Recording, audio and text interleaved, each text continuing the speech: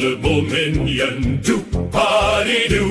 I've got a germ tail just for you. Gullible minion, do-pa-dee-dee. If you are wise, you will listen to me. What do you get when a germ starts to spread? Filling up minions with lies in their heads. Spreading defamation all over the site. Dodging the rules while avoiding the light. He's untouchable. Or so he thinks. Gullible minion, do-pa-dee-doo. I've got a germ tail just for you. Gullible minion, do-pa-dee-dee. If you are wise, you will listen to me. What do you get for a suit gone to trash? A judge who says, drop that ridiculous hash. 8 people sued just to make a new clip. While the germ lets a dismissal slip. With prejudice! Don't come back! Gullible minion, do-pa-dee-doo. The germ is just making a sucker of you. You will live in legal bliss. Like a lawsuit that just got dismissed.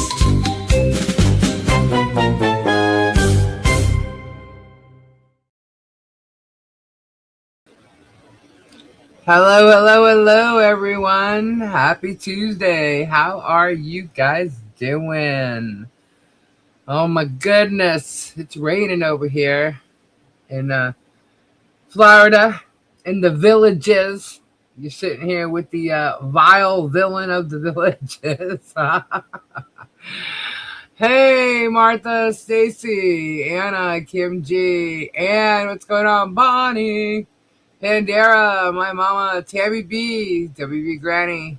Hello. Hi, Betty. Oh, my goodness. Hi, Crimson. Hi, Vintage Dog. Kim G. Kim Saney. That's the second time you guys went back to back. It's like, hi, Kim. Bearded, Steppy Sue. Doreen, hello. Scampy Girl. Night Clover, Patty Lynn. Kevin James, what's up? Phyllis, Shauna, hello, Dave, Monica, Ray W. Oh my gosh, it's Bandera. I got the hiccups already? You gotta be kidding me. Hi, Julie, Jackie Ridge, Harper, Donna, G Sky, Simple again, Granny Kathy, Ray Toller, Nabadala, hi everybody, hey. Pauletta, hello. Welcome everyone, welcome. Timothy Looper. Am I on time? No, I'm not. I'm not. Sorry, Tim. I missed it again. Joy, hey. Hi, Ruth. Maggie, hello. We need some rain here deep inside. Oh, my gosh. 112? Oh, my gosh. That is so crazy. Hello, Phyllis. Oh, my. Wow. So, guys, can you believe an icon? We lost an icon today, Dolly Parton. 60 years in the music industry. Probably a little more than that, but I believe her first album came out in 1967. Crazy. So sad. Kendra was telling me, like, at first I didn't know how she passed, but Kendra was telling me that she found out, I'm not sure if this is vetted, but they're saying it's cancer. They don't know what kind. It was like a quick battle. So I'm not sure if that's correct. But that's so sad. So sad. Hi, Night. Miss Lori. You got the violin? Yeah, Miss Lori's having like Christmas right now. She's got a ton of stuff to unopen. Yeah, 5 months. Yeah, sometimes that happens, when you lose, the love of your life like that, Fox Now Live just reported a short battle with cancer. What a shame. Yeah, hey, Bud Light! What's happening, Bud Light? How you doing? Current Chaos, hi. Yeah, I asked Kendra if she's gonna come on tonight. I haven't heard back yet. Right, so I just watched Dolly's last videos before her death. At the end, they said short battle with cancer. Yeah. Lisa, how's your husband doing? He's giddy. He's all right. Lisa chatting her hubby died in March. Yeah. Hi, Hannah. My uncle died within 24 hours of each other. My aunt and uncle passed away within 2 weeks of each other. How you doing? Robbie should be here soon. Jerem sure was laying on things because he knows I knew the truth. That's all. Y'all knew I knew the truth all along. I kept telling you they did not offer him that property. You know? And Tug made some post like I screwed up Michelle's deal or something like that. No, I did not. Jerem already let the cat out of the bag.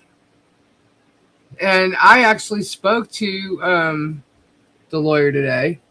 And it's not a secret. So, and I thought it was. So, but I'm not going to give the details about anything because, first of all, it's not a done deal. So all the details will change. But I can tell you that they did not offer him the house. He actually offered, sorry, not the house, the property. He actually put an offer in. So, Lisa was filming while opening, finished, and went to check.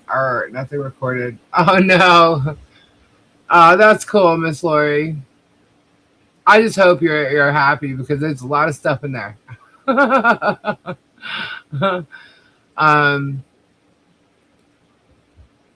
Oh no, Tim, I'm sorry to hear that.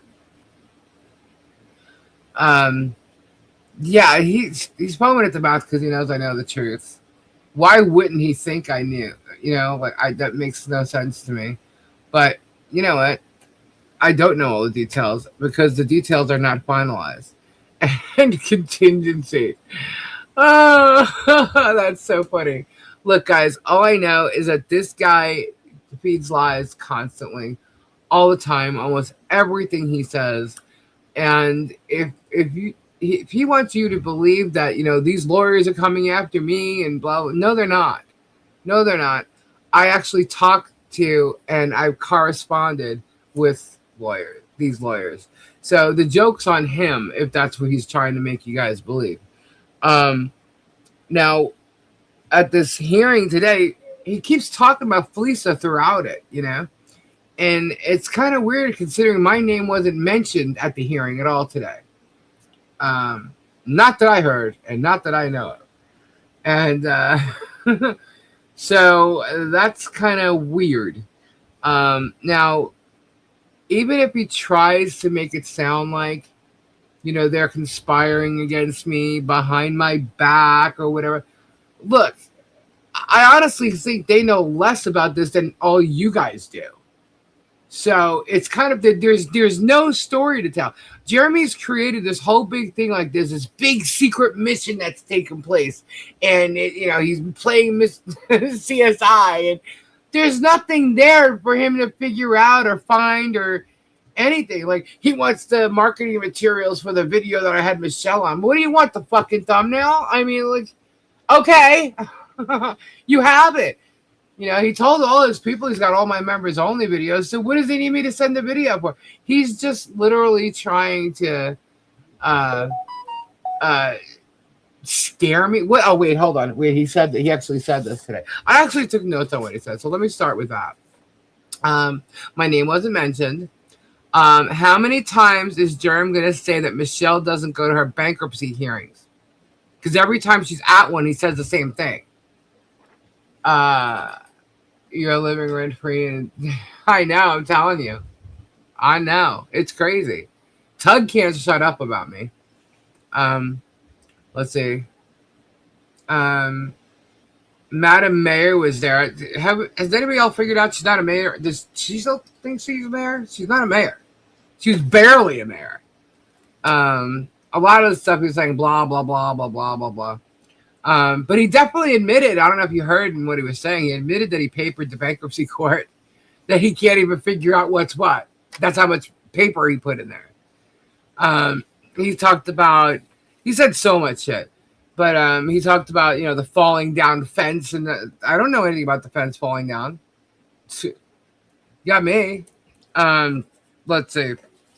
And the fatty toothless Felisa. What it is he thinks if he actually gets the property, that it's going to hurt me. No, it's not going to hurt me. It's going to prove that you lied the entire time.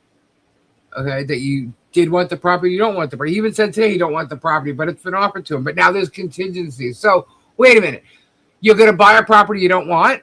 Does anybody listen to what this guy is saying? Even in this one video today, I don't want the property. It's trash. It's this. It's that. I never wanted the property, but now there's contingencies, and Michelle wants to make a deal. No, it wasn't Michelle wanting to make a deal. If you think Michelle wanted to sell the property, you're crazy. Okay, you're absolutely crazy. And the property is not seized, like he said. And it's just, I'm just amazed that he actually thinks you guys are all going to believe him. There were people at the bankruptcy hearing, and he knows that. So it's like, why does he think that he's going to get away with lying to everybody about what happened? I don't get that. That's the one thing I don't understand about him. Like, I know when I was in that one hearing, okay, because I am listed as a creditor, okay, but I'm not taking part. I didn't sign nothing to do any of this. As a matter of fact, being that I'm already listed, we'll see what the court's going to do about my subpoena thing, okay, and then we'll see what's going to happen there. But I'm a creditor. I'm not a creditor. Well, I'm on the list as a creditor, Germ. And maybe you can't handle that. But here's the thing: somebody had asked a question whether or not any of the other creditors that Michelle has filed anything, and the answer is no. The only person filed anything is Jeremy House. That's it. And he keeps talking about this deposition and all this stuff. Like, there's a summary actually on that. But I wanted to vet that first. So I'm going to leave that alone, actually. Are the RB people at every hearing? No. They'll have first dibs after the court attorneys. Yeah, way before Jerem. So will anybody else. Okay, because he's potentially a creditor. Everybody thinks that she actually owes him money right now. And until all the cases are closed, no, she don't. And he's not even a creditor. He's only potential. He's potential. If all the other cases close that include sanctions and whatever, then he will, and it still stays the same, then, she might owe him something. But right now, let's see. So anyone not there means nothing, actually. Well, they would have to, bankruptcy is a lot different, and I don't know about it. I just know the pieces about it that I'm talking to you about because I vetted that info. But I can't talk about all kinds of bankruptcy because I really don't know the legal stuffs. And they can twist it, they can spin it all they want. That's why they brought in this Dennis Levine character, because Shockett doesn't even know all about bankruptcy law. So that's what Dennis is for. Marla, I can't believe what a mess he's made. Yeah, it's crazy. But he is a potential creditor because she may or may not, depending on all these courts, owe him money. But hold up a second. Remember this. Michelle, at this moment in time, can sue the shit out of Jeremy Hills. So whatever, she ends up like owing him or whatever, he's going to end up owing her a hell of a lot more. A hell of a lot more. He ruined her life. He made it so that she can't do certain things, which is basically bringing in any kind of income or bettering their lives. He made that absolutely impossible for her. And every time she tries, him and his minions are on top of her constantly. He's ruined her life. 1000%. Um, and the second she gets to sue him, my God, you know, it's gonna be crazy. The case is on hold due to the bankruptcy, so how will they know if he's owed anything until after the bankruptcy is over? Exactly. Exactly. So he's pushed in all this paperwork. What's really transpired is he's pushed enough paperwork that has kept the trustee and the trustees council in this for way longer than they probably would have been. And he's basically, they're charging fees. They get paid. So their fees are getting higher and higher the longer this goes on. So in the end, what's going to end up happening, what's going on with all of this is they want their fees. They want to get paid. So it's got to come from somewhere. So whether it's out of the property, out of Hales, I don't know how it's going to turn out. This is when you hear me say that we're in a waiting game to find out what the hell is really going on here. Jeremy's playing, a game here, and he's messing with their lives in a very major way. And, nobody knows what the results are yet. There is discussion, and this is what's so funny. Jeremy says that a discussion of some kind of settlement is the bankruptcy lawyer throwing me under the bus. Well, what? What? What are you even talking about? And then it's Michelle and John are throwing me under the bus. Like they're part of the contingency. The contingency for what? For him to buy. So Michelle's putting up a contingency, or you're putting up a contingency that I'll buy the property if you turn on Lisa? What is there to turn on Lisa with? I mean, all the complaints and all the stuff that you guys seem to talk about, Michelle has no idea about. So I'm like, what are you even talking about? And then he's telling everybody that I paid for their lawyer, the bankruptcy lawyer. Well, no, and I did not say that. And I did not say that Jerome was loyal to me. Did you guys hear me say that her lawyer is loyal to me? Her lawyer is loyal to her. She is his client. That's it. Okay, I don't know where I said this loyal bull. Like, he just made shit up. I'm confused. Why would Jeremy get anything before he wins the judgment? You got me. I don't know why that's not even being pointed out. I really don't. I don't know why it's not being pointed out. But, I'm the whole lawyer. There's reasons for things that I don't know sometimes, But it doesn't make sense. Make it make sense, I logically cannot think of why that is happening. But again, I don't know bankruptcy law. But they need to prove that she actually owes them something. Now, if there's sanctions in the bankruptcy case or something, like Shock is trying to get sanctions on me. That is hilarious. I literally tried to talk to that guy. I emailed him and he ignored me. And then he's going to try and say that I bypassed some deadline. I mean, he's so full of shit. But anyway, so much drama within all that. There's a lot of paperwork in there, and it is exactly content. He's only got 17K on yesterday's video. Oh, no. He really needs... That's why he's fleecing it today. Jeremy going after another lawyer, typical. He has that history. Oh, it's definitely his pattern, no doubt. Oh, sanctions on me for not filing objections before a certain date. Yeah, well, the thing is, if I wasn't served properly and it's not valid service, then I don't have to follow through with any deadline because service doesn't matter. They think because the papers left on my patio and I saw them that I've been served. And that's not, you have to get, everybody's entitled to due process. And legally, when it comes to a subpoena, unless you have a court ordering otherwise, you have to serve that subpoena on the person that's on the subpoena. And that did not happen. And based on, I'm going to actually pull it up here in a few minutes. But based on the affidavit of, so it wasn't just Jeremy lying, which he was lying even about what the process server said. The process server was also lying, and my video actually proves that. So plus I have affidavits from my neighbor, from all, I'm getting affidavits from Robbie and everybody because that's where I was. Gabe and I were both at Robbie's place.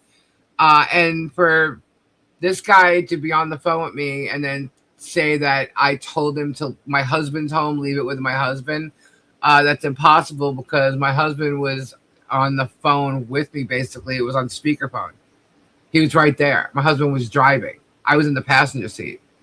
And so I would never have even said that.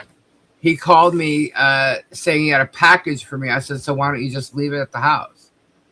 Because, Amazon does. Everybody else does. And he goes, no, this has to be hand delivered to you. Oh, really? Well, gee, I wonder what this is. What is it? It's legal documents. Oh, okay. I said, who's it from? And then he said, Chocolate Law Firm. I said, oh, okay. I'm like, yeah, I kind of had a feeling this was coming. He filed some kind of intent to serve me a subpoena. So, of course, I had an idea. Does that mean I know exactly what's in it? Absolutely not. No, I have no idea what it frickin' says. So, you have to serve it upon me. And I'm sorry, I'm out of town. I was not in town. He thinks because it was a golf cart in my driveway and my garage door was cracked a little bit that I was home. Well, I proved I wasn't home. And, my garage door is always cracked a little bit because it's hot in Florida in the summertime. A lot of people have their garage doors cracked. So I don't even know maybe he doesn't live in Florida. I don't know. But, he should know that, especially if he goes to people's houses to try and serve them all the time. I'm going to show you guys how much of a liar he is. Let's see. So Jerome, he didn't throw me under the bus in any way, shape, or form. As a matter of fact, like I said, my name wasn't mentioned. And Jerome admitting that there is talk about some kind of settlement. Yeah, there is. And I knew that. And who is it brokering and whatever? No, it's actually between Jeremy and the lawyers. The lawyers would include the trustee's lawyer. Okay. And, and then Michelle. That's it. It's not even John, it's Michelle. So because it's her bankruptcy. So they have to come to a decision, and if they're thinking about it or just whatever they decide, that's what they're going to decide to do. How is it going to affect me? It's not. What they just decide to do with their life does not affect me. And somehow he thinks it does, and it doesn't affect me. But Jeremy thinks a lot of bullshit. And here we go. Hey, Robbie. Hello. What's going on? How you doing? I'm doing. I just got done eating and yeah. I'm stuffed. You full? I'm full. I ate 2 egg sandwiches. Oh, those were so delicious. Dude, I angered that dude today so bad. Hi, Bonnie. Hi, Martha. Hi, Crimson. Hi, Tammy B. Hi, Connie Sue. Hi, Ruth. What'd you do? Hi, Joy. Hold on. Let me say hi. Hi, Kathy. Hi, Betty D. Hi, Kim. Hi, Monica. Hi, Gigi. Hi, Julie. Hi, Mary Kay. Hey, Stacy Woodson. Hello. Harper. Hello. All right. Vintage. Cussin.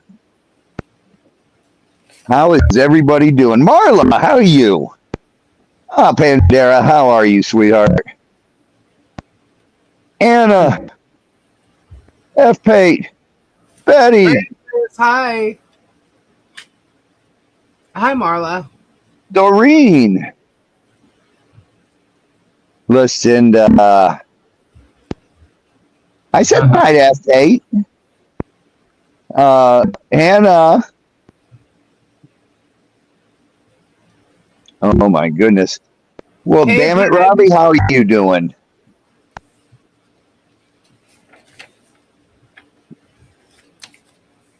All right. Oh, So apparently, I pissed him off today.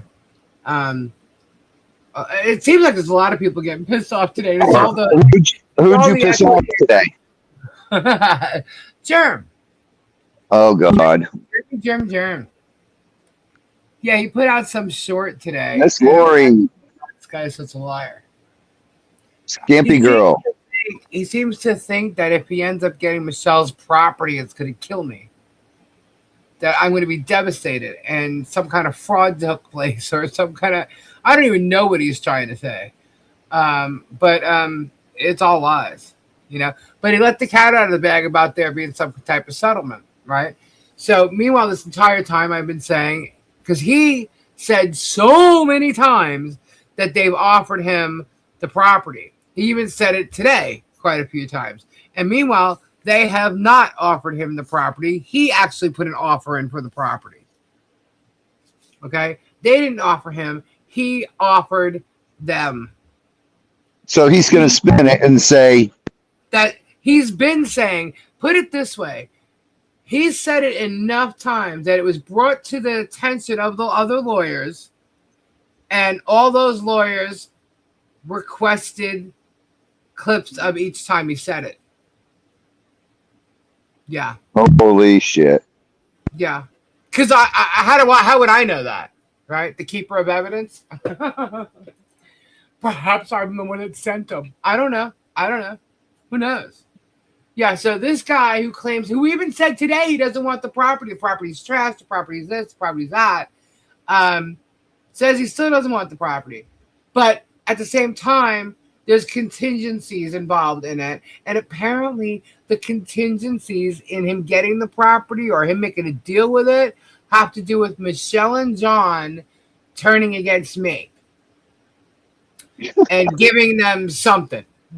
All I know is they have nothing to give Jeremy House or anybody else.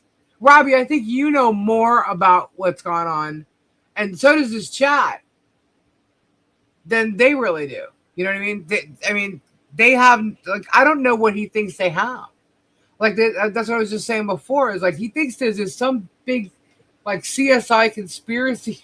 I don't know, but there's nothing. And as simple as it is, like, he was asking for, like, marketing materials and stuff that I have to hand over for the show that she was on. I'm like, okay, you want a thumbnail? You can see it. It's right there. I mean, even if the video is under a membership, you can still see the thumbnail.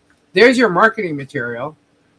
But if you think you're going to get my viewers, their names, and all their information, you're dead wrong. You're not entitled to that. You know? You're absolutely not entitled to that. So, anyway, he just spins everything, and as so much he as was pissed. one thing He to was another. pissed off today. Huh? You got him pissed off today. Yeah, because I went back he put out a short, and I was laughing about it. I said, first off, he seems to think that I said that her lawyer is loyal to me, and that's so not the case. She's his client. The only person he should be loyal to would be her. That's it. His clients, right? Right. And he also thinks that I paid his lawyer fees, right? And that's not what I said. And this is how he twists things. Somehow, me saying I paid something, and he still thinks it's gay. Today he said, I paid the lawyer fees, and it came out of the money that is originally their money. Dude, Guess again. Tell the court that. Tell the court that. Fucking please tell the court that. Because I am so going to get this guy so bad. Guys, have no idea the lies and the defamation that Crimson. this guy has pulled on me. Granny Kathy. I'm going to tell you right now, Jeremy, because we all know he's listening, right? And so is Tug and Mug and, all of them, okay? Prove it. You have no proof of what you say, And the way I know this is because it doesn't fucking exist. So you cannot possibly have proof. Okay? It doesn't exist. Even your freaks that you say came forward. Oh, of course they said cash in the mail, right? Oh, I got another cash in the mail to show you guys. This is going to be funny. But even the 56K, Robbie, I don't know if you even want to. I don't know. Is somebody mad at me? Maybe you can verify that. No, he's just pissed off about everything, about their whole bullshit, about all this bullshit. All he wanted to do was help a little girl. Exactly. And that's exactly where I started. And that's exactly what I wanted. And that's exactly what I'm still going to do. But, you know, is Tug lying about him at all? Yeah, Tug's pissed off about him. I mean, he's pissed off about Tug. Yeah. And he didn't contact Tug and email Tug as much as Tug is saying he did, huh? No, he did email Tug, but Tug twisted shit, he said. Yeah, I thought so. Anyway, I dare these people to prove. I showed you what I received, and it's not a lie. It's right there, and it's the same shit that he showed. So there's no lie there. So I say prove it. I did exactly what I was told to do. Actually, yeah, I did. But you can only go so far when you don't have permits. So, Sylvie, that's it. Amen. Look at what you just said right there. And that is a sick individual. Yeah. But let me tell you this, Sylvie. She will not be homeless. Okay? So anybody thinking that, she will not be homeless. Okay? I just want you to know that. She will not be homeless. I promise you, she will not be homeless. Okay? So let's see what else.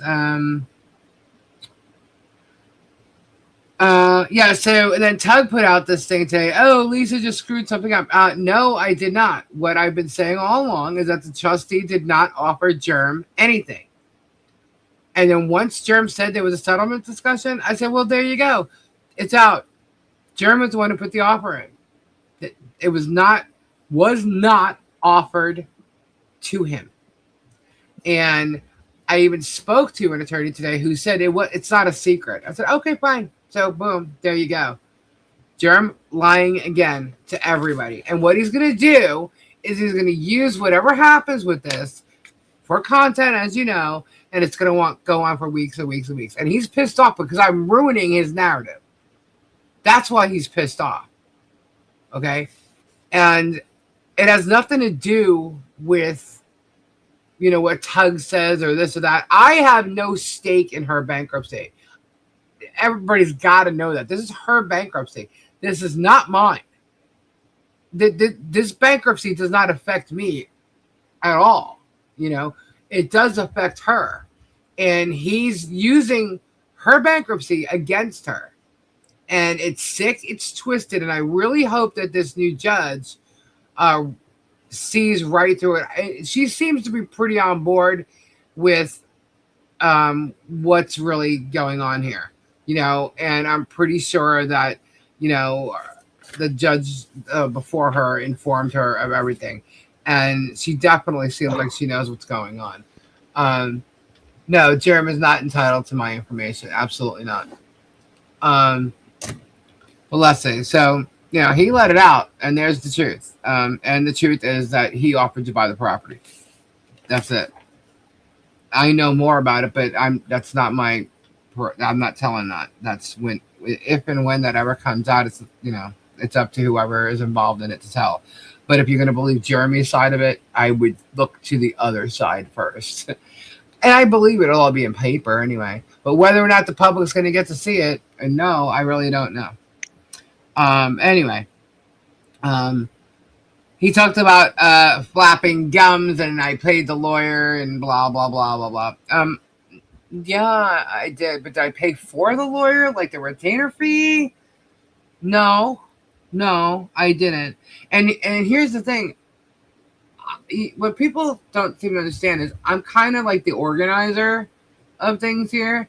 You know, the event. I put, we got a fence up, and everybody can accuse me of paying this or not paying that, but nobody knows the details behind it. So when you're saying that I paid the lawyer, it's kind of like I went and bought the fence panels. It's just as simple as that. The same way I went and bought the fence panels. If you guys get or understand what I'm saying when I say that. I know some people do. But Jeremy actually saying I paid the lawyer is loyal to me. No. He's full of shit.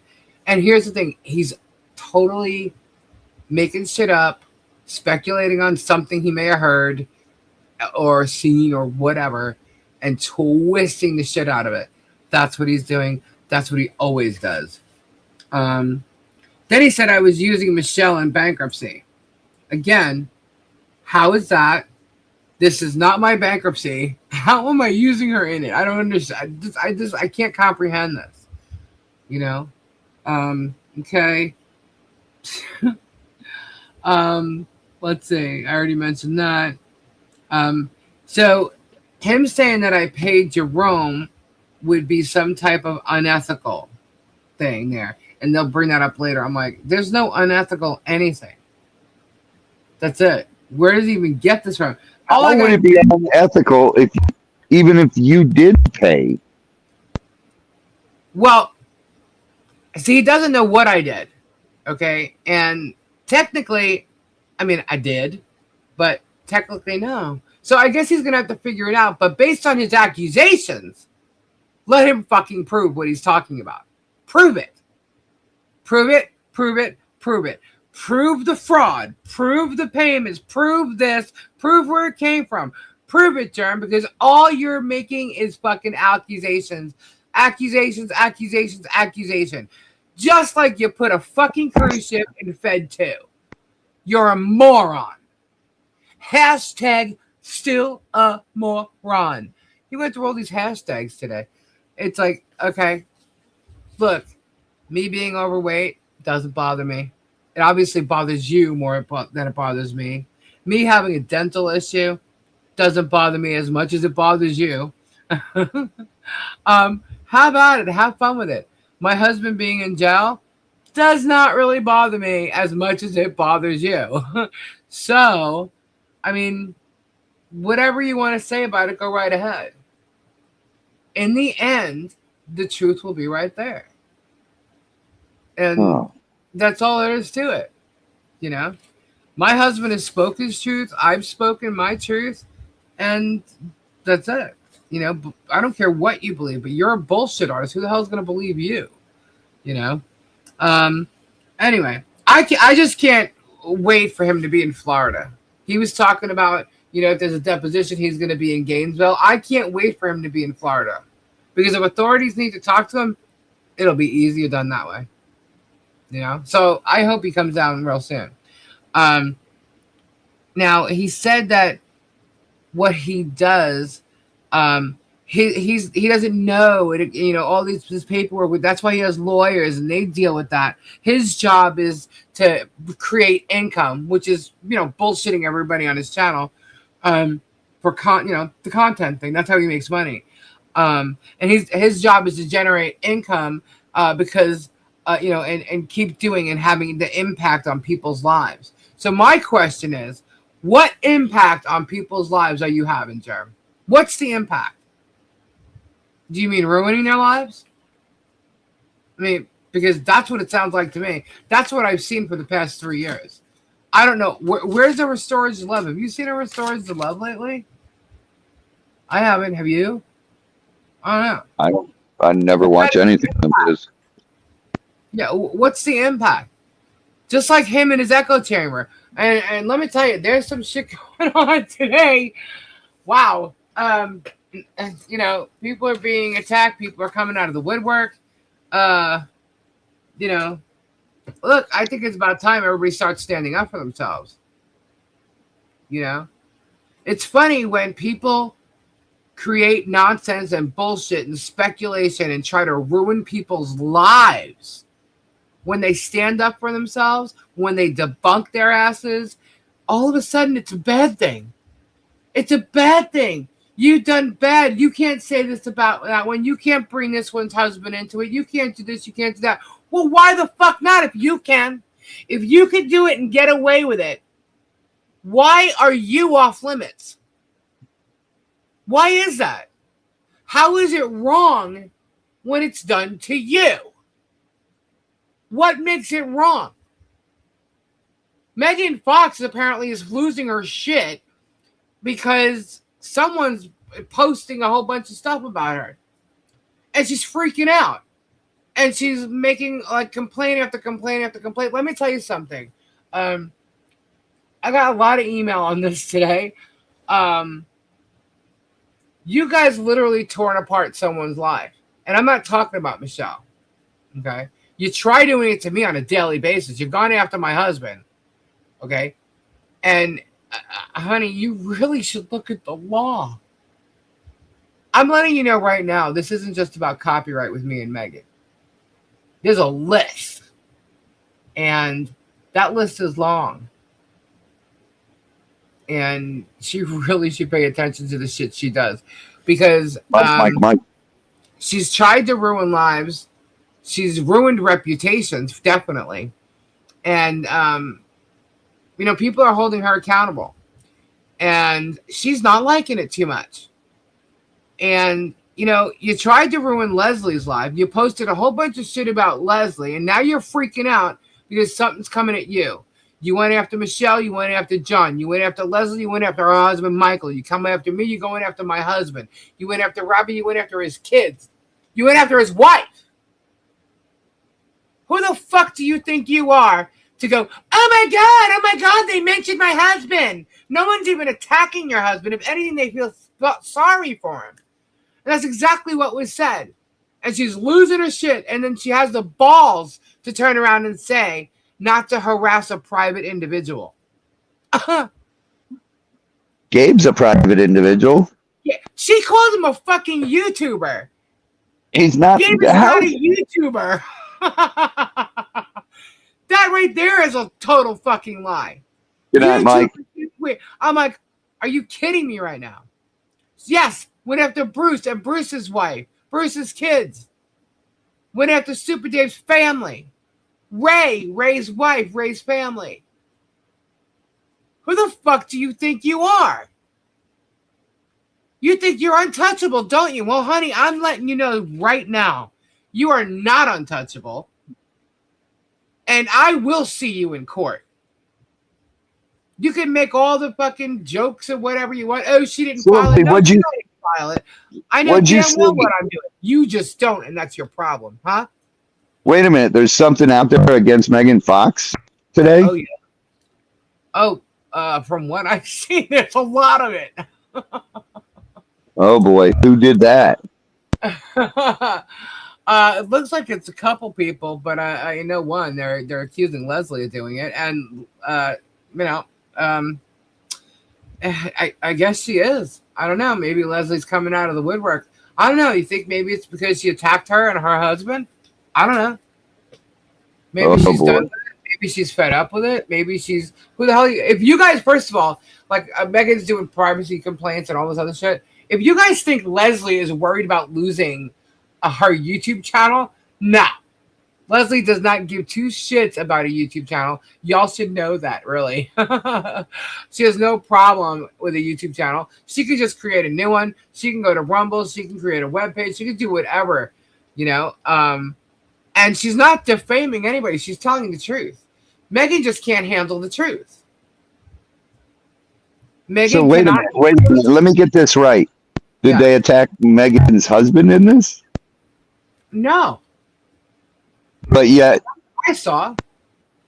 They didn't. He's not getting attacked. What's going on is they're telling the truth about Megan and how Megan is destroying lives. She's using her YouTube channel and her Rumble channel to destroy lives, and her Facebook posts to destroy lives. And they think since she's going after everybody's husband, and her husband just got his MBA 2 years ago, and that he's got a job incredibly working with alcohol, being that his wife, drinks alcohol all the time. And it's like, she says it's a bad thing, but she does it. I don't know.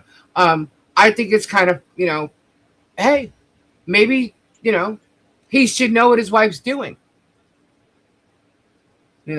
So I think what it is that her husband was tagged in some of the posts about her. She's having a field day with it, but nobody's attacking him. So, that's on her, man. She can go after everybody else and their mother and brother and husband and whatever. She can go do all that, but it's not okay when you do it with her. And nobody's attacking any of them. They're telling the truth about her. And the truth is, she freaking defames and destroys lives and doesn't give two shits. And she does it by lying and ruining people's reputation. And she's getting called out for it. And kudos to the people that are doing it. Kudos. She's getting away with it. And so she thinks. I just can't wait till you take her to court and then start taking all the rest to court. It's so funny because she posted this thing oh, we knew it. We knew she wasn't going to file by a certain day. Look, they gave me 10 days. I don't care about the 10 days. And I even said this, okay? I got my lawyer. My lawyer is on. Okay, and she's also posted that she is going to prolong service. So thank you for that, Megan, because that will show up in the court if, in fact, you don't, accept service. But it's just hilarious. She has no idea what's all involved. The stuff that they're talking about, okay, the stuff that they're talking about and what they're being sued for, she's almost even clueless. She's an idiot, They are hashtagging her husband and saying they will contact his employer and hashtagging his employer. Oh, wow! Is that like they did to other people? Is that like them contacting the Florida bar, or them contacting the school? I don't know, a school, even something like Winn-Dixie? Or inciting other people to call a landlord, inciting people to call CPS. Really? Is that the same thing? Maybe I don't know. Maybe his job should know what he's what kind of a woman he's married to. I mean, I don't know. Oh yeah, they called the Sumter County Jail. What? By the way, guys, Megan did not go to Sumter County and pick up any records or body cam footage about Gabe. She did not. Yeah, I mean, why shouldn't the company know? If that's what she's doing online, that actually affects them. Because her husband works for them. And if this is the kind of person that she is on the internet, well then...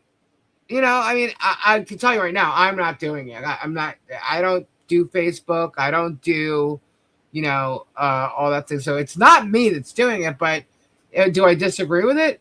I wouldn't do it personally, but I can see why somebody would. You think you can get away with doing that to them and expect that it's not going to be done to you. Well, then maybe your husband will tell you to fucking stop it. I don't know. If he doesn't like it, then I guess he'll tell you to stop. No? Actually, his wife does affect his employer. So that is true. When she's doing what she's doing, it affects all their lives and the people and the businesses that they work with. It absolutely does. Richard. So... Richard, you're hilarious. So, anyway, so World War III has not started. Why did Bruce's wife do? Yeah, what did Bruce's wife do, or his 14-year-old daughter? What did my kids do? What did my wife do? Yeah, and what did my landlords have to do with this? What I can tell you, Gabe doesn't like what you're doing. He has said that is so many words and you don't stop. Grumpy old lady, don't you even think to tell me about what my husband likes or doesn't like. You don't know my husband at all. And if my husband really didn't want me on YouTube, I wouldn't be on YouTube. So, there you go. But, yeah, and what did Harley do? Exactly. Yeah, You know? grumpy old lady. Gabe has never said that. He said something along those lines one night when he was talking because he was pissed off about what was going on, and he was expressing how he feels, and if he had his choice, that's what he would do. You know, he would kill the YouTube. But that's not like her making a direct, statement like that came from him. No. Mm-mm. Old lady is grumpy today. She came from Kim's channel. Kim who? Kimmy? Well, that explains it. All right. So anyway, let's see. What else? I think that's it. There's more on here. He's trying to make everybody think that Michelle and John are turning on me. And if they are, okay, they still have nothing on me. Doesn't matter. And all that will do is turn on. What? There's nothing to turn on. Right. And the thing is, all that would do, and I think this is why he's doing this, kind of like making it look like Leslie was this one person talking about backstage between me and Rich or whatever, which has never, ever happened. I think it's Jeremy, because Jeremy does things to fit his narrative, and Jeremy has a ton of sock accounts, and so does Todd. So it's one of those two who played this Dave what was the guy's name? Dave something. I don't know. But again, just bullshit. So Jeremy does things to fit his narrative. I do not believe Michelle and John are the contingencies to sell a property has something to do with me. Jeremy's out of his freaking mind, and he thinks everybody's stupid. Remember, he thinks all his viewers are stupid. Okay, he said it numerous times. I don't think they're that foolish. Turn on Lisa for what exactly? But like I said, even if it's true, this is how he's, it fits his narrative, right? He tries to get me, Michelle, and John into a war, right? But by him saying that, he knows that my viewers who have been involved in Christmas and things like that, that if Michelle were to do something like that, he knows that you guys would get pissed off too and turn on John and Michelle. That's what he's thinking. So you have to understand, this guy sits there and ponders this shit. Right, Helen? He's literally sat in his beanbag chair. I wonder where I got that from. But anyway, and he's literally sat there pondering stuff. Like, people have seen him literally, like, just thinking and coming up with this crap in his head. So, I mean, that's what he's trying to do. And so don't fall for it, But I can't stop anybody from just keep your eyes and ears open. That's all I've ever said, Keep your eyes and ears open. Let's see. So I do have a summary, and that's on the hearing today.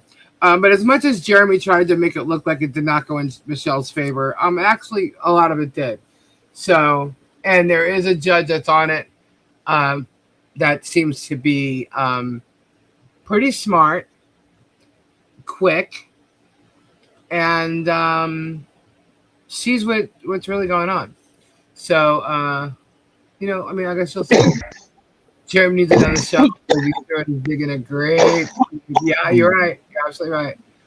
There was court today? What? Yeah, there was a bankruptcy hearing. Oh. So, let's see. I have stuff from like Monday with like Tug and, hold on. You guys saw Sunday Night Show, right? Or you know about it, right? Where they had like the Hollywood Squares thing going on. And that's a copy of a copy. Well, Jerm was, doing this whole like thing with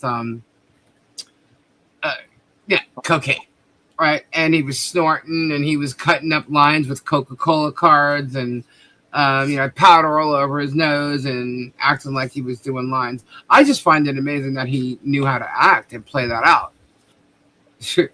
And as we know, people, he's asked people for gummies before, so he's not Mr. Innocent. But anyway, people did not like that he was doing that, and there were a lot of reports to YouTube, from what I understand, because a lot of people were telling me that they reported him for that. But people went outside of YouTube. Me neither, Mike. Huh? I didn't watch it. I just learned about it from here. Yeah. Well, I'm going to read a letter that someone sent me, that they sent. And it's to, because does anybody remember the shirt he was wearing? He was wearing a Dare shirt. Remember Dare? Yeah, Trying to keep kids off youth drugs. Okay. Well, check this out.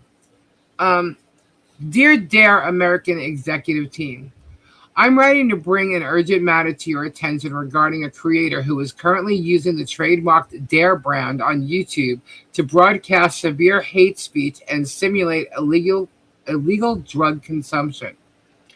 A live streamer on YouTube is broadcasting while wearing a Dare t-shirt. The creator has placed tape over the official text of kids and has written an explicit slur directly on the tape. Gabe is the person's name that he is lying and harassing. The creator wrote gay, B, Gaybe, on the tape.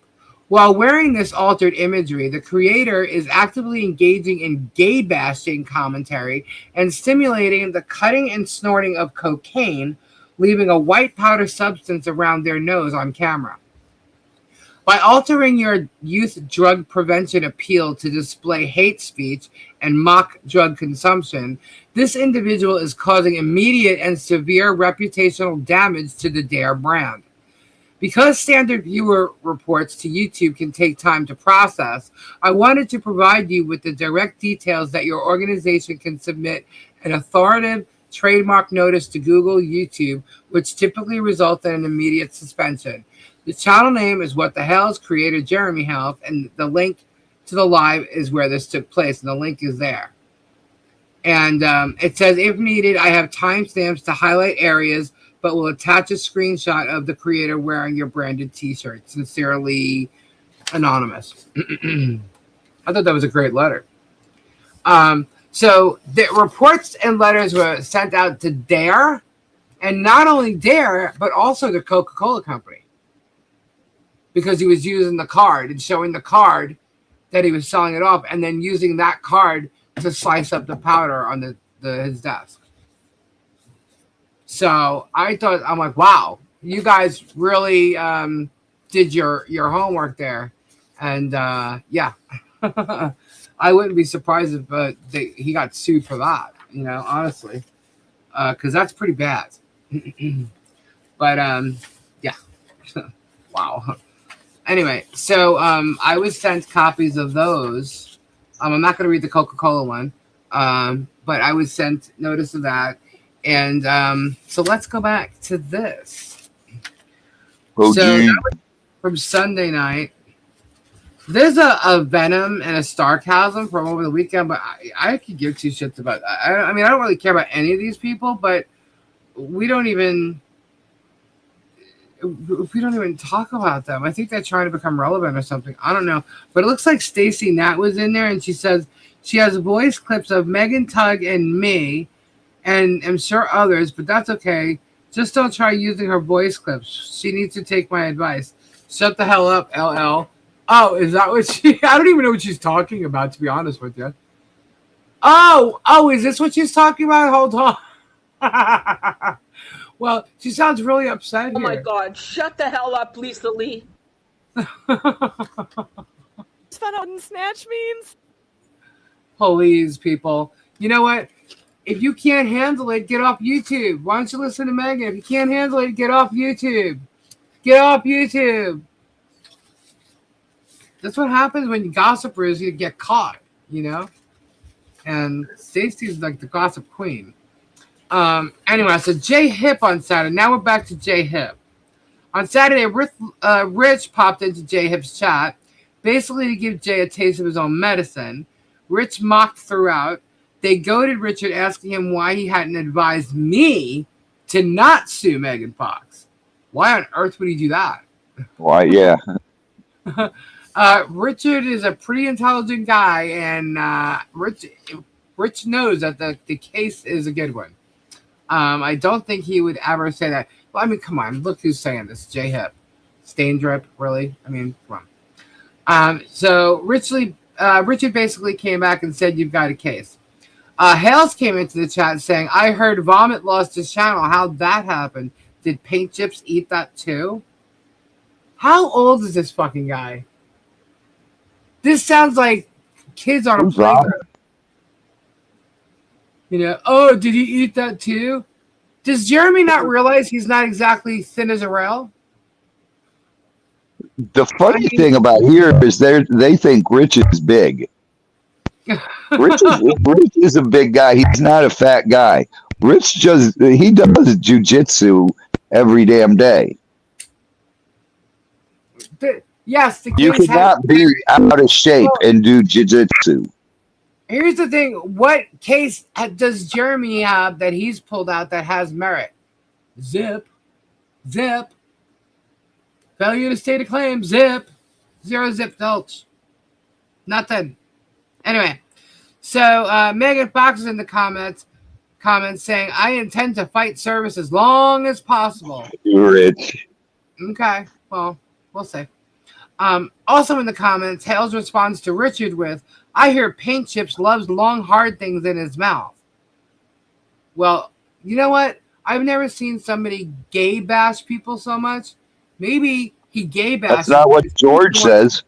Yeah, I mean, maybe he gay bashes because he himself, has to pretend. Because he pretends everything. I mean, who knows? Who knows with this guy? And why does he always refer to sexual shit all the time? This Christian guy, everything refers to sex. Everything. This is like the epitome of a 13-year-old, playing in the playground, talking about his wee-wee, I got a bigger wee-wee than you. I don't think it's stupid shit, telling everybody he's been dating some girl. Oh, he's had sex before. Meanwhile, he probably never got, was the virgin I'd sleep like 17. Who knows? The lies kids tell, that's him. They showed some of Thule's stuff on the screen. Did they? Oh, I must go back and save it. Basically mocking as usual. Okay, so yay for J Hip. Yay. All right, so now we're at Tug on Saturday. So Tug on Saturday was showing AI videos of Hales rapping. Oh, God.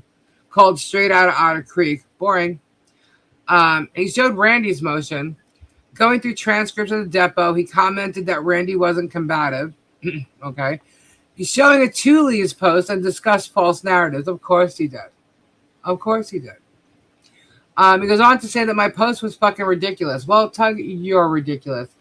Is that all you have to say, the word ridiculous, when it comes to truth? That's your response to truth? Amazing. Tug claims when I talked about Megan Fox and the landlord called that was third-party harassment. You sure about that? I don't think that's what the detective said when we all met with him. I don't think so. When people said to contact his ex-mother-in-law, that was third-party harassment. Who said to contact his ex-mother-in-law? Nobody decided anybody to call his mother-in-law. Why would you call his mother-in-law? Whose mother-in-law? Tug's. Why would you call his mother-in-law? Why wouldn't you just... if you were going to call anybody, wouldn't you call his mom? I don't know. I'm sorry. I don't know if his mom's alive or dead or anything like that. So I don't know. Maybe that's why there's... But who said that? Is he trying to claim I did? I never said to call his ex-mother-in-law. No. I do know there's some shady shit in that side of the family, but why would you call his ex-mother-in-law? Why would you call his mom? Why would you call his dad? Why would you call anybody? And I don't know if they're alive or past, and if they are, rest in peace. But I don't know anything about Tug's family other than what came up with the bullshit between him and his ex or whatever she is. Basically, he's on repeat. Same old shit, same old stuff. So that's what he does. He's got no content. So Monday. So Tug says the depot dropped. Didn't he read from the depot weeks ago without showing it? Now the whole depot dropped. Yeah, of course the whole depot dropped. Because it was called out that it wasn't filed. So of course it got filed. People are listening. The Shady Shock is listening. Notice I said bring the affidavit, and he did. Oh my God, I can't wait. Can't wait. This is going to be fun. Anyway, so he mentioned Jeremy filed and says it's a beautiful doc. He says Michelle and Dawn have become more defensive recently and shows Michelle's latest post.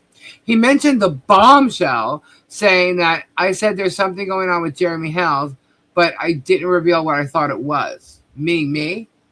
I knew what it was. I said if it had anything to do with the property, I already know this. And I let everybody know. I already know what it is. It's not a bombshell. People might be surprised, but it's not a bombshell against me like Jeremy's making everybody think. Anyway, so he went on to say, guess what a certain someone got a hold of today, and asked his audience, what do you all want to see? He goes on to say, it's Gabe's body cam footage and says there's an admission of cocaine use. A duh. Does everybody not know that Gabe was arrested? Who doesn't know at this point that Gabe was arrested? And cocaine use. Yeah. Do you know what happened? And then here's the funny thing. Everybody was saying that this happened, like Gabe didn't turn himself in, blah, blah. This all took place at the probation office. Okay? Gabe turned himself in. Yeah. Gabe went down there. Okay? Gabe went down there. You have to realize we knew this was going on for well over a month. These idiots just stalked Gabe like two days before it happened. Okay? We all knew about it. Okay? Oh, that's right. Rosie's bush. That's right, Shauna. Always referring to sexual stuff. Anyway. So he mentioned that wait, I just messed it. Oh. Says the footage contains a bit more than you think. Okay. Gabe got arrested, and it was involving dirty urine, and Gabe probably explained what happened. Okay, and what's the problem? Anyway, the footage contains a bit more than I think. He says Megan is raining gifts. Well, I guess Megan should be paying attention to her own life, shouldn't she? He probably kept it. Oh, Shauna. Ew. Gross. He mentioned that you, Lisa, are a non-party in the bankruptcy and you just wanted to keep Michelle under control. Okay, could somebody please explain to me how Michelle is in any way, shape, or form under my control? That doesn't even make sense. Michelle is not under my control at all, and never has been, and never will be. What on earth are these people talking about? That's like the second time somebody said that. But then again, look who it is. It's Tug saying it and Jerem saying it. I don't know what kind of control they think Michelle is under, but she's definitely not under my control. I can control my chat and what's being said in my chat if you're referring to when she, whatever she said got blocked.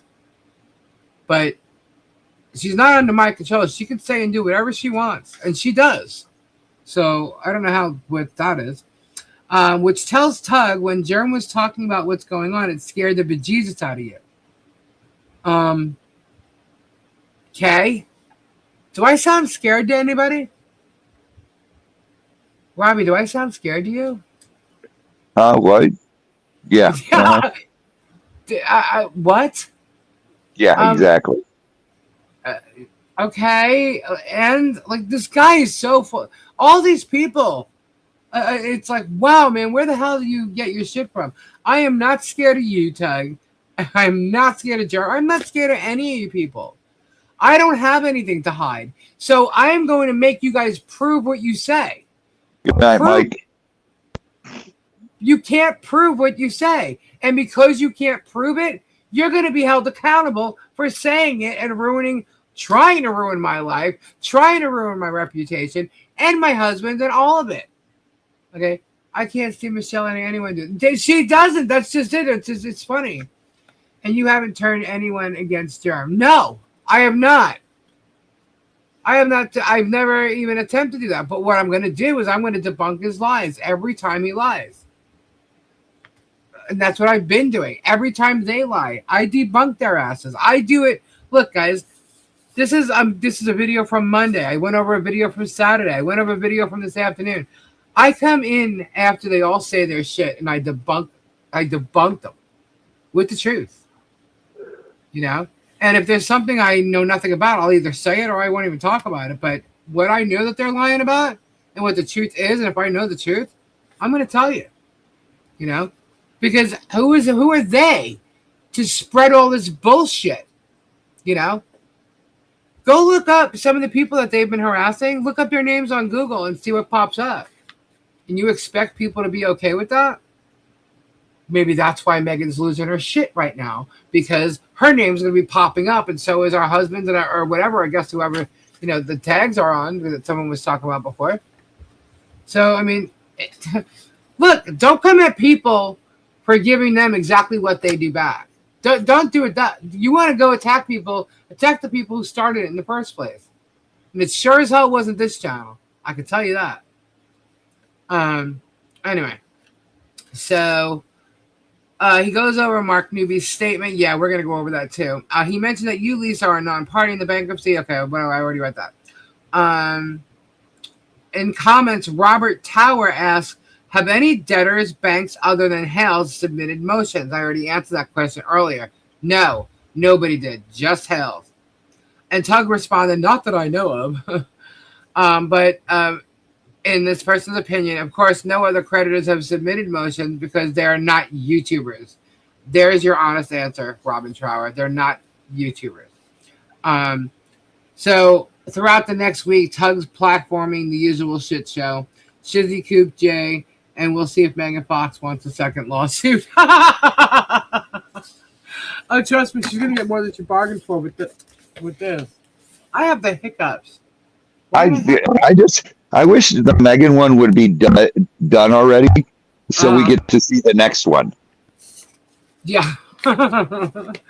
Because I have a feeling that person is going to shit themselves. I wonder who is going to be suing her next, besides me. I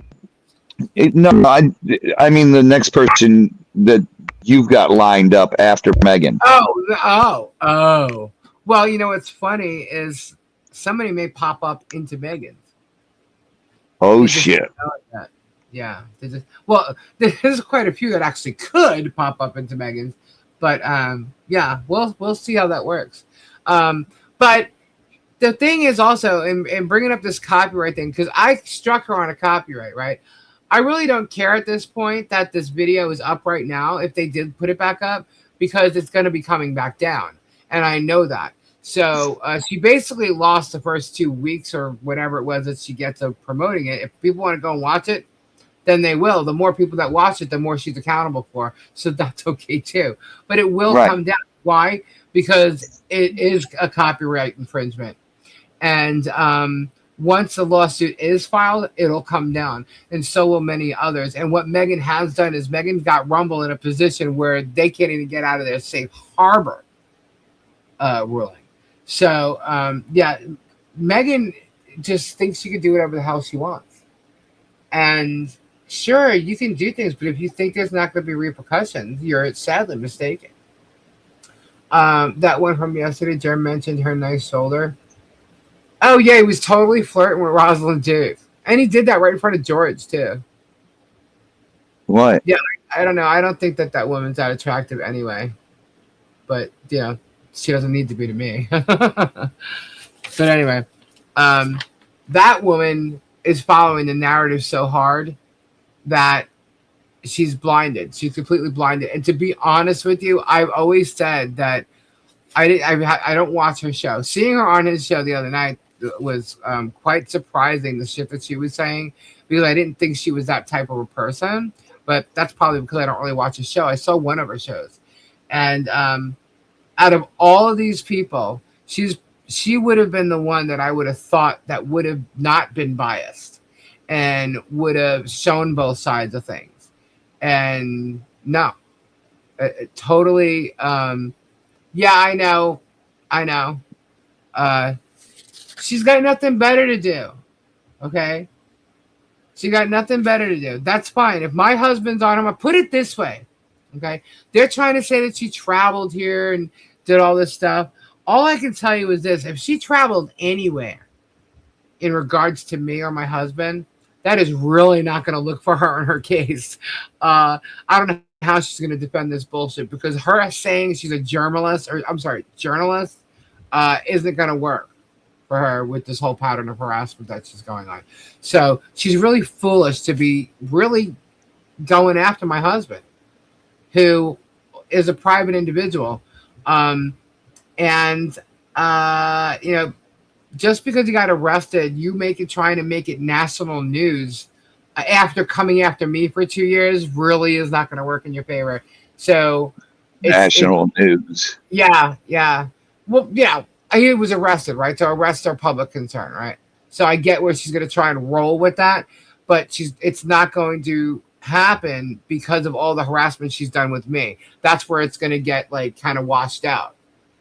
And she doesn't seem to get that. Maybe she doesn't have a lawyer. I thought, wasn't her sister a lawyer or some shit like that? Maybe she should really talk to one and not shock it. Maybe she should take a look at Shockett's record, you know, and we'll just go with the appeals. He lost 31 out of 35 appeals. What does that tell you? Okay. And now those are facts. Okay. And I can tell you right now, not only does Germ hate me, so does Shockett. So Shockett's going to try and paper the shit out of anything that has to do with me.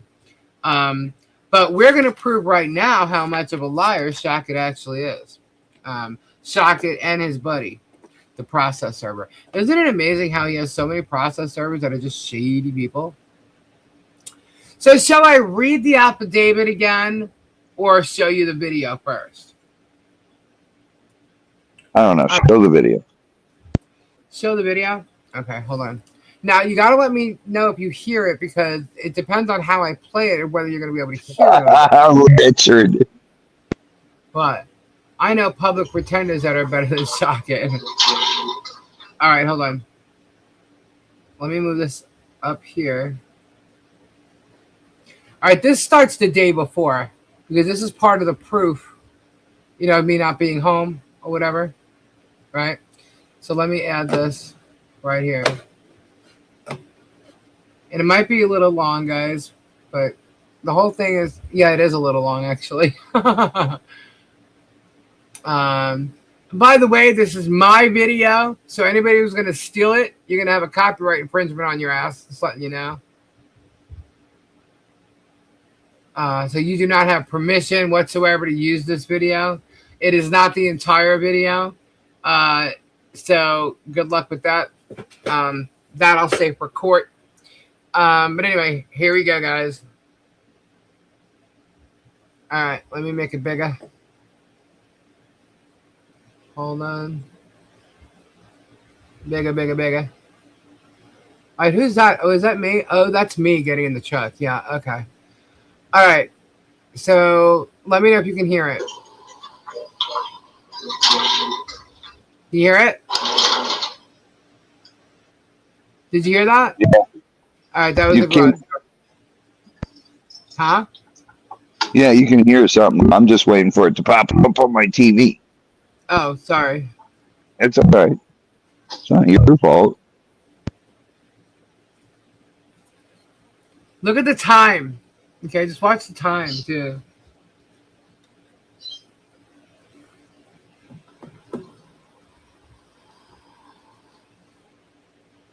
Look at the car coming down towards my house. The car, the van.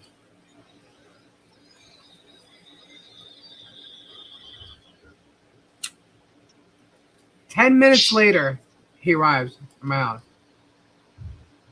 Pulls right into my fucking driveway.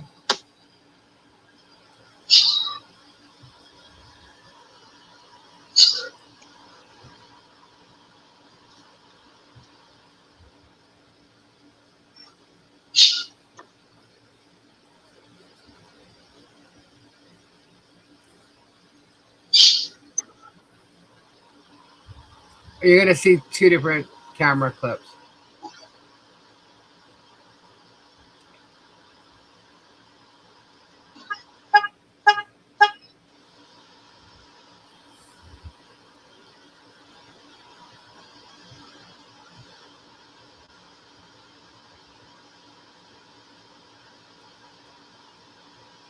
You're not seeing the other camera views, by the way.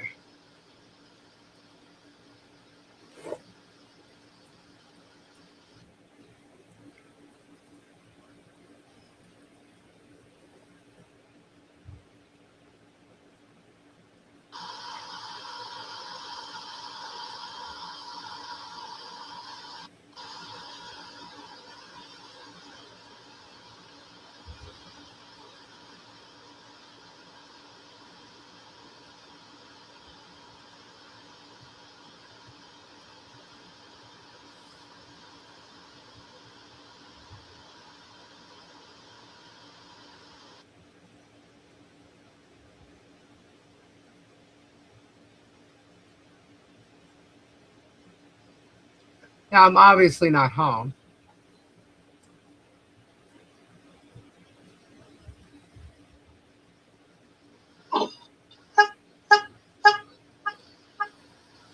He goes to my neighbor's house.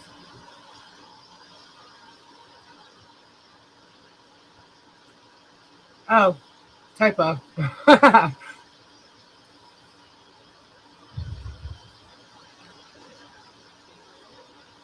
Now you see the blue car down, like three houses down on the other side of the street? Watch this.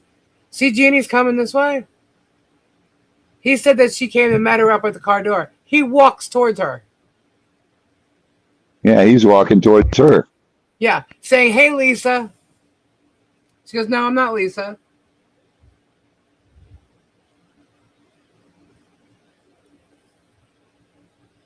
Didn't he say in his affidavit that she walked up to him? Yeah. Mm-hmm.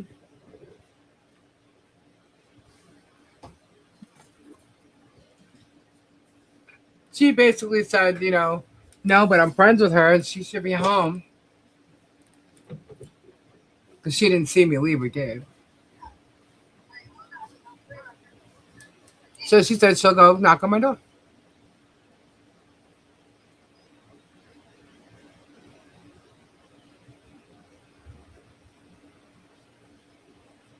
That long, Caddy, he was here for like over an hour. Down the block. Stalking.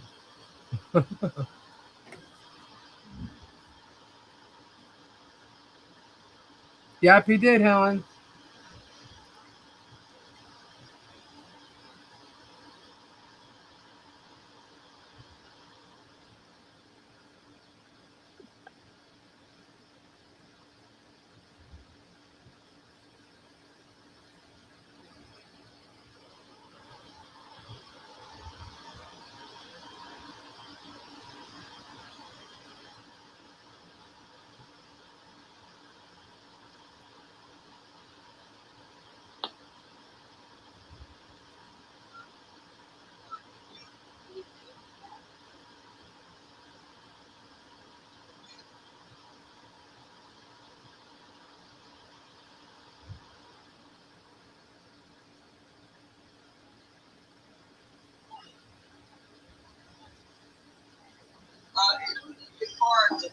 Please do, yeah.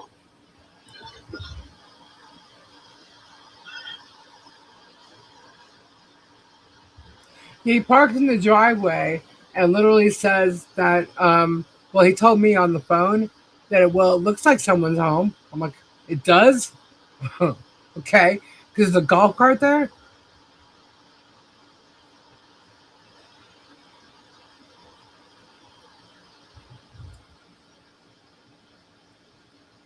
Jules doesn't bark when someone knocks on the door.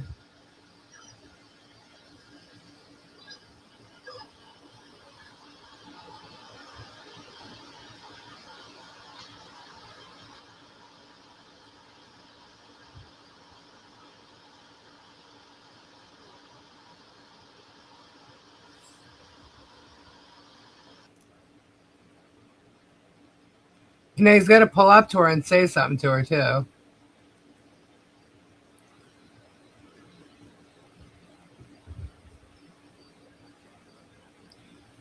And what he says to her is, don't worry, nobody's in trouble or anything.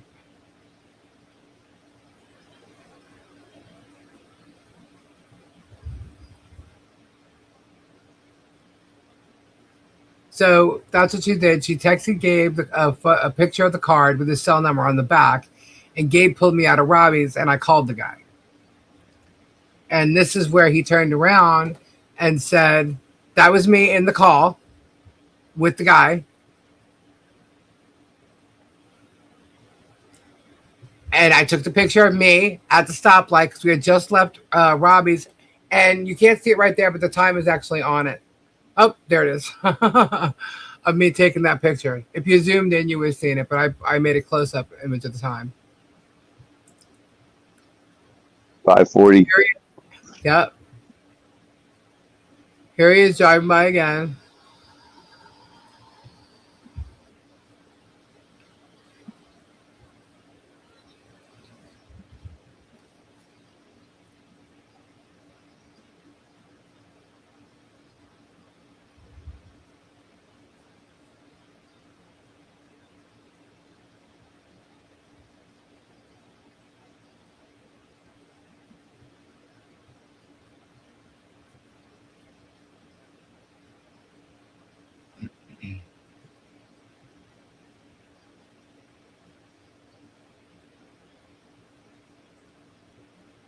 Not sure why it's on it this long, but okay.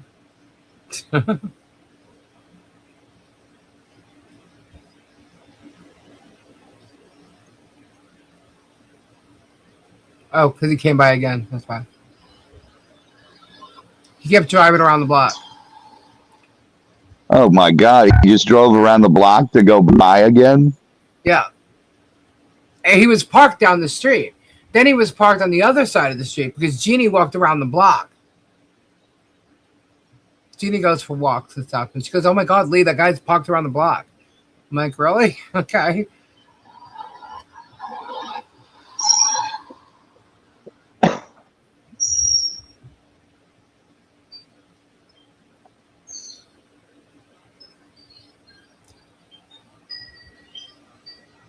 Now here is Gabe and I coming home.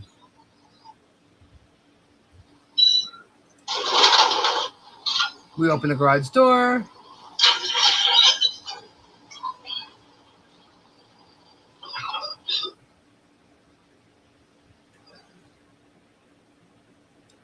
This is me and Robbie's chat saying I just got home.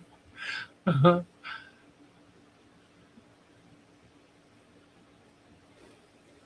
we went and got something to eat.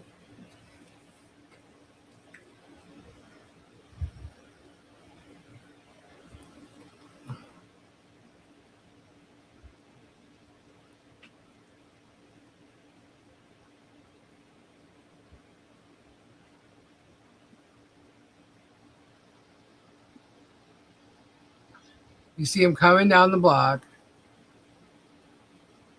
Gabe went to go get coffee.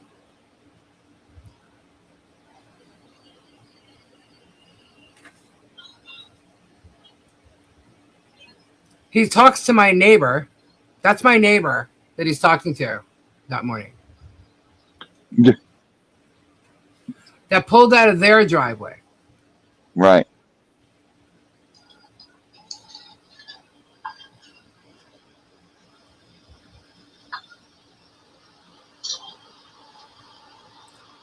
So he pulls in the same way he did the day before. Everything looks the same as it did, untouched or unmoved or whatever. But when he got to the patio, the TV was on, and I don't know what else. But he said he saw the birds uncovered where they were covered the day before or something. Look at the folder in his hand. Sees the camera. See, he looked up at the camera. Yeah.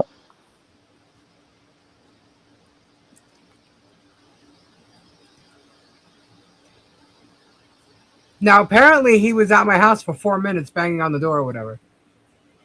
Now, watch this. What you got to pay attention to is what he says as he's walking towards my patio. Okay? This is him leaving. But he comes back. And when he comes back, you got to pay attention to exactly what he's saying when he walks towards my patio. This is how he approached my husband, who was on the patio. You can't see Gabe on this video.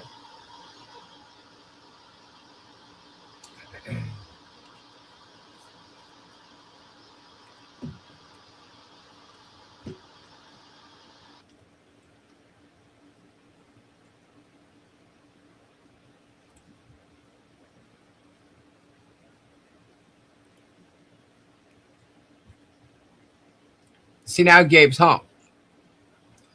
He got his coffee. Put the garbage out.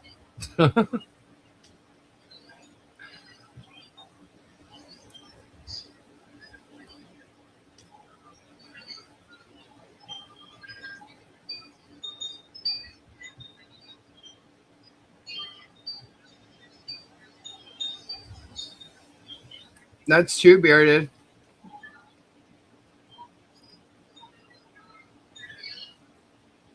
You can hear the TV in the background.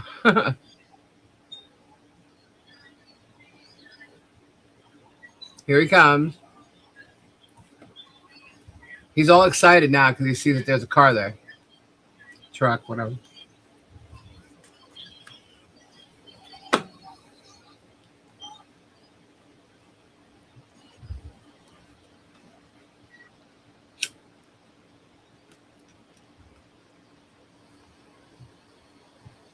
Now, at that point, he could see Gabe's on the patio.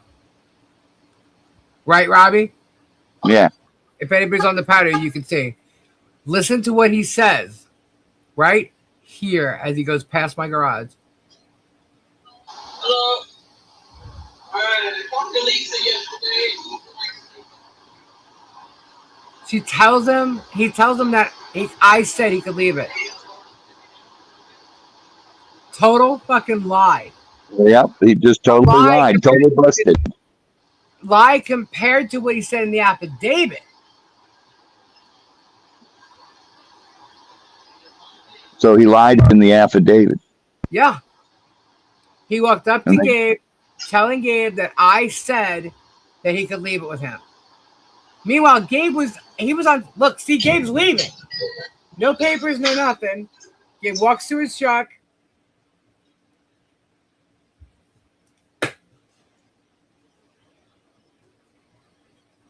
He comes following with the papers in his hand.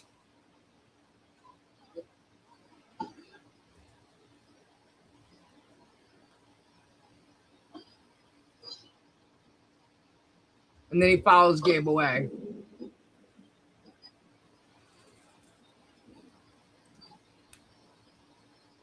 Yep, he lied to Gabe. And then lied in his affidavit. Lied in his affidavit. And he walked away with the papers. Yep. And somehow, though, they ended up on my patio table.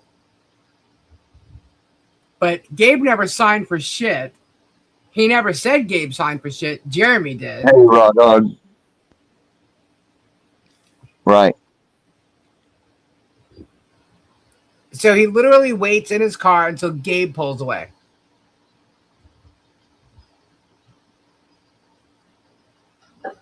And he followed Gabe out, and Gabe lost him.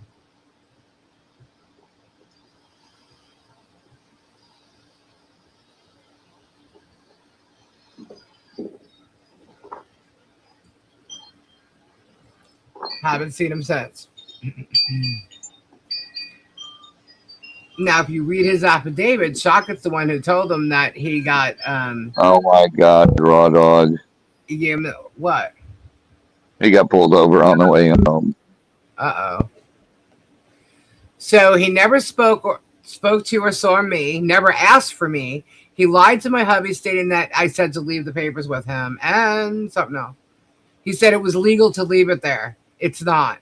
He was trying to serve a subpoena for a federal court. In order for you to leave papers with someone over 15 or older or at the property where I reside or whatever, he would have to literally get an order from the judge to do so.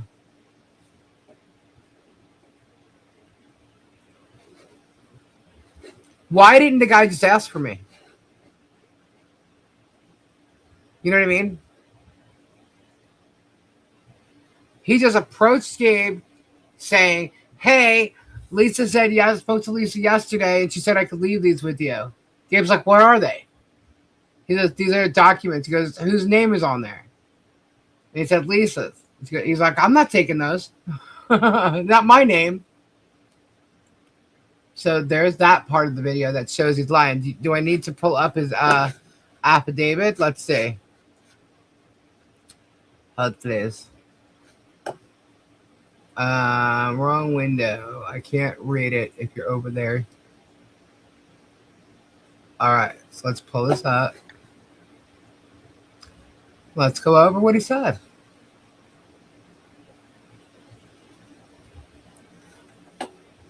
All right, let's add this.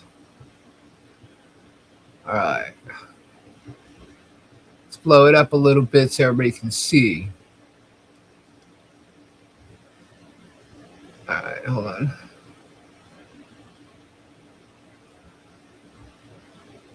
All right. So, here we go. I, Mark Newby of whatever, received writ subpoena to produce documents from the above listed attorney or requested party on the 29th day of July at 1:37 p.m. to be served on Lisa Lee, DBA 2 Leads in a Pod, and served on the same day, on the 30th day at July, whatever, blah, blah, blah, blah, by delivering a copy of the writ with the date and hour of service endorsed thereon by me at the within names person's usual place of abode. With a person believed to be residing. No, we didn't leave it with a person at all. Okay. He's further certifying that he has no interest in the above action. Well, he sure does. You know why? You know why he's got interest? Because there was a report on him with the 5th Judicial Court for what he did. Let's see. I arrived at the address. I found the golf cart parked in the driveway with the garage slightly open. I noticed exterior cameras on both sides of the garage. He didn't notice them on the 29th. He noticed them on the 30th. Because the door and doorbell were inside the front porch, I entered the porch. I knocked on the door and rang the doorbell repeatedly, but with no response. Inside the front porch, I noticed table, chairs, and a television that was not on. Okay, so it was on when he came back. That's why, because Gabe came home with the coffee. There was an uncovered bird cage that contained 2 live birds with no response. I left. I went to next door neighbor's house to see if they can confirm that Lisa Lee lived next door. With no response, I left. Here we go. As I was walking back to my vehicle, a white female with brown hair approached me on the street. Her hair is red, by the way. I asked her if she was Lisa. No, he went up to her and said, hey, Lisa. Okay. And he says as he was walking back to his vehicle. Is that what you guys saw, guys? Did you see him walking back to his vehicle, or did you see him walking down my neighbor's driveway, banging a left, and walking towards Jeannie? Because that's what I saw. Okay, so that's a lie. She answered that she was not Lisa, but she was a friend of hers. I asked her if she knew if Lisa was home, and she answered that Lisa should be home. Should be home. Doesn't mean I was home. She then tried knocking on Lisa's door herself, but with no response, I gave this lady my business card and asked if she would give Lisa a message to call me, to which she replied that she would. At approximately 5:45 p.m. on that day, I received a phone call from her. Oh, hold on. I received a phone call from a restricted number. The female voice said that she was responding to a person who was just at her house and left a card. I asked if this was Lisa, and she asked who I was. I identified myself, telling her that I had a package that needed to be given to her. She asked who the package was from, and I said, well, first off, I didn't ask who it was from until I said to him, well, why don't you just leave it there? Meaning on the property. You know, Amazon does. You got a package? Okay. Sometimes Amazon will call, if they can't get you or something, and it will be like a delivery driver, either in an Amazon truck or somebody that's actually driving their own vehicle to leave it. That does happen. So I said, why don't you just leave it there? And he said to me that he needed to personally hand deliver this to me. I'm like, well, what is it? And he says legal documents. And I started laughing. I said, yeah, from whom? Okay, so that's how that happened. I told her that it was an official process and that it was important that she get it. She said that I should just have left it with the neighbor that I spoke to with earlier. Right? So I didn't say that. What I said is he should have just left it at the house, like left it in front of the door like everybody else. But but now he's saying I should have left it with the neighbor that I spoke with earlier. I thought he walked up to Gabe saying that I told him that he could leave it with my husband, right? Isn't that what he said? You heard it, right? She pressed me to find out who was sending it, and I told her that it was regarding a matter in federal court. She said that she knew all about it. No, I knew that there was an intent to send me a subpoena. That's it. I didn't know what it was. I didn't know what was in it. I didn't know what all of it entailed. Nothing. And then I was just someone trying to cause trouble. No. The reason he changed this part of this comment is because what I did say when I asked who it was from, he told me it was from Shockett Law Firm. And I said, you do realize that you should make sure you're doing your job correctly, because this guy is known for having process servers do some shady work, right? So I asked her how I can get these documents to her, and she said she was out of town. Correct. I told her that I had seen evidence that suggested someone may have been in her house. She answered that it was her husband. No. My husband was sitting right next to me, and we had it on speakerphone. Nobody was home, okay? If my husband was home, I would have said, well, leave it with my husband, right? Right? I would have said that, right? But my husband was with me. When he first said he had a package for me, I would have said, leave it at home, or my husband's there, whatever. No. Why? Because Gabe was with me. She answered that it was her husband. Okay, she said that I could give the papers to him. No, not true. Absolutely not true. I told her that I would prefer to give them to her directly. No. He told me he had to hand them to me. That's what made me say, well, what are they? Because the only reason why someone has to hand it to you is you either have to sign something or it's a subpoena of some sort that he has to give it to you, right? She said that she would take pictures of where she... Okay, so he was saying... That's when he said that it looks like someone's home. I said, well, I'm not home. I said, as a matter of fact, being that I know who you are and you guys are doing shady shit, I'm going to take a picture of where I'm at right now. Took a picture of the light with the time on the radio, right? The GPS thing. And I also took a screenshot of my phone in the phone call that I was on with him. Okay? She said that she would take pictures of where she was at the timestamps to prove she was out of town. I told her that I would inform the court that I spoke with her on the phone and informed her of the papers that I needed to deliver her, that she said she knew what it was about and she was not available to receive them as she was out of town. I asked her if that was all correct, and I said no. And the reason why I said no is because that's not what he said to me. What he said was he was going to inform the court that I refused them. And I said, no, that is not correct. Okay? And he's saying that it was correct. No, I said it is not correct. I said, I don't know what to tell you. I'm not there. Okay. So I hung up the phone with him, and you saw what transpired. He, waited and drove around a couple times.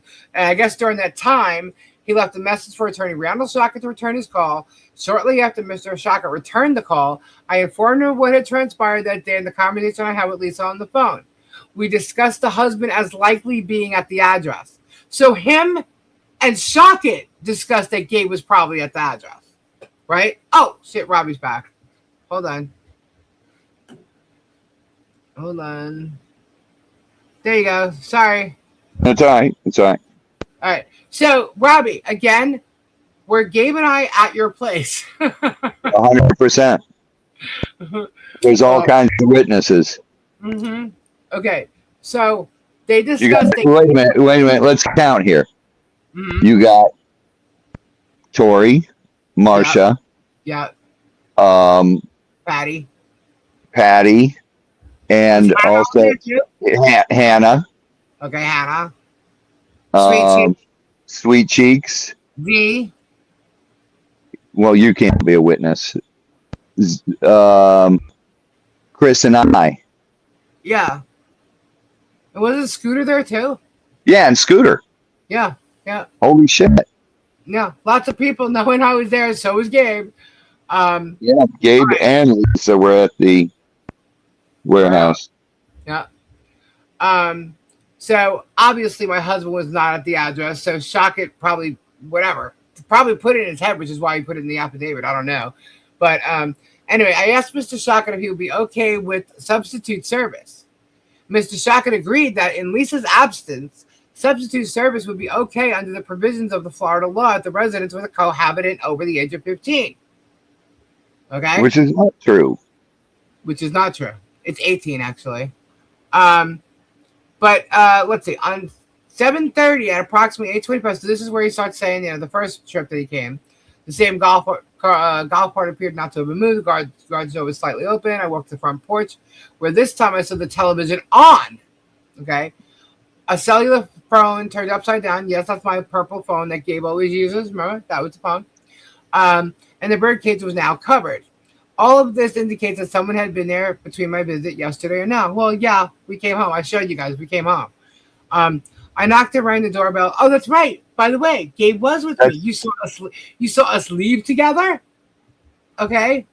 And you saw us come back together. So Gabe was with me. Hey, wait a minute. Lutheran saying Florida law doesn't apply to Rule 45 subpoenas. Whoops.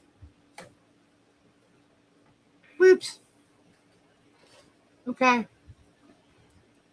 Well, just saying.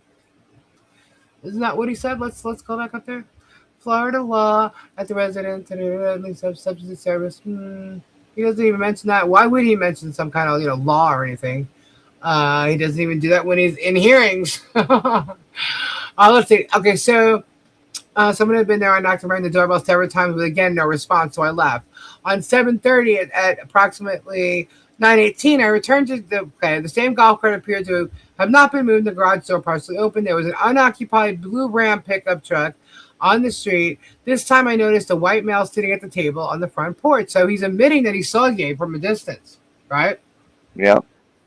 Florida law applies to Rule 4 service.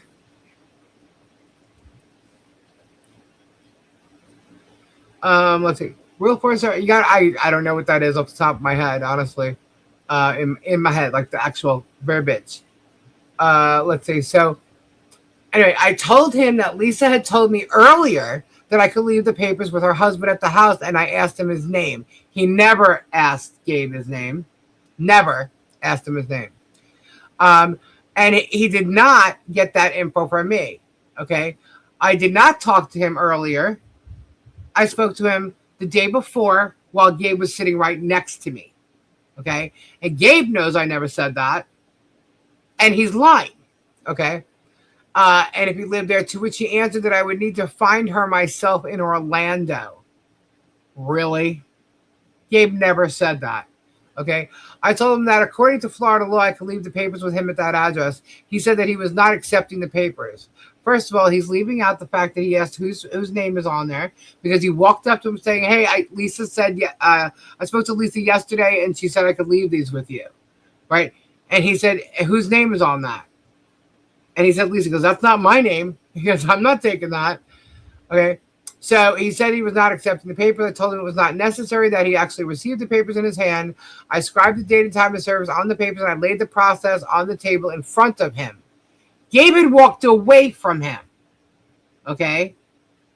Gabe walked away. All right. I told him that it was important at least to get the papers. He said that he was not going to accept the papers. He had already said he was not accepting the papers and walked away. Left and walked to his truck. Okay. As you notice, he stayed behind. Okay. So he laid the process on the table in front of him. Let's say he then got up and left me standing in the porch. No. I followed him, so he got into the same blue Ram pickup that was parked in front of that address. That's it. I telephoned Attorney Randall Shock and informed him what had transpired. Within 20 to 30 minutes, you heard Jeremy's short and Jeremy's version of what happened, which is completely a fucking lie. Okay? Even the process server doesn't agree with Jeremy House. But look, on July 31st is when he signed this thing. And so Shock had it on July 31st. I emailed him on the 7th of August stating that I do not believe I was validly served. And the reasons why, because you guys saw why, right? I do not believe it was a valid service. Shockett read that email twice and he held off responding to me. He waited for a deadline to pass, fully knowing that I wasn't served. I asked him for a copy of this affidavit. Nothing. He still did not send that to me. Okay, even when he responded on the 17th, he still did not send me the affidavit, and he had it all along. Okay, he could have responded to me. That would have been confirmed. We would have talked, whatever. He did not. Instead, what he did is on the 17th, he threatened me, commanding me to give up what he wants within 48 hours. So I said, okay, well, guess what then? I already wrote my objections to this bullshit. I'm sending him to the court. So I went over his head and I sent it directly to the judge. Okay. And I'm waiting, was waiting for him to file this affidavit, in which he did, because, guys, perjury. This was filed, okay, in court from a process server. It is absolutely a fucking lie. This did not happen the way this guy says it did. Are you shocked? Are you shocked? Oh my God. Yeah. Shady shocking. Okay. So there you go. Was Lisa served? And now. I know. But either way, I still responded and I still objected. Still not accepting service, but I tried in good faith to contact him, and that's what he did. So if there's anybody not being in good faith here, that is actually portraying bad faith, it's shocking. So who is dinging me? Someone is dinging me. Hold on. I don't know. Ding, ding, ding.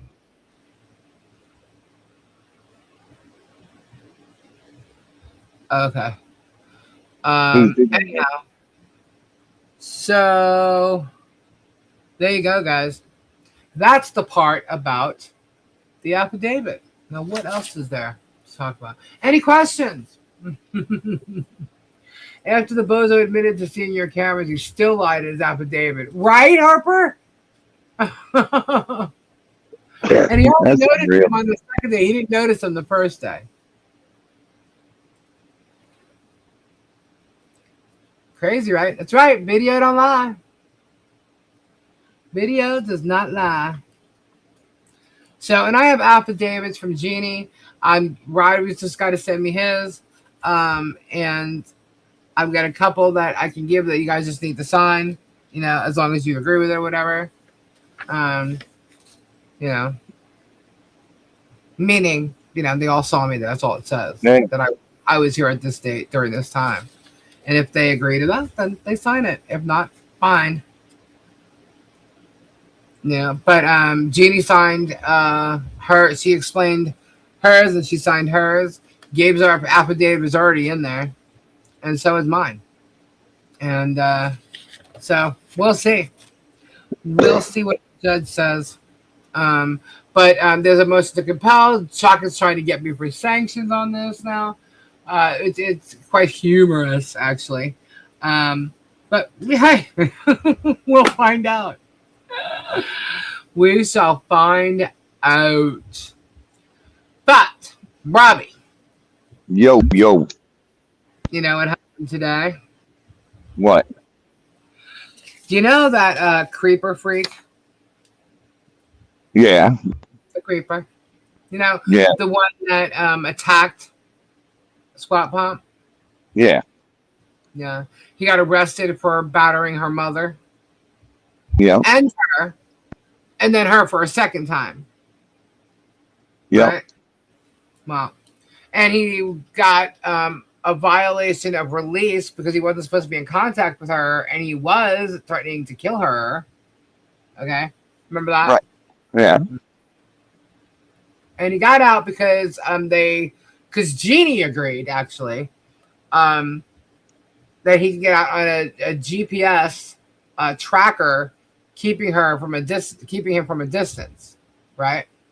Right. I don't care. I don't care what Gina says. Don't care. Gina is the liar, actually. Tell her to go, do her hag yield thing over there. And what's that street she's at? I forget. It doesn't even matter. Anyhow, so he has been posting all kinds of crazy shit, doxing, addresses, names. Don't you think that if he's not supposed to have any contact with Jeannie, that he shouldn't be talking about her either? He shouldn't be even talking about it. That's a violation. Yeah, it kind of is, isn't it? I'm so glad I recorded all of it on social media. Yeah, he's posting all kinds of stuff. Yeah, then he started posting on my Instagram. He even posted on my last video. He posted on my post. Yeah, did that. Well, apparently he found out who Fleesa is. Fleesa and 56K. So he's like trying to do this whole harassing thing now. He's trying to join in the whole harassing thing. I'm like, whoa, whoa, whoa, whoa. Weren't you doing an interview with Hales? Joining him ages ago? There was an interview there, right? Yeah. Wasn't that take place? Yeah. Interesting. Guys, people are Germany's gonna buy him a 6-foot fence to put around his house. Yeah. Well, they all think he's so innocent, They think he's real innocent, that he's done absolutely no wrong. And I've even been accused of trying to set him up because, that's what he says, right? Yeah. You're the one who makes him smoke crack and. Oh, yeah, that's great. Jeannie and Gabe smoke crack on my porch, right? Yeah. Wow, boy, is that defamation. Anyway, so I thought, well, maybe I'll prove that he's not so innocent. What do you think? I think you should do it. How not so innocent this guy is? I think you should do it. I think so too. Let me just grab my folder here. I am gonna give you fair warning, guys. There's some comments on here that if anybody's ever been in a traumatic situation of DB, you might want to just step away for a moment because I'm going to play some audio. Okay, and you may not like what you hear. Let's see. Let me grab it here.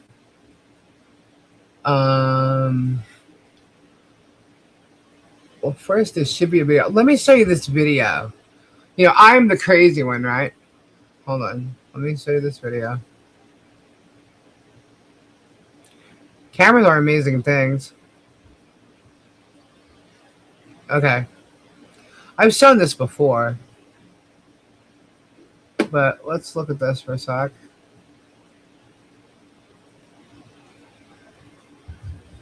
Can y'all see that? Is it big enough? Yeah, it's not going to get much bigger. All right, you can see that, Robbie, right? Yeah. All right. So this is at 5 o'clock in the morning. All right. What this guy does is he comes up from his house, which is across the street. Now, as you see, my camera, everybody thinks my cameras are pointing at his house. No, they're not. This camera is facing down the street. His house just happens to be the closest to it and looks like it's in there. Okay. But he comes from his house, comes up this driveway, which is my neighbor to the left, and then walks this way. And here he is. What? Now, as you've heard even in the affidavit, my garage door is lifted up. It's cracked, right? 5 o'clock in the morning.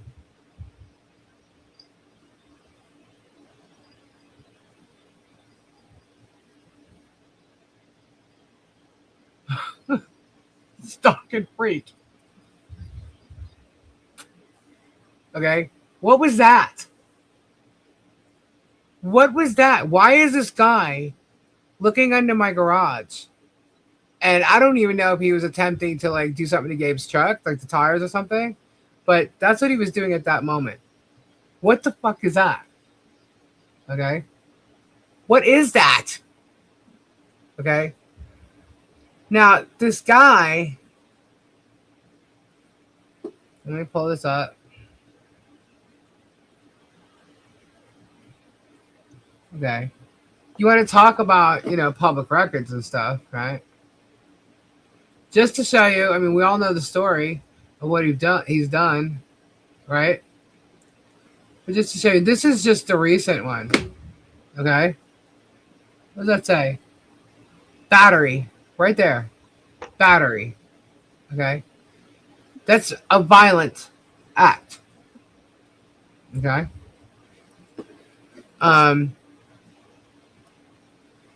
Now, when he did get out of jail the first time, I had questioned Jeannie. Right? Actually, this is the when he got out on the yeah. Okay, so it would be the first when he first got out, but not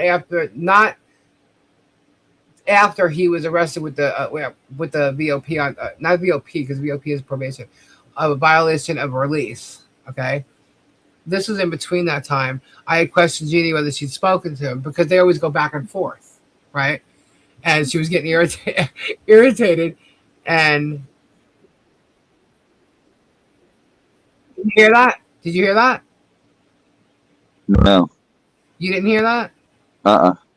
All right, let me see if it allows me to add this. I'm not sure if it will. Hold on.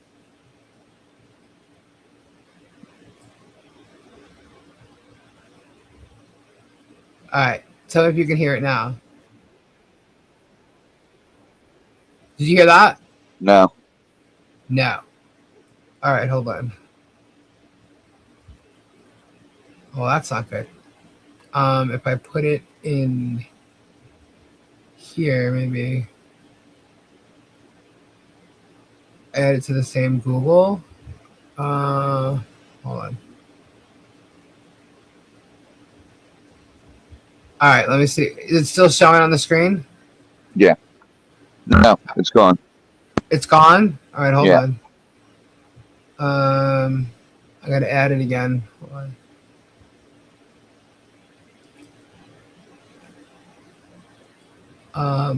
Let's see. All right, let me add it. See it now? Yeah, it's up there.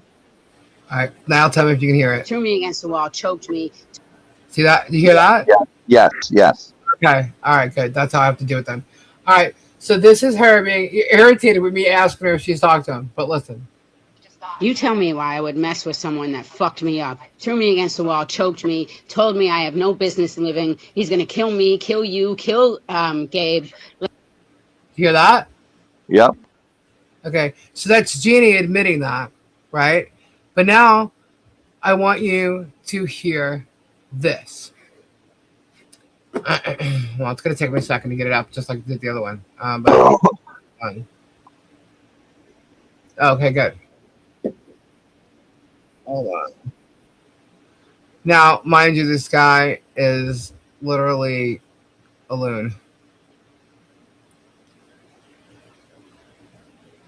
All right, so I have to add it there.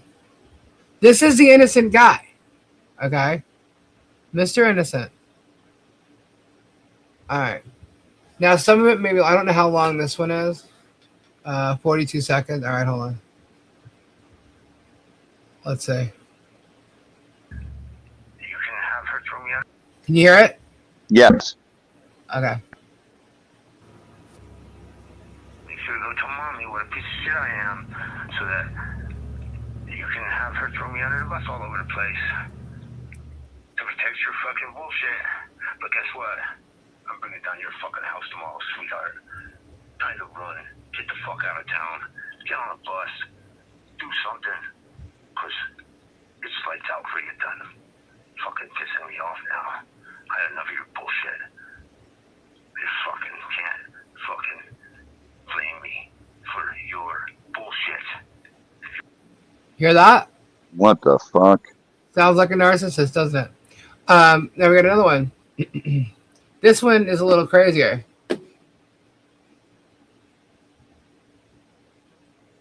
This one's a little. Whoop, hold on. Okay, so this. Let me add it first. This, he's talking about her and her mother, the 90-year-old woman that he battered. Pled guilty Grabbed her to. by the throat. Grabbed her by the throat. and you want to say that that guy is innocent. Isn't that right, Shara? Isn't that what the bullshit you're spewing, Shara? Keep listening to someone who's a meth head, because listen to this. Oh, by the way, he mentioned Sonny. Listen to this, Robbie. This is a little long, but here you go. I don't need her fucking. You hear that? You can hear it, right? Yes, yes, yes. I'm just checking. Listen. Maybe you should ask your mom that, if it benefits her to call me a piece of shit every day. I don't need her fucking attitude. I don't need her opinion. She needs to keep her fucking mouth shut. She's a big fucking shit talker, just like you are when you call Lisa. Yeah. Do you remember calling her last night? All the shit you say? Uh-huh. Yeah, you keep your fucking relationships in-house. You learned that a long time ago. That's him listening to her conversations when she's not even with him. Go ahead. Go over there. Be her buddy. Gang up on me again with your friends. See what happens to you. I'm tired of taking your shit, Gina. I'm tired of you abusing me. Don't sit here in denial and say you don't. You threatened me again last night. You threatened me all the time with ultimatums. You say you love me, and oh man, it's unconditional, but yet there's conditions with it. If I don't do this, you won't talk to me anymore. Well, fine, Gene. Then don't. What's funny is he's the one doing that to her. Everything you say is fucking shit. You lie all the time. How about you call Dad a little while back and want to go right up Sonny's house? Why'd you want to go to my dealer's house, Dad, Gene? Booyah! Did y'all hear that? Why do you want to go to my dealer's house? Yep. What the fuck? Yeah, listen, hold on, let me go back. Let me go back a second. See, he's actually posting shit that Gabe hangs out with Sonny and Jeannie, right? And I'm like, Gabe has never even met Sonny. What the fuck are you talking about? But I was like, you know what? We're going to prove this shit. We're going to prove it right now. Talk to me. I don't really care if you do anymore. Everything you say is fucking shit. You lie all the time. How about you call Dad a little while back and want to go right up Sonny's house? Why'd you want to go to my dealer's house, Dad, Gene? Why? Huh? Why'd you throw him under the bus then, Gene? Okay, when you throw him under the bus, though. You should watch yourself. You shouldn't do that to people that you think are dealers, Gene. That's really not wise. Uh-huh. You're a fucking asshole, Gene. You fucking are so ignorant to me. You've never given me a heartfelt apology for anything that you've ever done, Gene. And you've done a lot. You jump on What cars. the fuck? You're insanely Yeah. crazy. You abuse the shit out of me, calling me names, calling me meth head. You say it out loud. Are you too drunk to remember this shit? Because you drink an awful lot, Gene. And you don't want to even stop with Says the meth head. I am tired, Gene, of your shit, of your denial, of your abuse to me. You call me names all the time. You threaten me all the time. And the issue is over. Then you come back here and you read my last message. That's where my head is. That's where you put it, Gene. That's where you put it. I don't want to talk anymore, Gene. You can't be nice and fix what you've done. You threatened me last night again, Gene. I don't need to be in a relationship where it's a threat. For me to have emotions about how someone treats me, like the way Lisa treats me, because you manipulated her into that. With all your bullshit that you tell her. You know, instead of simply being loyal to me and telling her that I was nothing but kind to that woman. Nothing but kind I was, Gene. Yeah, That sure was you the will. kindness in my heart. And now she feels like for some reason she don't need to pay me back. Is it because of shit you told her, Gene? Or is it just that she's that much of a fucking idiot? That she's that ignorant? to fucking do that to somebody? That she, and either way, Gene, if you're friends with her, you're not fucking loyal to me. If you're not loyal to me, then you don't love me. You can go fuck yourself. Go stick your head up her ass, Gene. You fucking pick her weeds. You should get the fucking attitude. No, Dude, this is the babblings of a flipping I know. someone that's fucked up in the head. Yeah, absolutely. Is that more of what you do behind my back? How much more is there, Gene? Me? I'm sorry, I keep mistaking you for your mother the way you treat me. And call me a piece of shit again, Gene, and find out what happens to you too, lady. I'm tired of taking your shit, Gene. Your opinion is like an asshole, Gene. Yes, Mom, Gene. It's like an asshole. Everybody's got one. You can shove yours up your ass. My dad.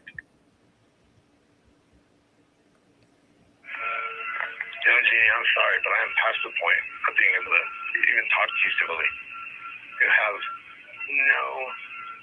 no fucking loyalty. What the fuck, dude? You even know what you did last night? Are you that drunk, Chief?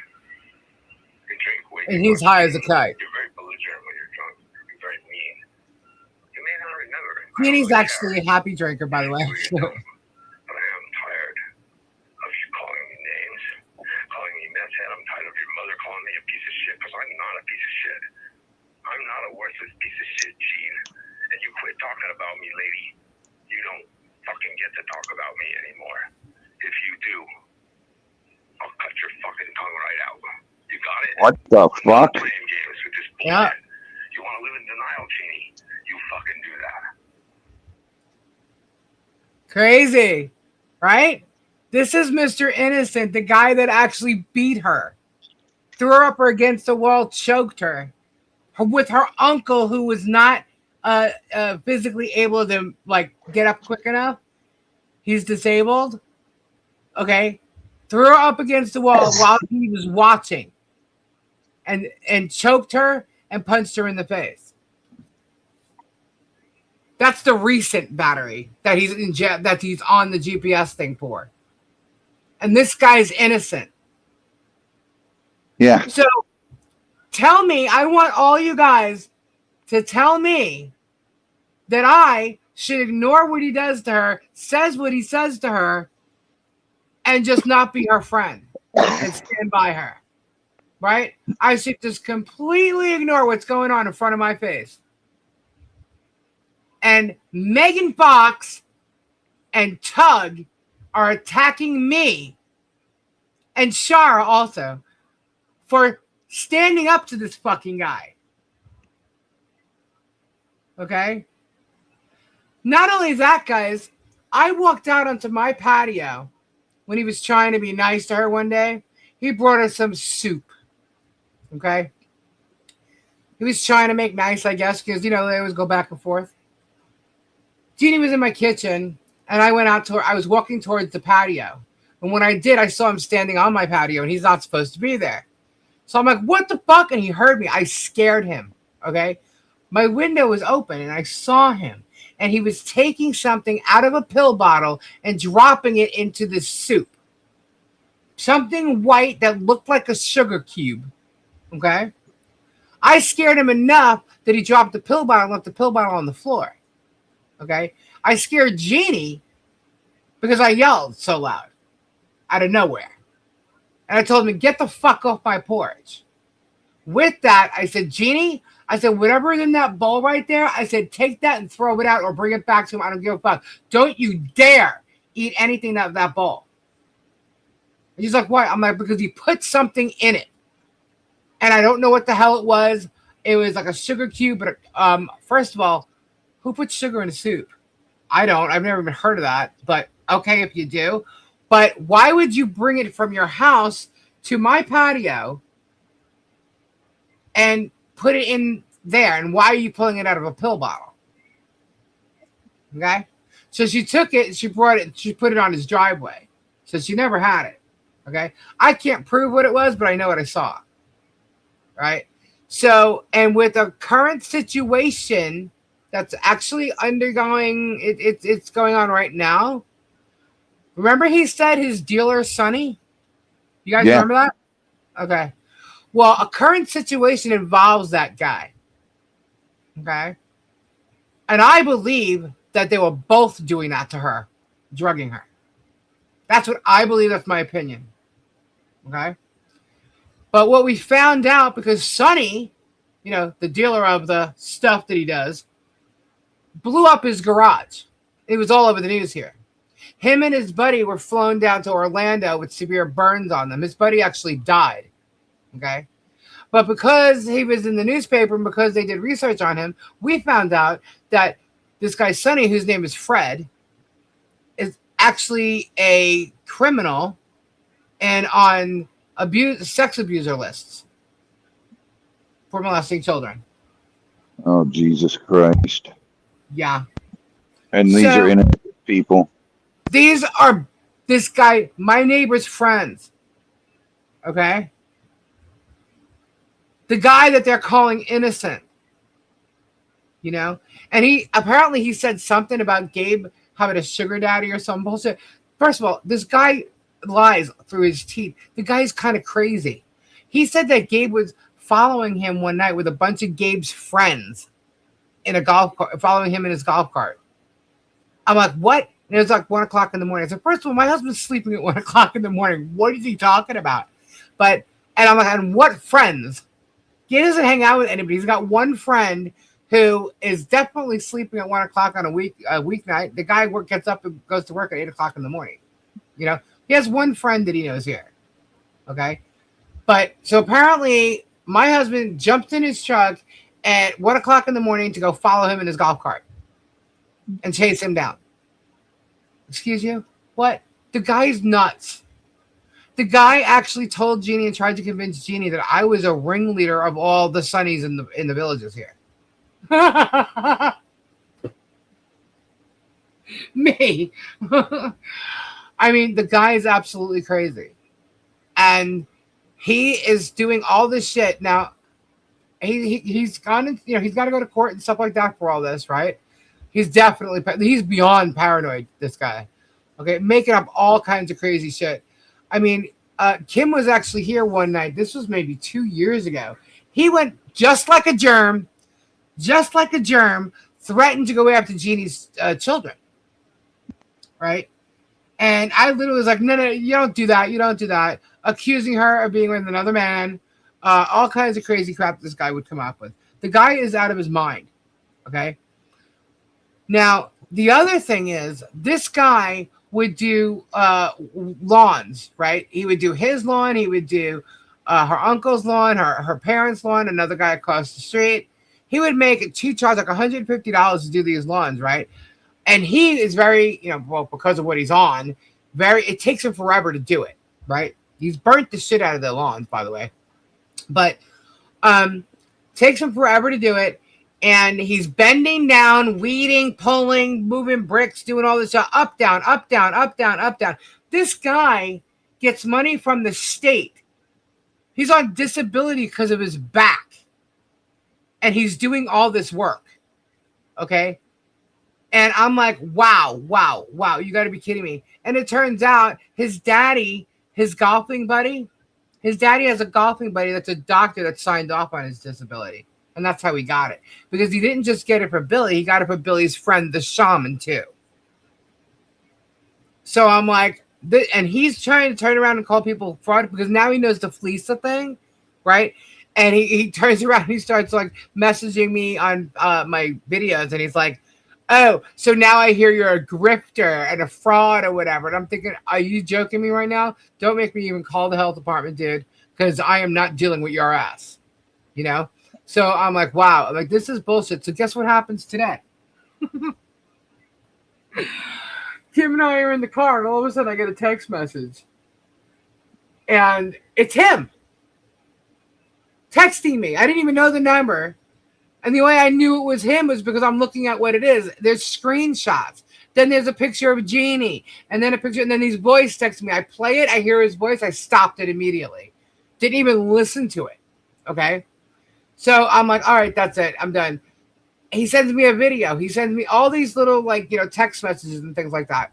And I'm like, I don't even know what to do with this. So I spoke with Gabe, and I said, look, now Billy's texting me, and I don't even know what the hell. He's doing this because his daddy's not around.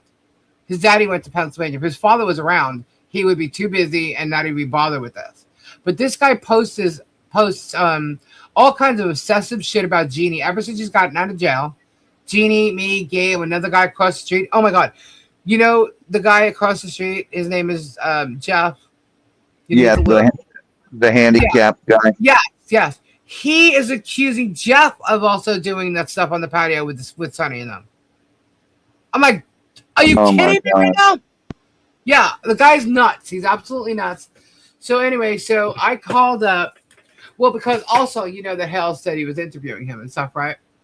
So I called up the sheriff's office. And I said, can I speak to so-and-so officer? And he wasn't there. So I said, okay, I'd like to speak to the charging officer of this guy here. And I mentioned Billy. And I said, I am now being contacted. I'm a witness in one case, and my husband's a witness in another. Okay? I said, and he is now contacting me and texting me.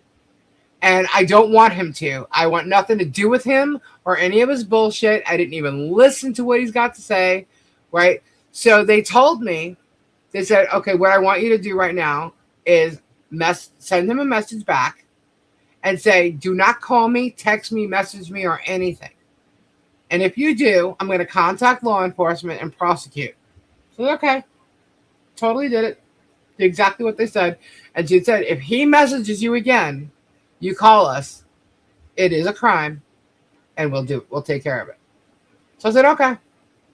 Message him. 20 minutes later, guess what? He messaged you. He messaged me. No way. Nope. Sure did. Sure did.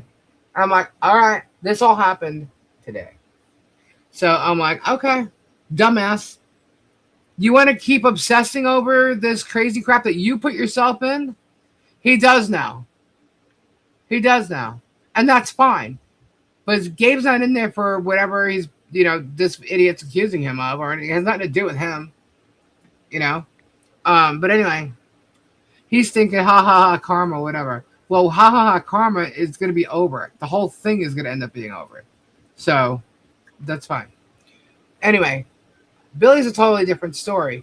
Billy's in there for something violent. Okay? For domestic violence. This is the third time. Okay? I am pressing charges because I'm not going to let this guy get away with harassing me. Especially since Hale says he's interviewed him and brought him in. Because now he's not only going to get in trouble for harassing me on his own, he's going to be part of the whole fucking thing with Hale's. And Hale's brought him in. I have all the videos to say that everything that he's saying, the whole night. So you have no idea how this circle is actually happening right now. Hales knew about my neighbor because he FOIA requested my property. Okay. Then they jumped on Jeannie. Then they jumped on the guy across the street because of the body cam footage. Guy's a freak. You guys, if you ever watch that body cam footage that they show, you could clearly see the guy is not in his right mind. The guy's smacking his lips like crazy. And the fact that Megan doesn't realize that and she's trying to be like, oh, this, that, the other thing. I'm like, and it's Shara trying to say that he's an innocent man. Wow. What you guys heard tonight, guys, was that an innocent man? That he actually battered the woman that he threatened right there? Is that innocent? Yeah. And by the way, those are actually public records that I played. And have permission from Jeannie to play the other one. Those are public records of his voice. Those are in the first case, just so you know. Public records. So, can you believe this crap? You want to talk about fucking drama? This is just a whole circle. The whole circle and the whole Hales. And Hales brought him into it. Totally did that to him. I'm like, man, this guy's going to get in way more trouble than he's already in. And then Hales is going to get in more trouble for contacting my neighbor in the first place. Stalking my ass. Harassing my ass. And if Megan has anything to do with that, wow. Wow. See, Hales just did that because Hales is hoping he's a nutcase like he is and that he'll do something to you. Well, and that way Hale's hands are washed of it. Hales is not washed of it, though. That's all going down with Hales, too. That's what I'm saying. Like, these people are so fucking stupid. You know? It's like, I am holding each and every one of these people accountable. Accountable. You know? And this all started because, we were friendly with him. Not friendly hanging out friendly, but we were friendly with him. And dude, you were trying to help him. Yeah, I tried to help him. He wanted me to teach him how to, because I will say this about him though, okay? He's very creative and artistic, right? Like he made me this New York skyline thing. It was pretty cool. Most drug addicts are. And I was getting rid of a bunch of like resin pieces that had skulls on them that weren't like completely formed. And he made this Halloween scene with the skull resin pieces that I had, and I'm like, oh my god, this is it was like a graveyard, right? Like a 3D graveyard, and I was like, holy shit, this looks really cool, Billy. I'm like, you should actually sell some of this stuff. So he wanted me to sell some of his Christmas stuff on my show when I sold crystals. Read what Evil Jeff just put. But Lisa, Billy has just provided the criminal act that makes conspiracy provable. Jeremy egging him on just slit his own throat. Exactly. Exactly what I'm trying to say. But your words are better. But he wanted me to, sell his stuff, but he was never around when I went live to do it. Right? Why? He's across the street getting high. Right? And so, okay, whatever. Anyway, so then he wanted me to teach him how to do resin. So it's like, okay, well, I got to buy the resin. I got to do this. I got to do that. He's like, what would you charge me for this? And, Gabe's always the breadwinner, So I was like, well, okay. I'm like, okay, I'll teach you how to, do resin, whatever. And so we got the resin, and I decided I was going to do that or whatever. And he got into a fight with Jeannie, right? So then all of a sudden he's like, well, I can't come over here when she's here. And I'm like, well, Moscow Mule. What? Luzman, Moscow Mule. So he's like, I can't come over when she's here. I'm like, well, then come when she's not here. And I turned around, I brought the resin back to his house. Next thing I know, it's back on my driveway. I'm like, oh my God. Okay, so he's fighting with her back and forth. All these threats are going back and forth. Now I'm like, whoa. Because he was threatening her seriously, like bad one day. And finally I was like, dude, you need to fucking stop. Okay, because it was getting really, really bad. And because I did that, he attacked on me, right? So I kept saying, Billy, you need to do this, you need to do that. Total fucking forget it. It was just a total freaking waste of time. He never came back. He started bitching, started doing this stuff, that stuff. Well, he never took the resin, never did the resin. So instead, what did I do? Jeannie's kids came down from up north, and I taught them how to do the resin. I said, here, we'll use this, all good. He's hanging out with her. They're not doing anything. So I said, fine, this is what we're going to use it for. Jeannie okayed it. Fine, great. That's what we did. So I took it and I taught her kids the resin. And then I even went to her dad and told them exactly what he needed to get for them for Christmas so they could do resin at home when they go home. So this is what Billy's all pissed off at me about, supposedly. But no, that's not what he's pissed off about. What he's pissed off about is that the one person he hung out with, because there's nobody around here, he doesn't hang out with anybody, walk around playing guitar 24 hours a day in the street. Yes, current chaos. But because she's no longer hanging out with him because he threatens her all the time. Like everything you heard him say that Jeannie's doing to him, calling him names and stuff, he does to her. Okay? When Jeannie drinks, she's fun, she's loud, and she's happy. Like she's a happy person. She's not mean and evil and all that. Depends on what you like. I'm good with good. So this guy's just out of his fucking mind. Out of his mind. And when he threatens her and he does those things, like there's a lot of stuff you guys don't know because it wasn't, the cops weren't called. Jeannie doesn't like to get people in trouble, but it got to a point where she had no choice, but she had to stand up for herself, and that's why he got in trouble. Her mother didn't let it happen the first time. Jeannie didn't let it happen the first time, and the second time. So there's 3 times this guy has been hit for battery. Okay. And he's still obsessed, posting 6, 7, 8, 9, 10 times a day about the ex, and she's this, and she's that, like all these memes, all these sayings, all this stuff, and then throws her name out. First he kept saying the ex, which is kind of saving him, but not really, because everybody knows who his ex is. But now he's saying her name. He's posting my name. He's posting my address, shit like that. I'm like, he's doxing me. Does he realize that he can't do that? I'm like, this dude's in so much trouble. So I just saved all this stuff, and we're going to bring it into court. But now that he starts texting me now he's messaging me on my videos. I'm like, oh, no, you're done, dude. You're done. So, yeah. So, and I know he's probably listening tonight, too. So there you go, dude. There you go. I don't care. I want nothing to do with your stupid ass.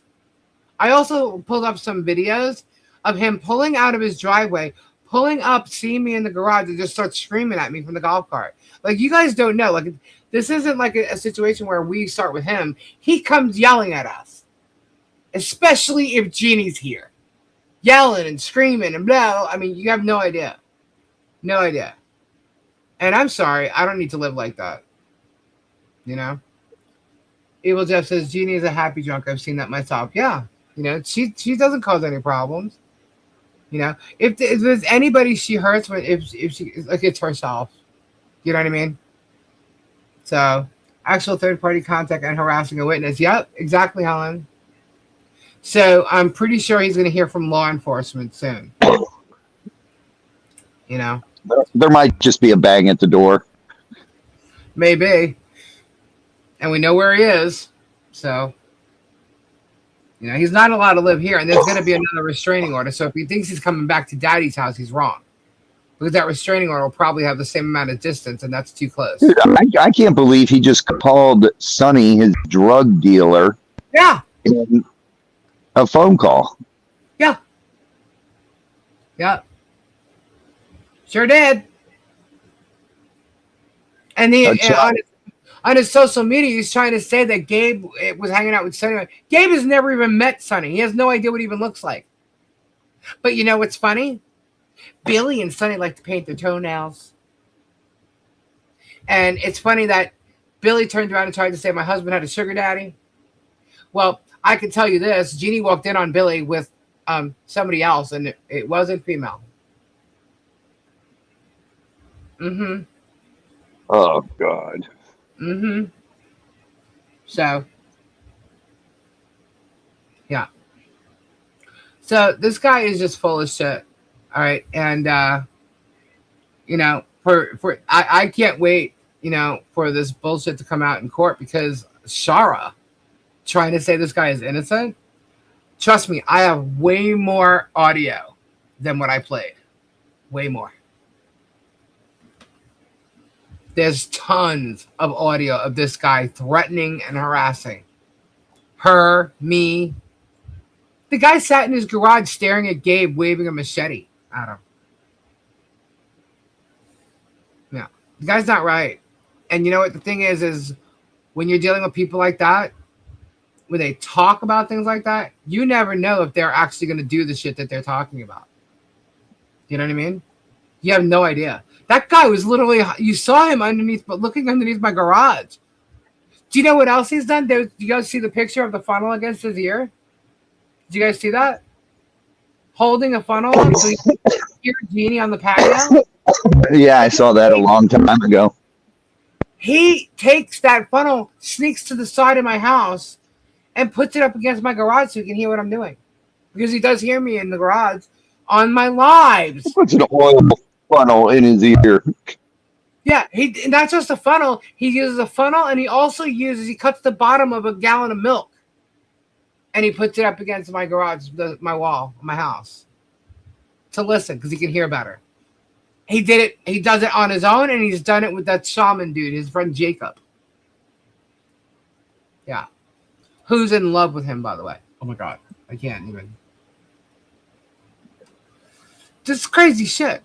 And I remember when we first got here, Gabe and I, because I'm up late really, but it was like 11 o'clock, right? And Billy was playing his guitar on his patio, right? Not his patio, actually his porch, like outside by the gate, the fence, right?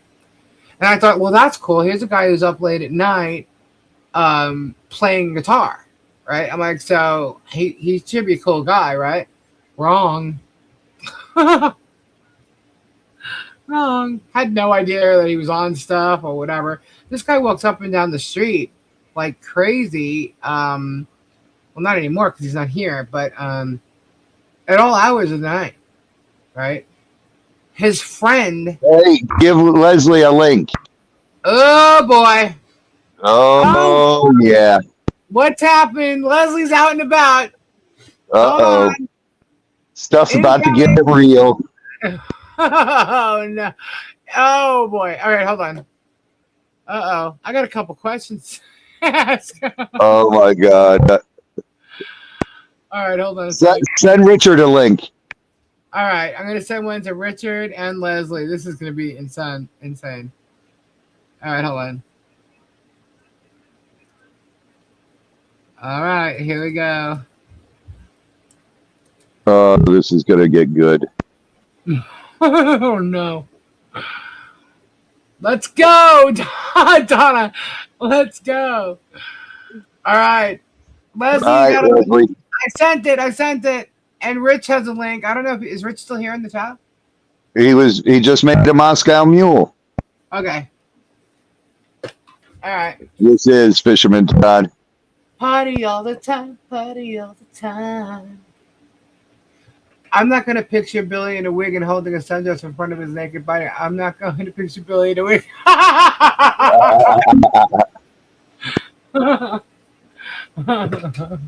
Hey, we just sent you a link, Richard. I just sent you a link, Rich.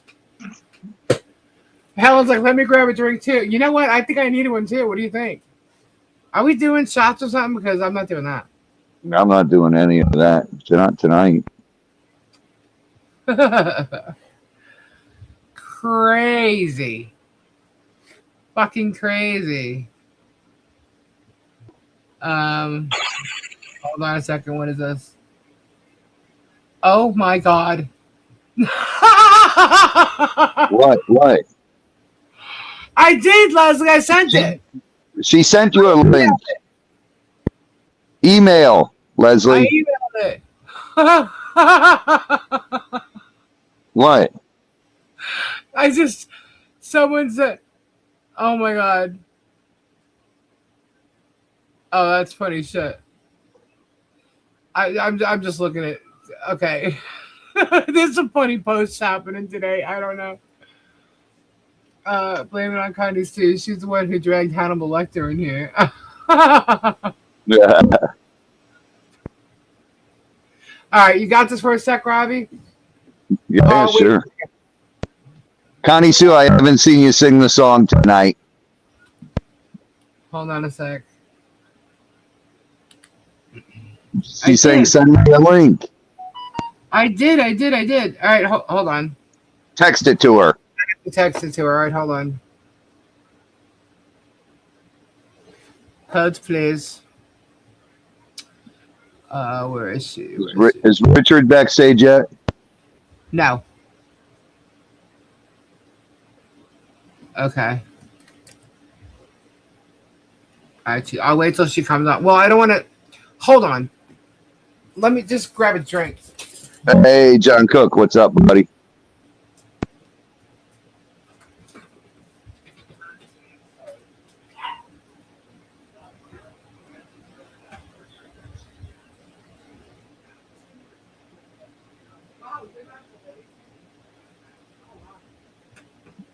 There it is.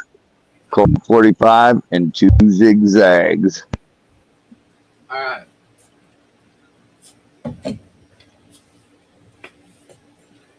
All right. I texted it to her.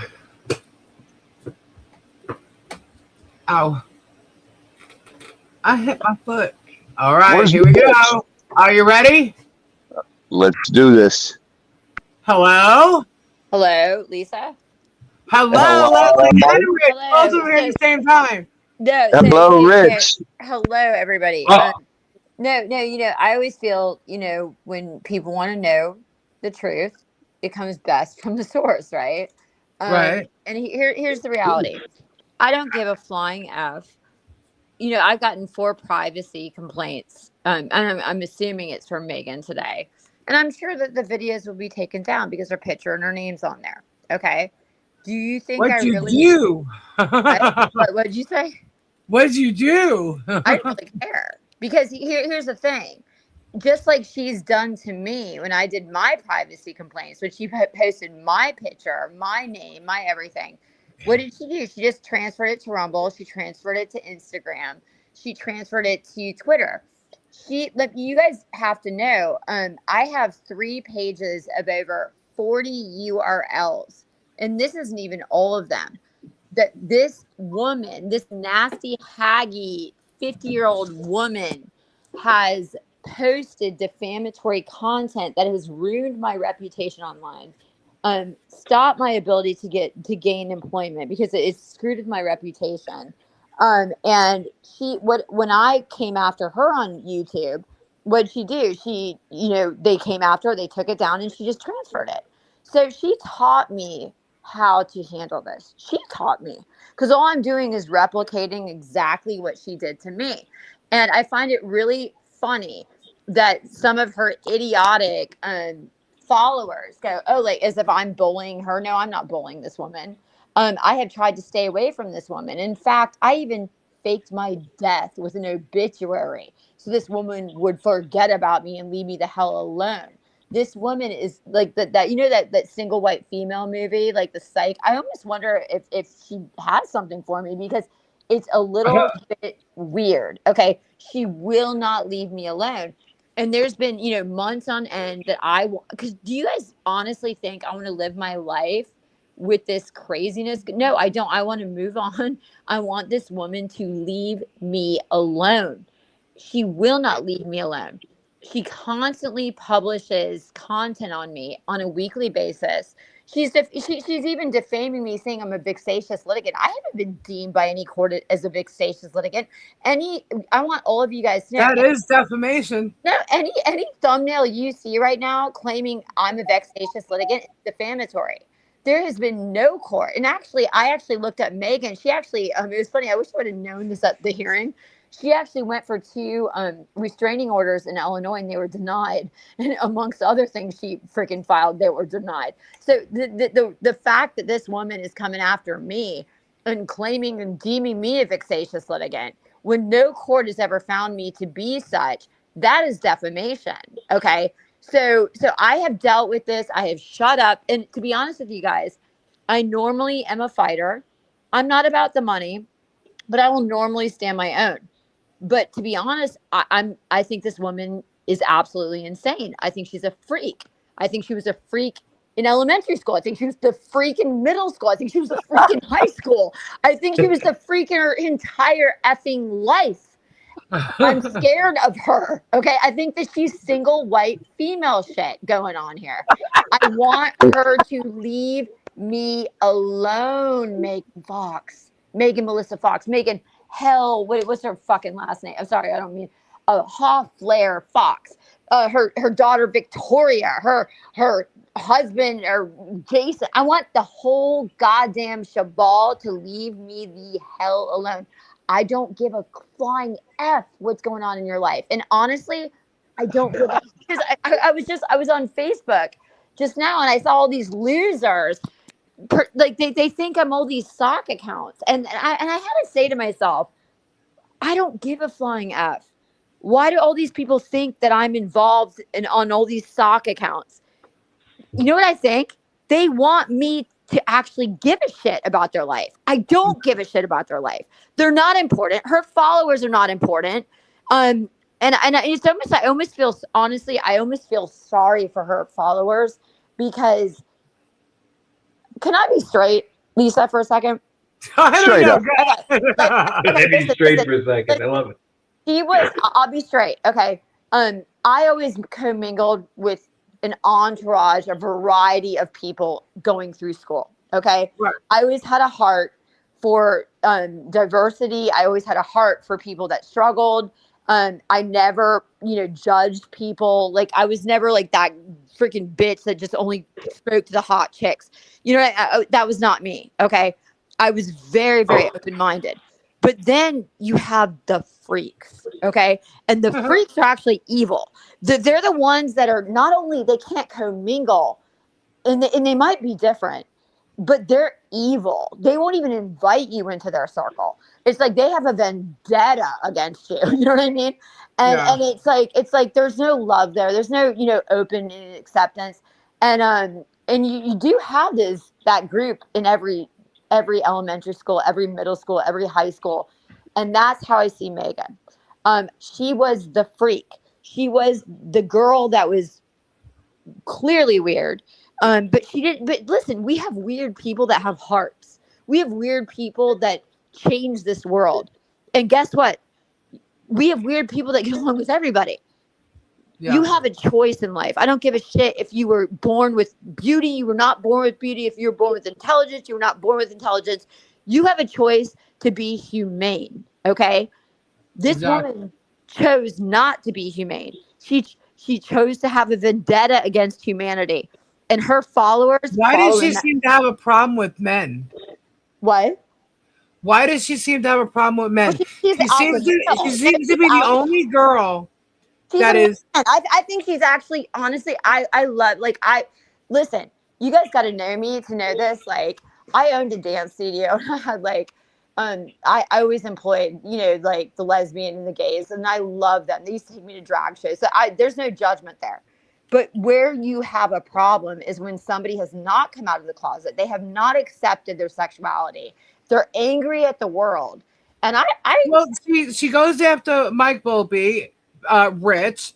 She yeah, goes after Robbie's family, my husband, big time, and yeah, me. Me because I'm like suing her. And I'm the big one that really goes against yeah.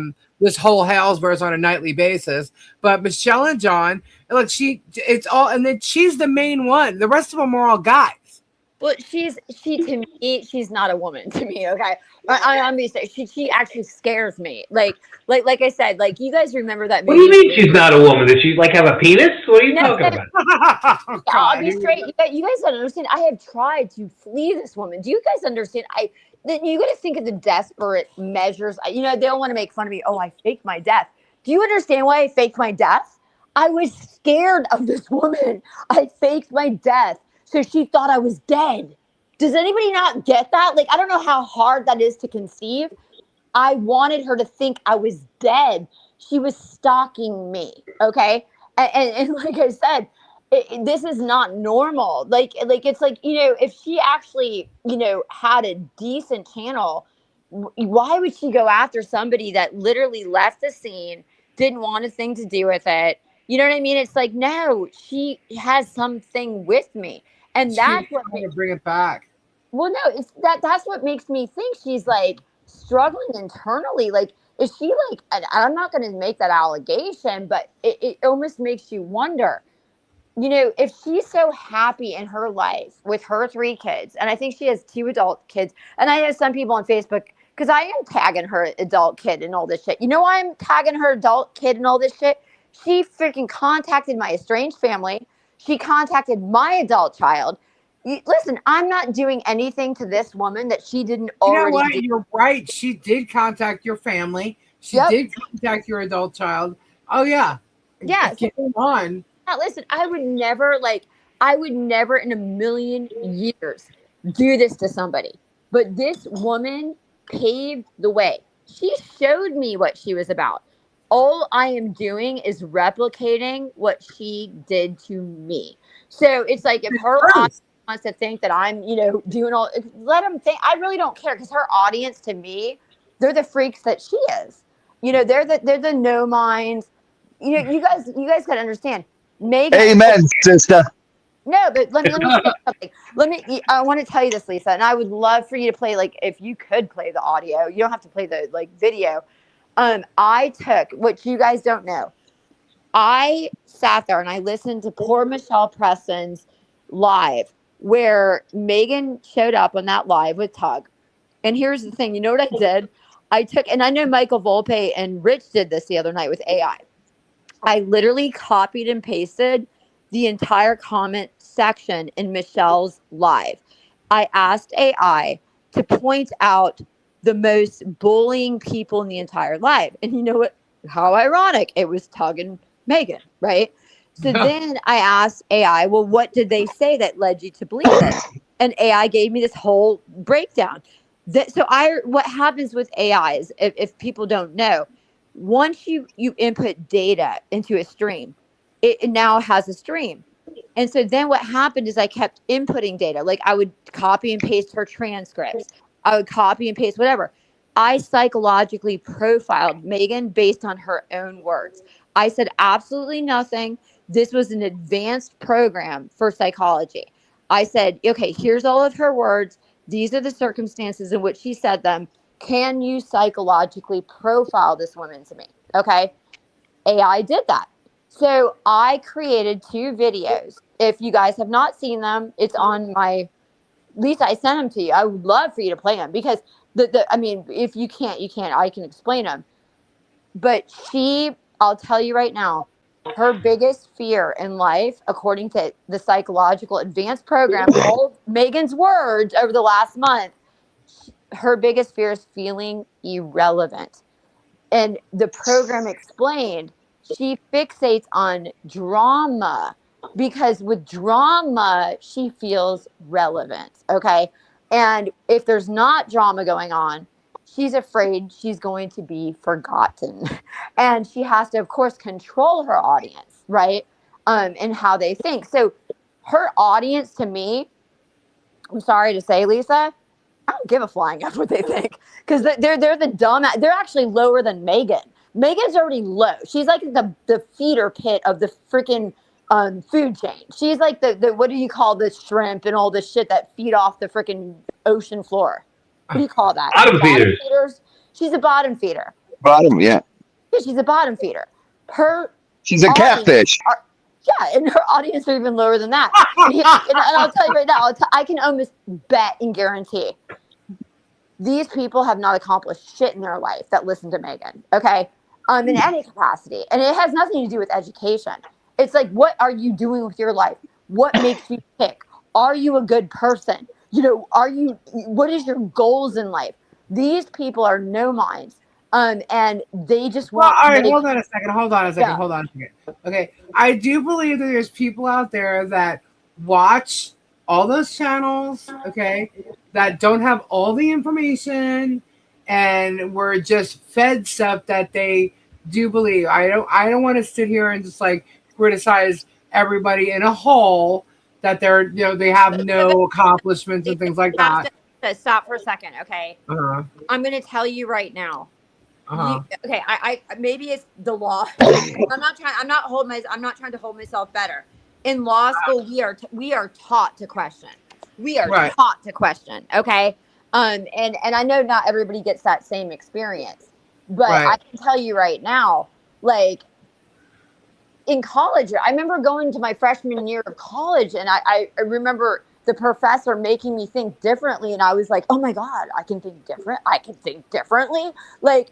The problem is, and that's what this is like my kids, you know, I hope, you know, they want to go to college. If they don't want to go to college, I can't force them. I'm not here to force them to become something they're not. Okay. But what I will say, I don't give a shit if you go to college, if you don't go to college. You goddamn need to question what you're believing. Okay. And this woman isn't even bringing to the table 2 sides. She's literally getting emotional, and she's like pushing information down these people's back. I can tell you right now, I don't trying to convince them of all these things. So this is no different than going to a sales seminar and having somebody, you know, push. It's no different than going to a freaking confine and someone telling you to drink the Kool-Aid and you fucking die 20 minutes later. You know, I don't give a shit what it is you do. You fucking have a mind of your own. You have a mind of your own. And the problem with Megan's followers, they don't. They don't. And here's the thing. Megan's accomplice, I'll call them accomplices, right? In the YouTube scheme. They just want money, people. They're not on the same level as the followers. The followers don't, you know, you guys are on different levels. Like if I was like a J-Hip and I'm trying to make money, then maybe I might, you know, if I'm trying to make money, the smartest thing for me to do is to go. He makes money off of mocking my channel. No, but what I'm saying is you have to separate the YouTubers from the followers. Now, the followers that actually buy into this shit and have no mind of their own. At least you know J-Hip is here. J-Hip came onto my YouTube, and he's watching. He's actually. I'm not even watching your chat, Rich. No, I saw that, Rich, the other night where he came. All the trolls are on, baby. What did he tell you to tell you, Leslie? What did he tell you? They know where to go. They tell you to shut the F up. I dare you. Another one saying, "I like to make money off of losers." Yeah. Well, he told me the first time, because I did have a phone call with him, by the way. He told me, he goes, if you want to make money from this, you can't go against Tails. He goes, you'll sit at 5,000, subscribers. He told me this. And I was actually, Like believe it or he not, is? yeah, and I was actually trying to be real with this guy. I was like, I wasn't, it was weird. It was like, when I came into this mix with this whole charade, like, I wasn't a YouTuber. I was never trying to be a YouTuber. I just wanted realness. Do you understand? I just wanted people to be real with me. I didn't know what the hell I was getting involved in, and he's trying to like almost tell me how to market myself as a YouTuber, but Like I really he would know. no, but like I really didn't. Like I really didn't care. Like I'm not trying to make money from YouTube, But like I said, her followers, it's kind of a lost cause. It's like maybe one of them might branch out and like crack the egg, and all of a sudden go, oh God, I have a mind of my own. Usually you have that epiphany moment when you go to college after you've been controlled through high school. You get to college and your professor says, tell me what you think. Argue against me. But if you never went to college, that's not said to you unless you grew up in a home that told you to think for your own. The problem is her audience does not think for their own. And Megan certainly is not the intellectual nor the experience, to lead these people into the right direction. And so getting back to you want me to get to where I'm going with what I'm doing, right, Lisa? Because I'm sorry, I didn't mean to go off on this tangent. You want me to go on with what I'm doing? Yeah, go. Let me explain this to all the people out there that think I'm the bully. Okay, I'm not the bully. Raw 4187. That's called a lemming. Yeah, I'm not the bully. I have ran away from the single white female. I have faked my death, hoping the single white female would think I died. And what has happened is she has ruined my reputation online. So I challenge all of you, go out there, put in Leslie Ferdorigos into Google. See how many articles of defamation, and they're false articles, that come up. She even has a thumbnail that depicts me in a sexual manner where I'm pointed to the side and I almost look like I'm doing something sexual. She has Oh my God, Rich, isn't that kind of similar to, I don't know, picking up bread slips? Oh yeah, no. She has absolutely attempted to ruin my reputation in a Google search. So guess what I did, guys? Everybody out there. I went to the companies to get your shit cleaned, right? To get your shit cleaned. And guess what the company told me? The company told me the best thing that I could do is to generate as much content as possible in my favor and explaining who this woman is and to not stop generating it. And then this company told me all of the platforms in which I can do so that have the highest SEO optimization on Google. So what did I start doing? And not only did I Google search my name, and my entire reputation was tarnished by this loser idiot. I Google searched my husband's name and my shit came up under his name. So what am I doing now? What am I doing? I'm doing damage control. So what did I do? I'm going to be doing probably about 50 to 100 posts a week with my name, with my husband's name. Oh, shit. And you ready for this? Guess what I'm going to do? I don't give a shit if I'm a blonde, if I'm a redhead, if I'm a black-haired girl. I don't give a shit. I'd rather... Blue or green? No, I would rather confuse the public as to who Leslie Ferdorigos is. I don't give a flying F. Okay, but all I know is from this day forward, there will be as much content as generated as possible. And I was laughing today because Megan did 4 privacy violations, like I told you guys before. And I was laughing. I was like, I don't give a goddamn. Listen, I'm not about subscribers. I'm not about a channel. I really don't care. What I'm about is getting the shit online. I could, as far as I'm concerned, I could have the same shit that she's flagging me on for privacy violations. I could upload it on Substack. I can upload it on Facebook. I can upload it on Rumble. I can upload it on WordPress. I'm actually toying with the idea of actually opening my own website and having an entire section to the website designated to Megan Melissa Fox, Victoria Fox, Jason Fox, his company, the whole thing. So guess what's going to happen? When you Google search my name, it's no longer just going to be filled with garbage from Megan Melissa Fox, who has been the single white female stalker, but I'm actually going to have a voice in this. And if I have a voice in this, I'm going to tell my side of the story. Not only that, but I'm also going to give accolades to myself, right? So I don't look so effed up on Google searches. So if everybody wants to know why Leslie all of a sudden came back into the game going full force, no, I'm not manic. I'm not manic, everybody. And no, Megan, I'm not in a position where I'm just going to take it all down, Megan. No. It's actually it's what was advised to me to do, to actually fix the damage that you have caused me, lady. You freaking old hag. I'm sorry, that girl is nasty to me. And so what am I doing this time? What am I doing differently? Well, considering she contacted my estranged family, she ventured out to get private letters that I gave my parents in vulnerable moments, and she published those. She took pictures of me, and she tainted those pictures to make it look like I was some sexual deviant freak. She contacted my oldest daughter. She did a lot of damage to me. So guess what? I'm doing the same thing back to her. So all of her audience, all of her audience that wants to sit there and go, oh, I'm the bully. Go F yourselves, you fools. I to be honest with you, I really don't care what her audience are morons. Okay. I really don't care what they think, but I am certainly going to fix the damage that she caused me. And and that's it. And you're not doing it you're not like lying about her. All you're doing is saying defamation. And listen, I am gonna release a book.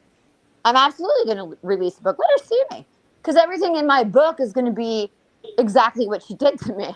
You know what I mean? And so I will release a book. I kind of did it because I thought it was kind of fun to put that on the internet, but I actually thought that might be a good idea. No, there's nothing. Listen, I know what defamation is. And I refuse to ever put myself in a position to be accused of defamation. Right. So no, everything she's done to me is the absolute truth. She has called me a vexatious litigant. Tell me one court in the entire fucking world that's ever declared me as a vexatious litigant. There's none. You guys listen. No, you guys listen to the hearing. There's no I've never been declared a defamatory vexatious litigant. So why is this woman publishing all of these thumbnails calling me a vexatious litigant? Do you guys Yes, she's called me a drug addict. She's called Gabe a drug addict. She's called him a YouTuber even. But you know what though? You got to understand at the end of the day, I looked up her parents. Now, her parents are sweet, simple, uneducated, Midwestern. Like my dad was from this place called Benson, Illinois. It was out in the middle of the cornfields. Okay. I know those type of people. They didn't really venture out beyond their town. Okay. That is her parents. Right. And you know what I find to be so ironic, and I find to be so ironic with Jeremy, is when I looked up Jeremy's parents, they were complete Bible thumpers. Okay. Complete, like everything on their Facebook was like Jesus and this and the Bible scriptures. And then I go into Megan's mom's Facebook, and it's all Bible scriptures and Jesus and how you should be. And all I could think of is, do you understand that your kids are basically, like, in my opinion, they're freaking infested by demons, man. Like, what the hell happened? Like, you parents are sitting here preaching Jesus while your kids are destroying humanity. Like, so my next venture is, since her parents have this all public, I will publish her parents' postings. I'm allowed to. It's public. And I will publish Megan's cruel, evil, demonic, attacks against people. And I will show the juxtaposition in this. And I will actually ask the audience to say, well, where did these parents go wrong? Because these parents were clearly trying to teach their kids principles, of Christianity and everything else. And their kids actually She posted a video where she's laying down talking to her dad. She gets up to go to the bathroom, and he's like, "Why is she always laying down whenever she calls? Why are they broke? Her kids need to get a job." I'm thinking, "Oh my god, No, why did you but post this?" she's scamming people. Listen, she's not broke. She's scamming. No, I have the same. Okay, she has 2 adult children. Okay, I have 3 little kids. We have never had to spend $500 a week in groceries. She is scamming. What it is, she's a poor me. She wants the world to feel sorry for her. That's how she makes her money. I actually have a family member like this. And my family member to this day can't stand on her own 2 feet because it's always about poor me, poor me. I can't handle it. I need help. I mean, think about this, guys. Everybody listening. Okay, I predominantly eat tomatoes, mozzarella, like asparagus. We get like frozen food. Like we get milk, we get juice, all that shit, right? But hear me out. Okay, hear me out. Like we get macaroni and cheese. I have never had, for a family of 5, ever had a grocery bill more than $300 for. She's crying to her dad and her mom that she's spending $500. What the hell? No, Leslie. Yeah. Did you ever go to Little Caesars? The breadsticks are expensive at Little Caesars. Well, That's the problem. And I only say this. Listen. Let me stop for a second. I want to say this before I say this, okay? I do not like to poke fun at people's weight, okay? Because first of all, I have been wrongfully accused of being underweight as much as people that are overweight have been wrongfully accused. I don't believe in attacking people for their physical appearance, okay? I think that's wrong. I think that's shallow. I think that's, just disgusting. But with Megan, she opened that door. Did she not? She has attacked Lisa, right, for her weight. She has attacked other people for their appearance, right?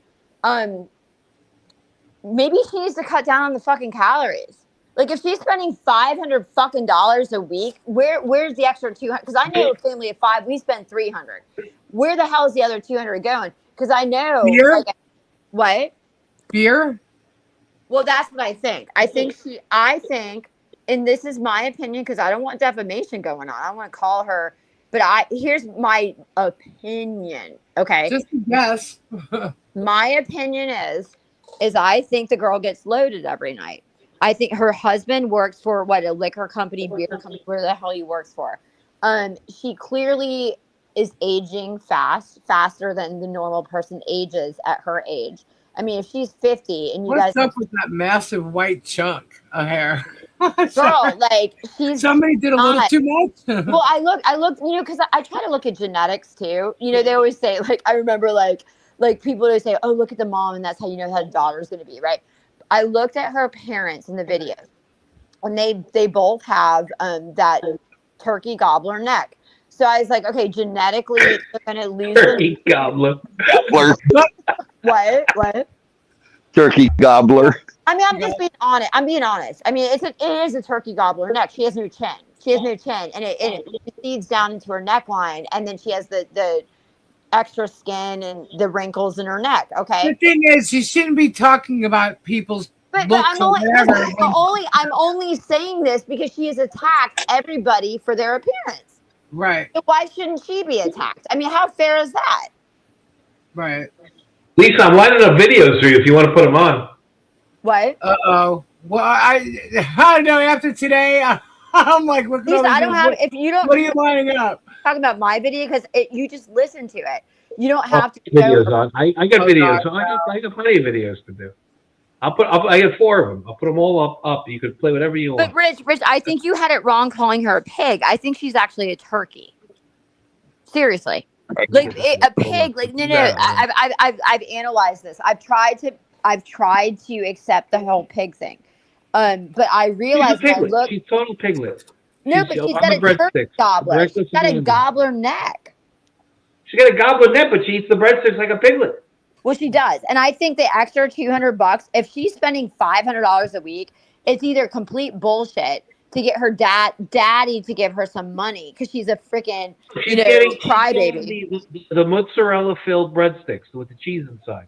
It's the cheesy Yeah. breadsticks. That's what she's getting. She's getting cheesy breadsticks. She is getting cheesy bread. I mean, there's no anybody out there. Please, okay. If people have out there have had families of 5, what? This is all like opinions and stuff. There's no defamation going on here. But I'm not gonna Speak for yourself, Lisa. Well, yeah. You got litigation privilege. You got proof.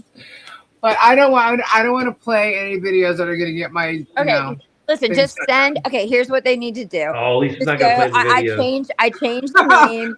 I changed the name from Hodunk Hillbillies to True Lisa, Scope. what into a turkey and starts eating breadsticks? What? One of them, she turns into a turkey and starts eating breadsticks. She is a turkey. She I looks just don't want her face on here, honestly. But honestly, did you guys see the picture? Okay, here's what I was like dying about, right? So John sends me a picture of Michelle at 49 years old, okay, which is basically the same age as me and Megan. We're all the same age, okay? Like, I'm going to be 50 in May. Megan just turned 50, I think. I don't know. And Michelle was 49, okay? He sends me a picture of Michelle, okay? And we all know how they have depicted her. She's 63 now, right? She's not going to look like she's 20, okay? And clearly they've taken still shots and her taking mid-sentences to make fun of her appearance. So John sends me a picture of Michelle at Megan's age. And I look at Megan and we do like a collage where we put Megan and Michelle side by side at the same age. Did you guys see that? Yeah, that's pretty good one. I like that one. No, but it's like for Megan to seriously and all her little minion, YouTube channels to make fun of Michelle. Any woman out there, I will tell you, any woman listening to this live who is in their 60s should be offended. Okay, you shouldn't be sitting back there just enjoying, the entertainment right now, because clearly what is happening from Megan, Jeremy, and all these other minions, they are making fun of women aging. Okay. Yeah. And I know. I mean, it's the truth. Okay, it's the truth. Listen, we all have fears as women because the reality is women aging is not as acceptable as a man aging. Okay. And what have they done with Michelle? They have taken the worst pictures of her possible. And they Leslie, you really need to look at Rich's chat. What? What would you say, Lisa? You really need to look at Rich's chat. You might be surprised to see some people in there.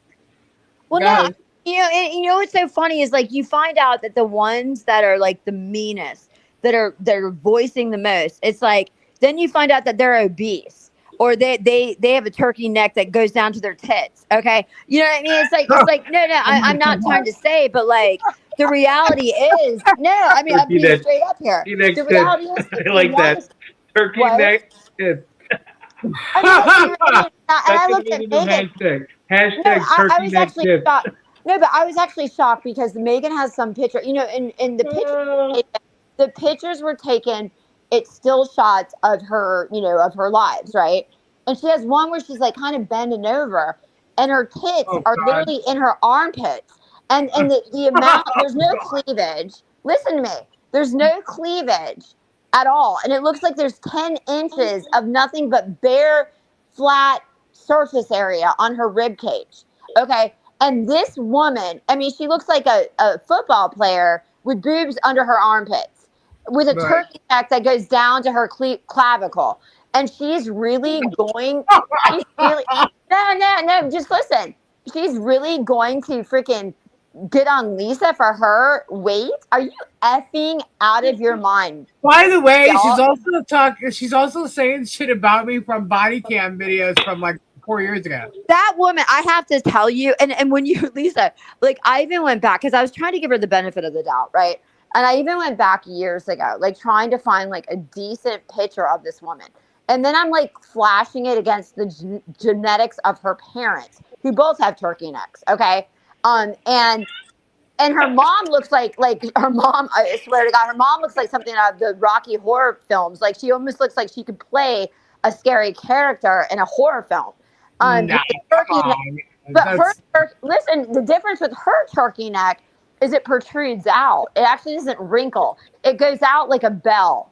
Okay, but clearly there's an issue in genetics with the neck. But what I'm only going here because Megan has done this to you, Lisa, and I want you to know. So we're going to be critical of Megan's appearance right now and her genetics, only because she was critical of you. I would never go here. Never go here. Well, it's all right. I mean, No, but what I'm saying is, honestly, her mom. I saw the video of her mom, and I only saw one where he was like criticizing her, always laying down every time that she calls him, and that how could she be broke, and all that. I didn't know if that was her mom because someone said in the Facebook that it wasn't her mom. I don't know. What do I know? But all I know is it's an older couple that seemed very sweet. And you know what? Honestly, if I was acting like that, my father would have said the same damn thing. And her mom seemed super sweet. So I mean, I didn't notice any turkey neck. I didn't look at them like that. I was only listen. I was because I was a fan. Listen, stop for a second, okay? This is not. You guys got to understand. It was not in my world to ever sit there and analyze somebody's neck, okay? Until my teeth were my lower teeth because they're crooked and they were close up on Jeremy Hale's page that I have crooked teeth, and then there was a shadow under my armpits, and now I have hairy armpits, and Lisa's now called a whale, and they're making fun of her. And then I mean seriously, but I would have never I would have never in a million years thought to look at somebody's neck at the age of 50, thought to look at somebody's tits, whether they're going into their armpits. I would have never thought that. Do you understand that? But because Jeremy set the precedence, okay, and Megan followed along with it, I'm on lookout. I'm on lookout, okay? And so naturally on lookout, you look at the parents, you look at genetics, you see where they're going, and that's what I did. It was nothing like I wasn't trying to be shallow. I'm just trying to follow the lead that has been the standard put on me, put on you, put on Rich, put on everybody. Yeah, but I'll joke about like her horse teeth and stuff, but like I'm not gonna. Well, you're not. You don't do that. But Lisa, honestly, you're too nice. It doesn't. You know what? Here's the thing, though. It doesn't bother me like that. Like I don't. They want to call me a walrus and a flea. I just say make up your fucking mind. I find that highly offensive. Listen to me for a second. I find that disgusting.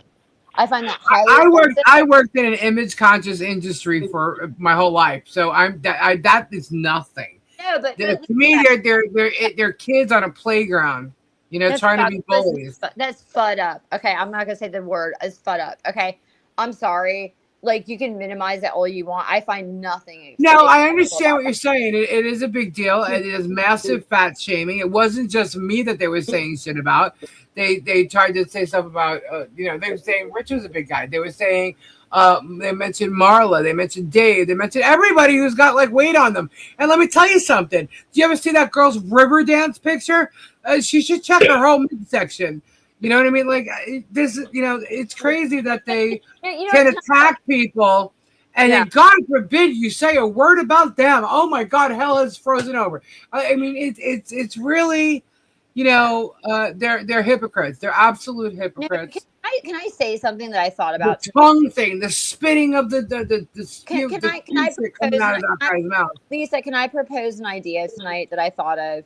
Don't incite things. No, can I say something? No, listen, I'm not inciting. This is like, can I say something that I truly thought about tonight? Good. Okay, so nobody really knows this, but like 3 years back when I was going through like a lot of stress, I opened up a Facebook page and I started a magazine, and I ended up holding this huge. Lisa, I got to send you the pictures. This event was. I had New York designers there. It was a huge event in Orlando, and guess what? My average clientele was 55 and up, and I absolutely loved to do this magazine, to do this event, because I made women who were over the age of 50, up to actually 90, believe it or not, feel beautiful again. and I made these I took these, you know, they would send me pictures, and I would edit the pictures, and I'd make them into this beautiful magazine layout, and I would send them awards, and they could put the awards up in their house, and they could show their husbands, and they could feel proud. And we did an event where they could walk down the runway. And you know what I thought about tonight, which was really sad? What?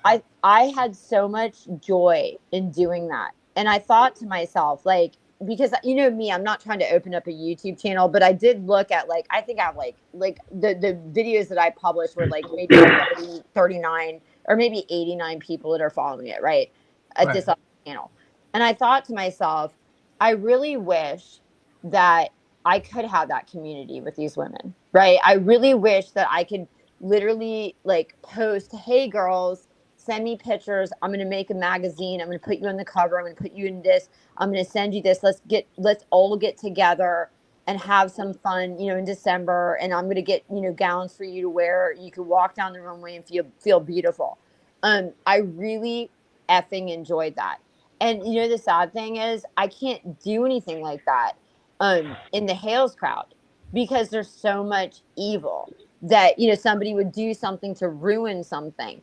And that's really Well, sad. that's what they do. That's what their plan is. They just want to destroy any good, any cool things. I mean, come on, we did Christmas 2 years in a row. You know, we've helped the family. You know, we're always trying to help people in need. You know, and they try to ruin it and take the good out of it, and just look for something bad. You know, like I want to see all Hales' receipts for the, you know, Egyptian backpacks and stuff, and you know, and all the stuff that he claims, you know, and he tries to take, and it's all because of, you know, the people that he didn't like. Like they didn't attack this year's Christmas, you know, this past year's Christmas. It was all about John and Michelle, and anything that went with them. You know, he's obsessed, and you know, then they try to do it. Now they're obsessed with anybody involved. But I had to think for a second. Why do these people follow Megan, right? Like they can't really think that she's really providing them like good, accurate, you know. No, it's the drama of it all. They like the drama. I don't think it's like that, Lisa. I don't think it's like that. I think that people, maybe I'm wrong, and I can't see your, you know, the comments going on, and because I have no access to comments. But no, I mistakenly clicked over. I'm looking at my media thing. I'm not looking at their comments. I just happened to click over. I'm like, oh, look at that. There's the one that she needs to see. Go look at. But what I'm saying is, I think that people want to feel a part of something, especially when we're older. We do, and I would love, if we could all somehow get past the evil in all of this. I would love to. And I said, what are you, like Rodney King now, Leslie? Like, can't we all just get along? I would love to like have a community where it could be positive, where I could literally design beautiful, you know, like people could send me their pictures, and I could literally send them magazines with them on the cover, and we could make a cool, like that, you know, because women like this stuff, or, you know, and it's like it's sad. No, it's sad. It's sad, Lisa. It's really sad. No, I understand. I'm refilling. I'll be right back. Where is Robbie still here? What? Robbie fell asleep. Robbie fell asleep. Oh my God, I'm sorry. I obviously bored. I didn't mean to. Robbie! What? What are you doing? Nothing. I'm laughing my ass off. What are you laughing about, Robbie? What are you laughing about? It's hilarious. It's about time Leslie woke up. I did wake up because you know here's the, okay, let me go on. I want to get this out tonight, Lisa. I want to get this out because I know the minions listen. Here's the deal. I have been advised to infiltrate every search engine possible and every mechanism that I can with nothing but either adversarial, like arguments against what has been published against me, or good shit. I am not going to publish myself in the same manner. I will publish my hair with red hair. I will publish myself with blonde hair. I will publish myself with red hair or black hair. That's just what I'm going to do because you guys have absolutely ruined my reputation. You know what you've done. You did it intentionally. And your family will absolutely be tagged and everything. And the next thing is, I am recruiting a group of people because I've already taken screenshots. I'm sure that now Megan and everybody has now made their shit private, but I've already screenshotted your entire friend list on Facebook. So our next thing is to do exactly what Megan has done to all of us. We will be contacting all of the contacts that I have screenshotted. Might just be casual acquaintances with your kids. That's what you did to me.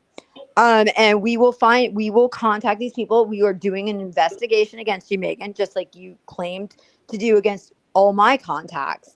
And your daughter, who's an adult, not your minor children. I would never bring your minor children into this, but your adult child absolutely will be tagged in everything. Period.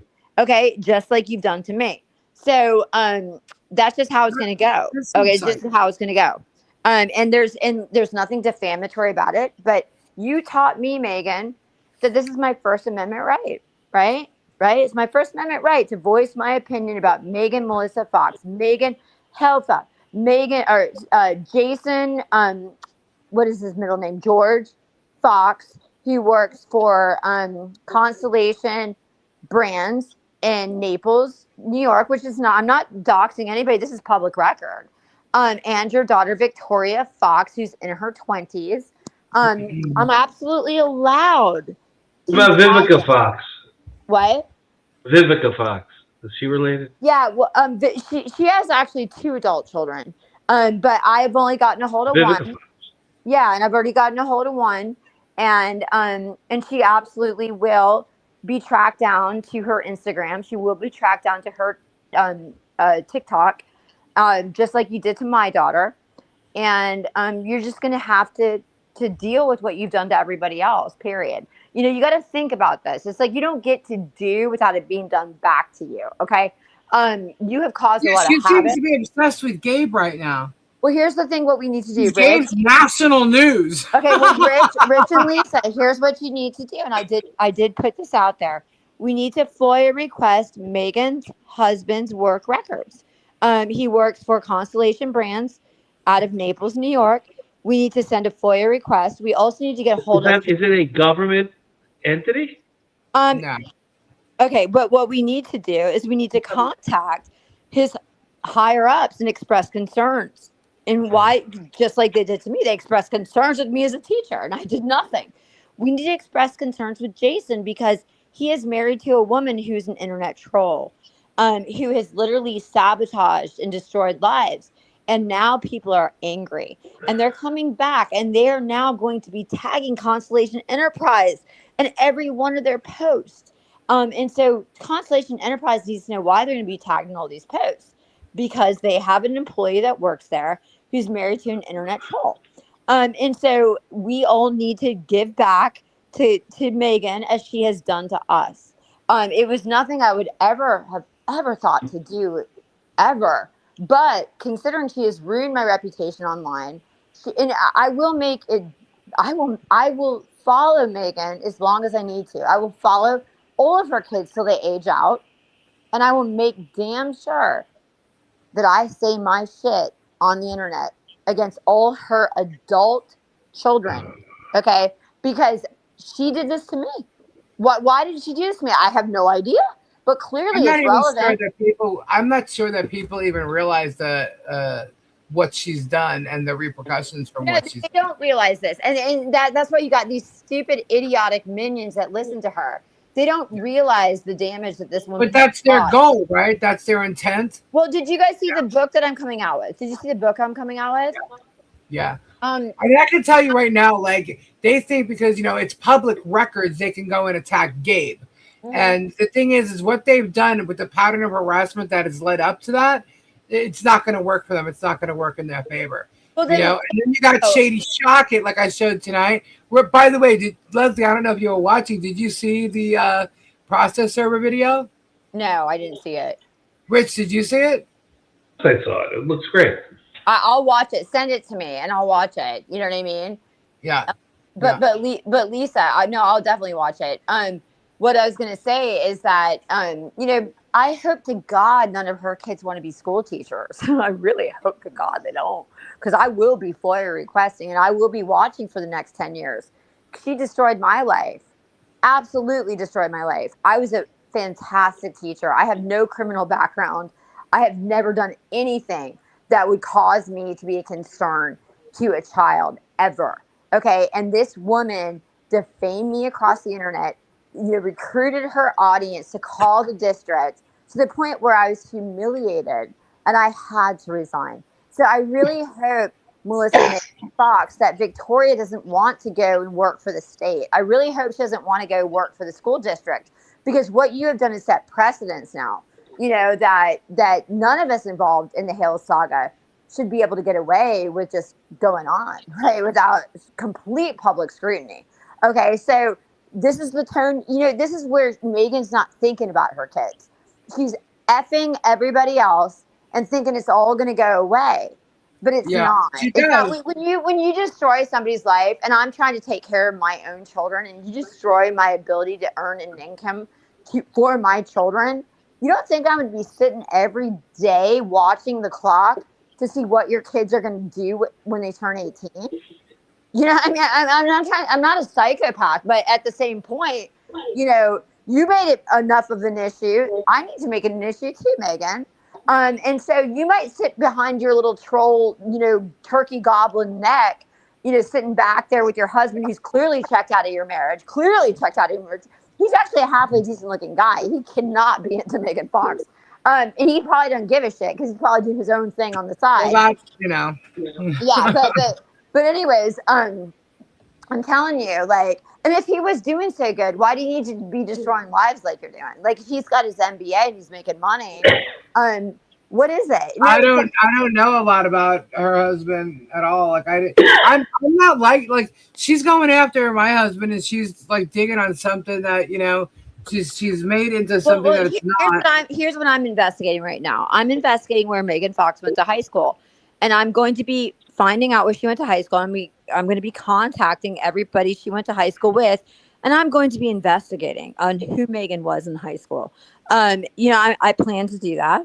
I've already started. I've already put my teeth into that. And I will be investigating her from every angle. Her parents will absolutely be tagged in everything that I do, just like she did to me in my life with my family.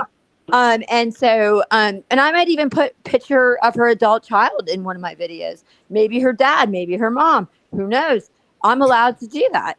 I can do that on other forums, maybe not YouTube, Megan, because that would warrant a privacy violation. But just like you have done to me, you've gone to other forums to avoid privacy violations. So why shouldn't I really care? Maybe I might put you in a boa with lingerie like you did with me, with your fat ass body looking like a fool, so that I can just tag your ass name in there. So it comes up in Google search, engines, just like you did with me, Megan. She stole stuff that was not published on the internet from my family that had no business having what I had. This was my intimate photographs. She stole it. She published it. She tweaked it to make it look sexual, to make me look like some freak. So maybe I need to do that with Megan, but Megan's not going to have the body that I have. Sorry. And I'll put you in some weird concoction freaking pose, Megan, and I'll publish it on some shit that you won't be able to take down. So, you got to think about these things before you F with people. Not everybody's going to sit back and allow this shit. And listen, well, we know that she doesn't do that, because I have a list here of all kinds of things that I can sue her for. Yeah, she doesn't. She just doesn't She doesn't realize she's making enemies, and is that really smart? Is that really smart to have this? Especially when you have kids going through life. It's really you're gonna really complicate. Your husband has his MBA; he can certainly take care of you. What are you? What was I thinking? Liz Burrows is that fake lady who says she charged back money that she never did. All these people are coming out of the woodwork, and it's like such bullshit. That's all lies. Just like Bad Tina. Bad Tina, all of a sudden, 2 years later, claims that she sent me, I think she showed $350s on some envelope or whatever. And meanwhile, she has my entire address wrong. I'm like, well, then that's why I didn't get it. Yeah. I'm like, you're such an idiot. Here's the deal.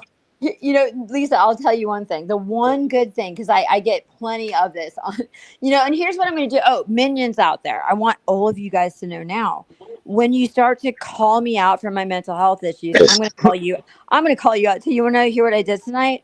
I had some people so concerned, Lisa, about whether I was taking my medication or not. And guess what I turned around Oh and my did? Because god. this is all public record, right? It's all public record. So if this is public record and this shit's going to be on Google, it's going to be on Google for your ass too, right? So I said, oh, how is your schizophrenia doing?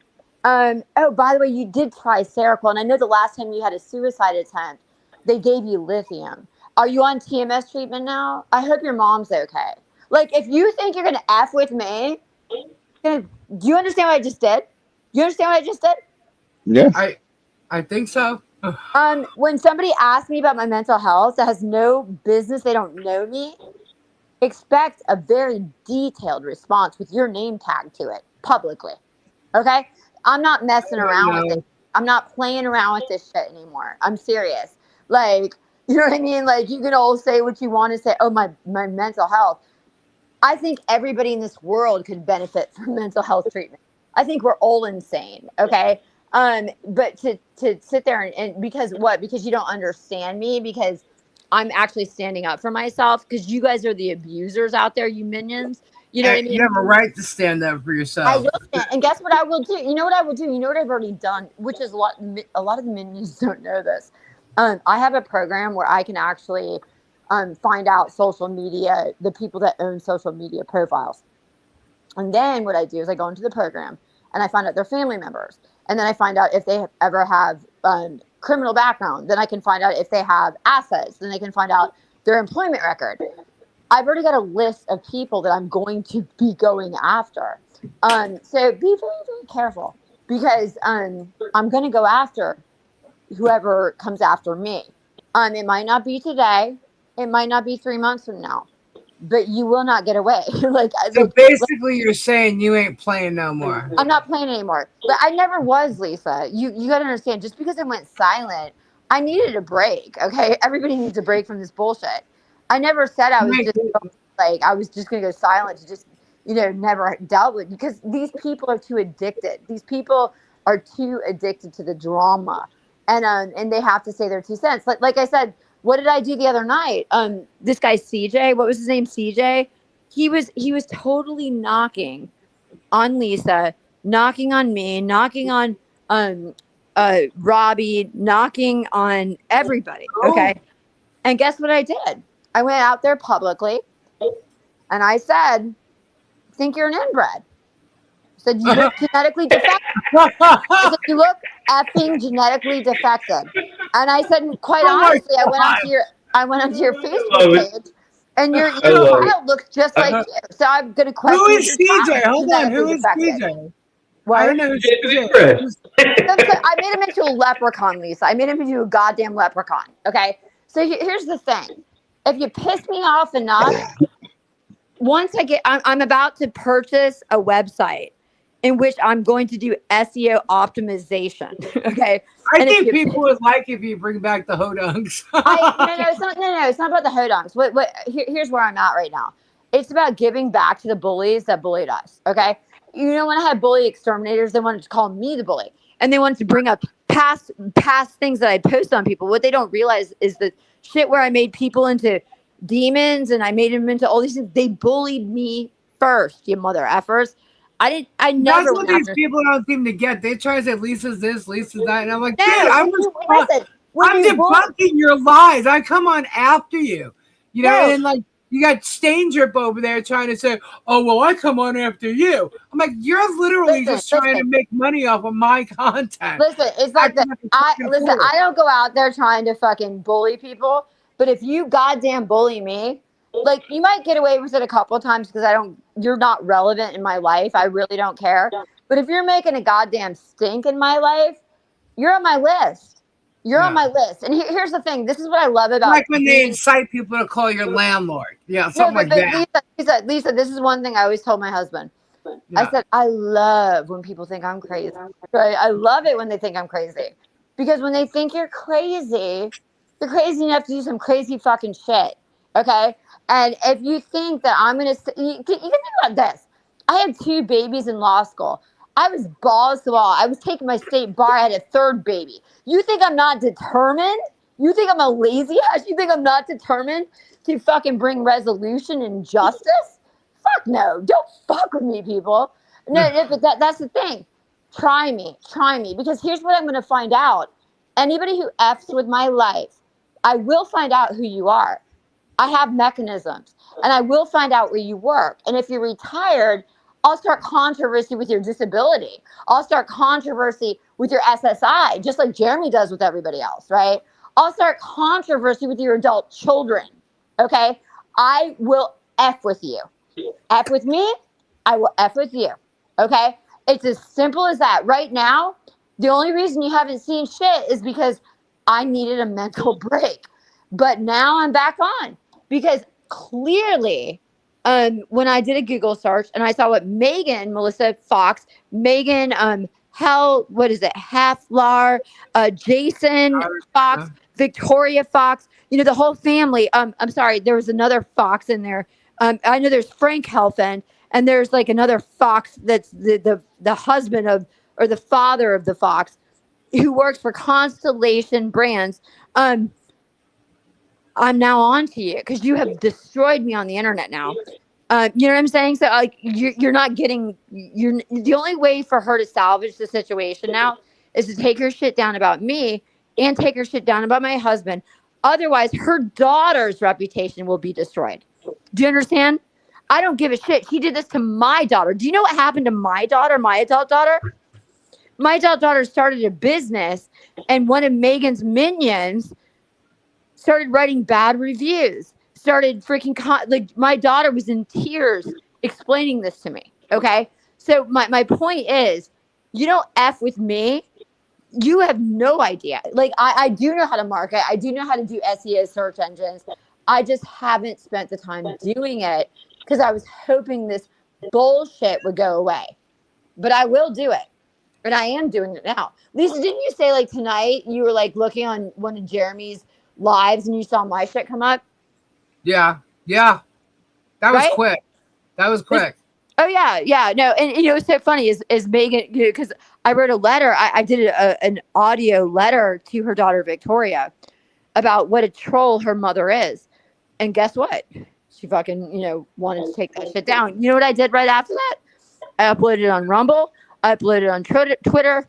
I uploaded it on 3 different Facebook sites. I uploaded it on Facebook groups. I uploaded it on Substack, and I uploaded it on WordPress. Good luck, Megan. I don't give a shit if it's on freaking YouTube. This shit's going out. And in search engines, when your daughter searches her name and her employers search her name, because she's starting out with her career, shit's coming up. You don't want to mess with your daughter's employment? Don't mess with me. Because that's what you've done. You've messed with my family's ability to make money. It's like they went after you with the school, and then now they're going after your other family members. Like they're trying to come after me, they can't get me, so they're going after Gabe with one like little thing there, and it's like, Gabe isn't a YouTuber. No. He did exactly what her husband does by walking past and saying hello. When I'm live, when she was live, her husband did that. And then all of a sudden they started to attack my husband. That's the only thing they could come up with. And so he ended up coming on it more, but he's not a YouTuber. This is not his channel. Well, here's the thing. He's part of my family, and that's what they've done. They're going after everybody's family. And here's the thing. Let me speak for this for a second, because I get really angry. And I went off on a lot of people over the situation. I don't give a flying F what you think of Gabe. All you minions out there, I don't give a flying F. Okay. Everybody, people that are ultra conservative to people who are ultra liberal. It's none of your fucking business. It's none of your effing business. Okay. Like tell me one family out there that does not have somebody that hasn't been arrested. That you know what I mean? It's like, leave people the hell alone. Like it's national news idiotic now. To me. What? It's national news now, No, but like they blow. They did with me. They blew. Uh-oh. We lost you. I haven't heard you, Lisa, go after any of their family. No, because I don't do that. I'm not going to do that. I don't know if she realized we lost her. I think she's just still talking. No, the thing's not lighting up. Yeah, it's not lighting up. We probably lost her. Her phone might have died or something. Which, quick question. Yes. She'll probably pop out and come back in. With the you were typing in the chat the Rule 45, Rule 4. What were you saying? Yeah. So here's the issue. Rule 4, when you start the case and you serve people, Yeah. that looks to the state law specifically. There's a provision in there that says you can use state law methods. Rule 45, when you're serving subpoenas under Rule 45, there's no provision that's like the same as in Rule 4. It doesn't go to the state law. You're actually you got to go through Rule 45. And so when Shaka said, "Oh, it's a Florida law, blah blah blah," that would have been fine for serving somebody, in the case with process, but not serving a subpoena. There's no provision that's what I was in saying. there. There's no sister provision in Rule 45 that has the same as Rule 4. So Shaka doesn't know what he's talking about. I said it before, Rob. He's a public pretender. Yeah. They're a public pretender. That's what it is. Public pretender. That's what it is. You know what a public pretender? You get the dumbest ass motherfucker ever. You have the right to remain silent. You have the right to an attorney. If you can't have one will be provided to you. Well, you get the dumbest ass motherfucker ever. He's a public pretender. That's what Shaka sounds like. He doesn't know what he's doing. He's calling this guy on the phone, making himself a witness, giving him bad law, giving him bad advice. It sounds terrible. Cool. Did you see the sanctions and all that was filed since? What, the new one you filed? Or the new one he filed, right? The new one he filed. Yeah, that's such bullshit. He has no predicate for it because you have basically you acted in good faith. He did. Yeah, So, exactly. I can't wait to. And that video, I just saw the video for the first time when you played it before. Like he's like, you get that to the judge. The judge is like, "What the fuck's going on? This is all it's terrible." Right. But you see how he lied just about she approached me like even though to me it's like little things, but you're lying in your affidavit. You're lying. Yeah. So if you're lying about that, what else are you lying about? You know what I mean? So. Did you see Volpe before? Volpe put out a thing because we did an interview with this guy Frank Russo. He's one of the independent candidates for governor for Florida, and Tug was all over the interview. Tug watched it like 4 or 5 times or something. So something stupid. So Volpe's thing is now Tug is his biggest fan. He's like, man. He always reads everything that I do. He reads everything. That's funny. That's funny. Leslie's back. Hey, I'm back. I'm sorry, my phone died. I had good shit I was saying. I was just saying. I'm going to bed, guys. Good night. Bye, Robbie. Bye, guys. Good night. Bye. I'll talk to you tomorrow. No, Lisa, I was just saying, if people think that they can just sit there and go after people and they're not, and burn. I mean, you got to understand when you go after someone's livelihood, like what happened to me, I had these minions come after my livelihood. I'm not going to be angry about this. I'm not going to devote the rest of my effing life to making sure justice is had. You know what I mean? I don't know. No, I get it. I get it. Especially when they're not being held accountable. Well, then you have to hold them accountable. I have to. Yeah. No, I get it. I get it. But I'm gonna, as far as Megan goes with me, I'm gonna take care of that in the court. I literally am filing, and they can think I'm not. I don't care what they say. I have a list of things because I threw it all into that legal AI thing, and I just explained everything that's been said. Weren't they trying to accuse me of drafting it for you? Yes. Oh. And here's the only thing Leslie did. Leslie told me about the AI program. That's all I did. You guys think, what Jeremy tried to do with me, when I was playing him, right? He tried to ask me, he was trying to set me up, did you help Lisa draft? I'm like, fuck you, dude. Like, first of all, you're not gonna get me on a UPL. I'm not drafting shit for people, okay? He tried So, to get me on a UPL. yeah. It's like I didn't trust that guy from the beginning, and he started asking me if I drafted shit for you, and I was like, no, I'm No. sorry, no, she's AI. Because Lisa, you remember, like at the beginning, I was like, Leslie told me what program to because use I and said told I me to could. put the I said, document in there and it'll pop out, all this stuff. You just have to check the case law. And she was right. I was right. And I told Lisa, I said to Lisa, like, I don't fuck around with the law, guys. Okay. I am a scaredy cat when it comes to law. You will not get me not, breaking the law.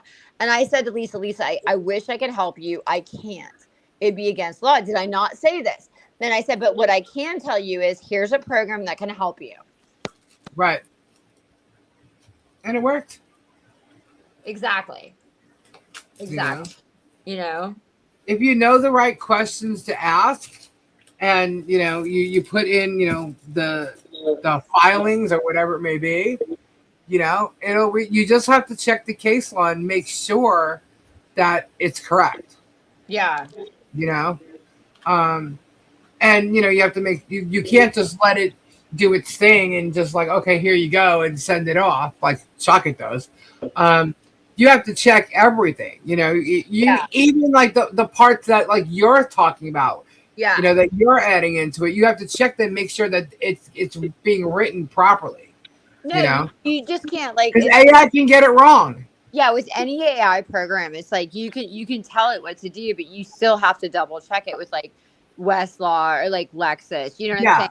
But like to me, what it does is it takes something that would have taken me like 3 or 4 days to write, minutes, and then basically research that it's all correct. You know what I mean?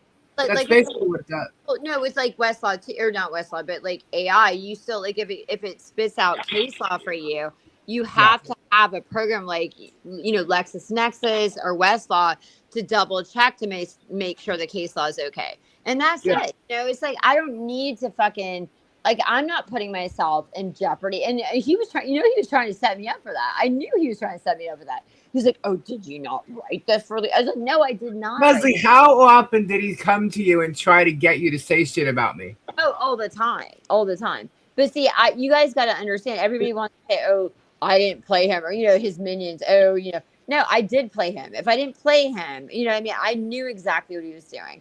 If I had so much evidence against him because of a lot of that. Well, that's the whole thing. I was going to you, Lisa, the whole time and saying, "Look," not the whole time, but like the time. Once you told me, and I was like, "Look," I'm like, "This is what he's saying." Like, I would talk to Lisa before I talk to him. You know what I mean? So it's like he can say what he wants. He's hell bent. Didn't you say the video's coming in soon, Lisa? Yes. That video. That's gonna be. They just emailed me, and they sent me another redacted report. Okay.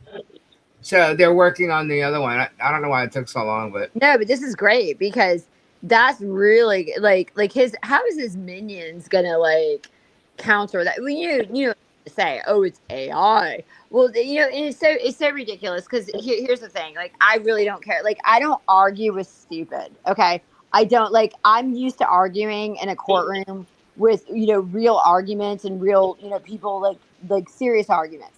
If someone's gonna say to me, "Oh, that's AI," and I'm gonna say, "Well, go request it your effing self." And if they don't request it, get the hell out of my face. You're a fucking idiot. You're a tool bag. Like, I'm not, you know what I mean? Like, I'm not going to sit there and waste my time with stupid. Rich is just laughing. What? Rich is just laughing at your words. Am I right, Rich? Am I right? Like, you're not going to argue with stupid. It said, and it was said by the great philosopher Ron White. You can't fix stupid. It's the truth. You cannot fix stupid. And this is the sad thing is that the people that follow Megan and you want to give them the benefit. You don't want people to be stupid. I mean, especially in the United States, you want people to be smart. Like we're all a team. At the end of the day, we're all in the same country. You know what I mean? Yeah. But the reality is, you got stupid. And here's the thing. It's like with Megan, it's like you would hope, like if you came from like a family that you didn't think was that intelligent, what would normal people do? They want to go, they would want to rise up, they would want to educate themselves more, become, higher up for their own families, for their own kids, so they can rise above their own family. But like with Megan, it's like these people are stuck in a rut. And it's like they're just going to be stupid and stupid and stupid and stupid. And they listen to someone like Megan who didn't even graduate. I don't give a shit. I'm going to say it like this. I don't give a shit. People can hate me for saying this. There is something to be said when you graduate from college. And I know a lot of people probably haven't. I don't really care. I put my fucking time in, and it did educate me, and it did make me think differently. Okay? So people can say what they want to say, but the point is, I would not be the same person had I not gone to college. Okay? So, or I would be the same person if my family taught me, you don't have to go to college to be smart. If my family taught me the question, or if I was just a fucking natural genius that didn't need college because I was just that fucking smart and I was you don't have to go to college to be smart. Okay. But for most people, you do. Okay. Not everybody, but for most people to get out of that rigmarole of just being, programmed, it does teach you that. Okay. It does teach you that, but there's exceptions. So you can't say everybody, you know what I mean? Like, I don't know if I'm making sense with that. And I'm not honestly, I'm not going to explain it beyond that because that's my belief. Okay. But the point is Megan's followers are stupid and they will listen to somebody that fucking truth. Her followers, I love it. listen, Leslie's just throwing bombs. I love it. She's just throwing bombs. But Rich, you know what I'm Hey, these aren't duds. yeah, understands, like, man. they're effing dumb. And, you can't argue with dumb. So you just have to walk away. And you have to go be with Megan. Okay. And that's why your generation and your kids' generation and the next generation is going to be as stupid as you were 5 generations back. Because you guys are not trying to enhance your thinking. You're relying your education on a woman that is stupid. Well, you're going to be stupid. Like, you know how they say, it's like for me, it's like if I want to rise up in this world, guess what I do? I try to find somebody I respect. I try to find somebody that's above me. And I try to hang out with them. I want to make myself think like them because they're better than me. They think better than me. But, with Megan's, crowd, what the F can she teach them? She's a moron. Anyways, that's all I'm going to say. Sorry. Leslie, you rock. It is the truth. Like, how much, like, honestly, what the hell can that woman teach anybody? I mean, she's a moron. She was like, listen, like I said, and I say freak, I don't say loser, because here's the deal. Like I said, in high school and middle school, and I was friends. Like, I was not, like, I did cheerleading and I was the homecoming queen. That doesn't mean I was popular. I was friends with the speech and debate intellectuals, okay, that were considered the losers of the school, although they were not losers. They were my effing friends. But then you had what you call the freaks that you were afraid was going to bomb the effing school because they were so filled with anger. They were not, like, you can be an outcast and not be a freak. You can be an outcast and be a nice person. You can be an outcast and you can evolve into, a civil person in society. But when you're, what I'm going to call, it's my just term right now, a freak, you don't have love in your heart. You don't even care about humanity. And that's where I believe Megan fit in the mix. Right. Okay. Anyway, sorry. You're fine. You're fine. We all, this is not in any way, shape, or form defamation. This is opinion, and she put herself out there. She's attacked each and every one of us. So you know what? But you know what? Everybody, actually, if you're uncomfortable, you actually should be happy because I'm challenging you. And I believe friendship. This is my belief. I believe friendships should challenge each other. It shouldn't be me telling you what you want to hear. It should be me saying something that might make you fucking pissed off. And then you think about it for 3 days and then you grow. Okay. And I would want that from my friends too. I want my friends to freaking say, Leslie, you're not thinking about this properly. Ugh. You know, I might be pissed. Like I went to a therapist like a month ago. You know what she told me, Lisa? What? That I'm a runaway type of girl, and I have a problem with vulnerability. And I actually, that really stumped me. Okay, I was actually pissed off at her. I'm not gonna lie.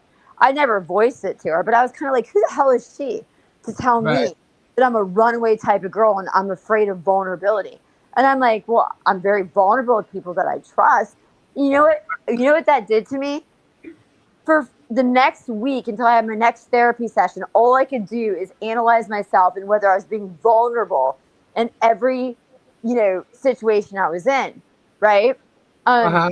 And then I got to therapy the following week, and I said to her, I was like, "Look, I know you told me I'm a runaway type of girl and I can't be vulnerable, but I disagree with you. Like, I think I'm very vulnerable, but I have to trust who I'm vulnerable with. You know what I mean? Like, I can't just I can't be vulnerable with strangers. I'm not going to be vulnerable with strangers, you know? Um, and I was angry at her, right? But Right. then I had to say to myself, she's actually making me effing think about myself. So she's actually doing her job. You know what I mean? Right. Exactly. Exactly. So it's 2 a.m., guys. It's 2 a.m. I'm turning into a pumpkin. I Yeah. really am. All I right. mean, it's pretty late. Rich, thanks for coming on. I hope you had some fun hanging out. Oh, I had Rich, did plenty you of have fun. fun? I did good. Yeah, I've been drinking all night, so I was. You know what, Rich? I love that. I love you're so No, honest. I've been writing something. I wrote an article about this woman who's a prosecutor or was a former prosecutor.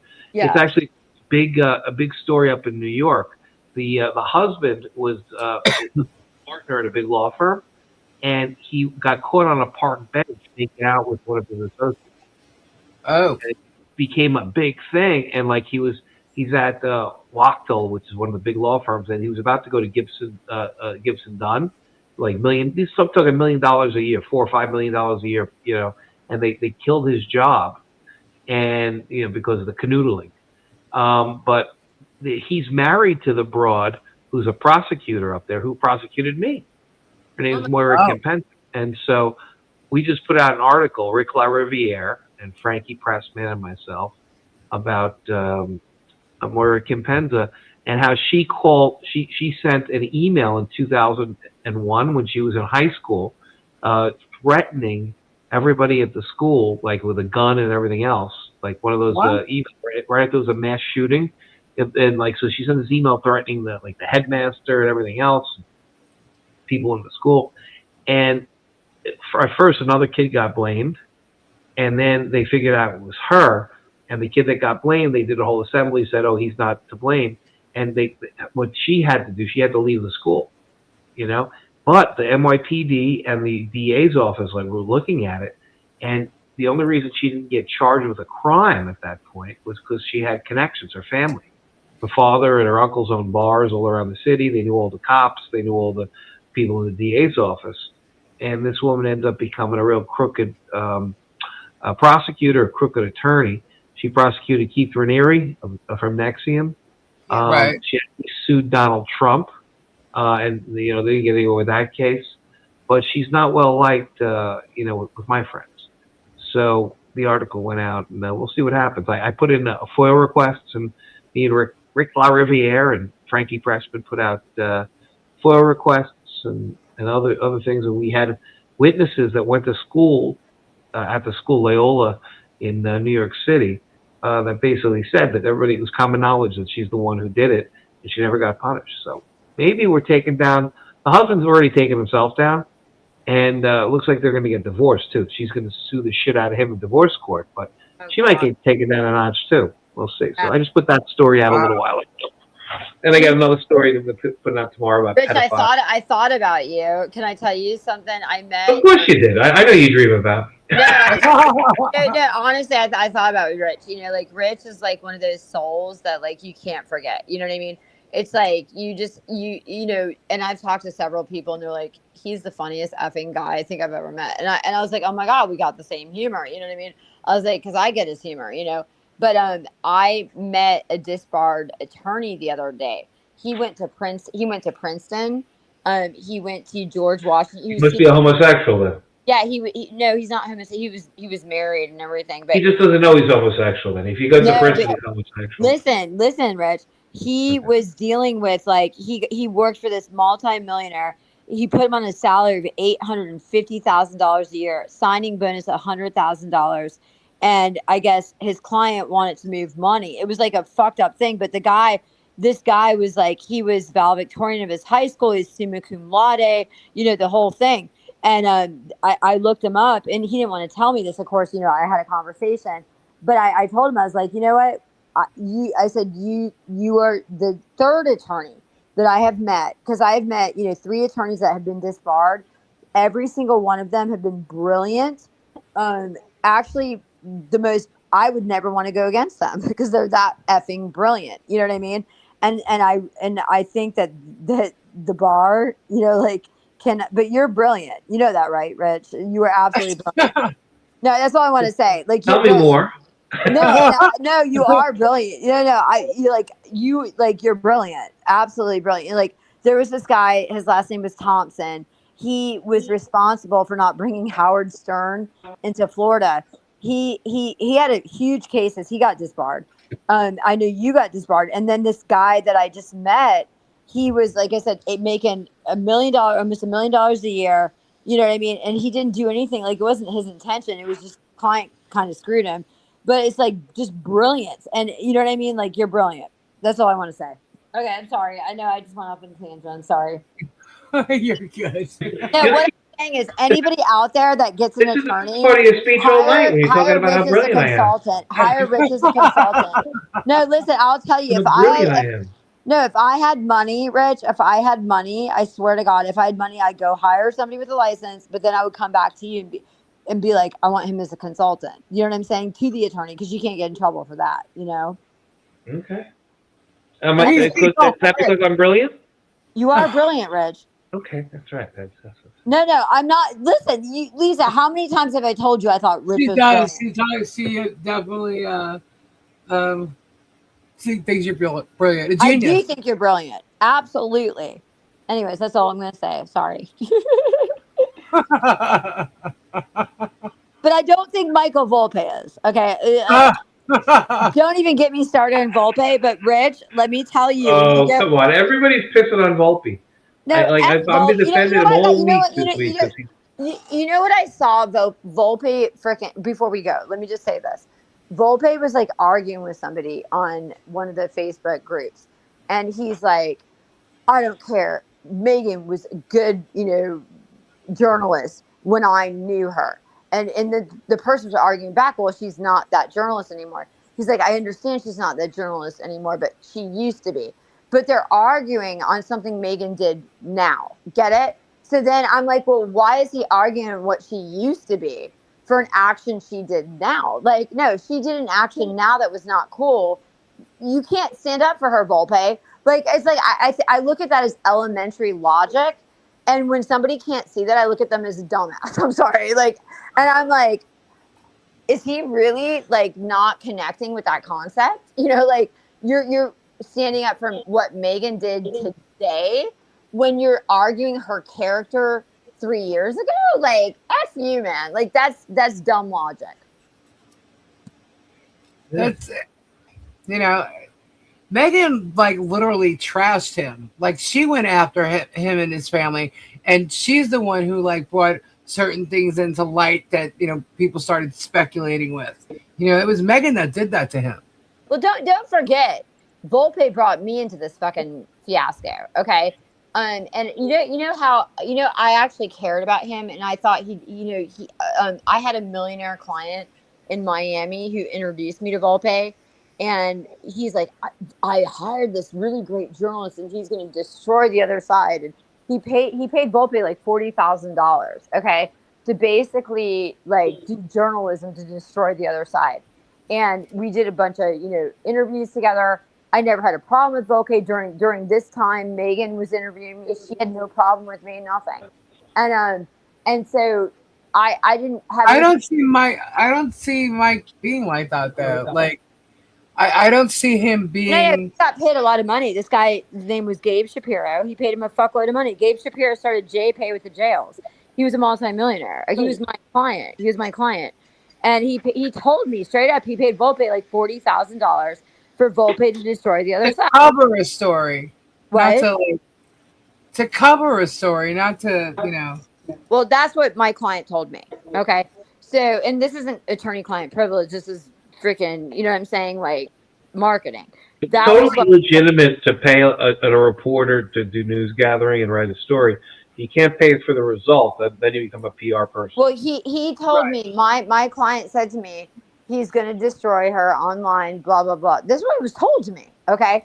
And so then the next thing you know, I had to get an interview with my client, with Megan and Volpe. Megan was totally fine with me. She was very respectful to me. I did an interview with her, the whole thing.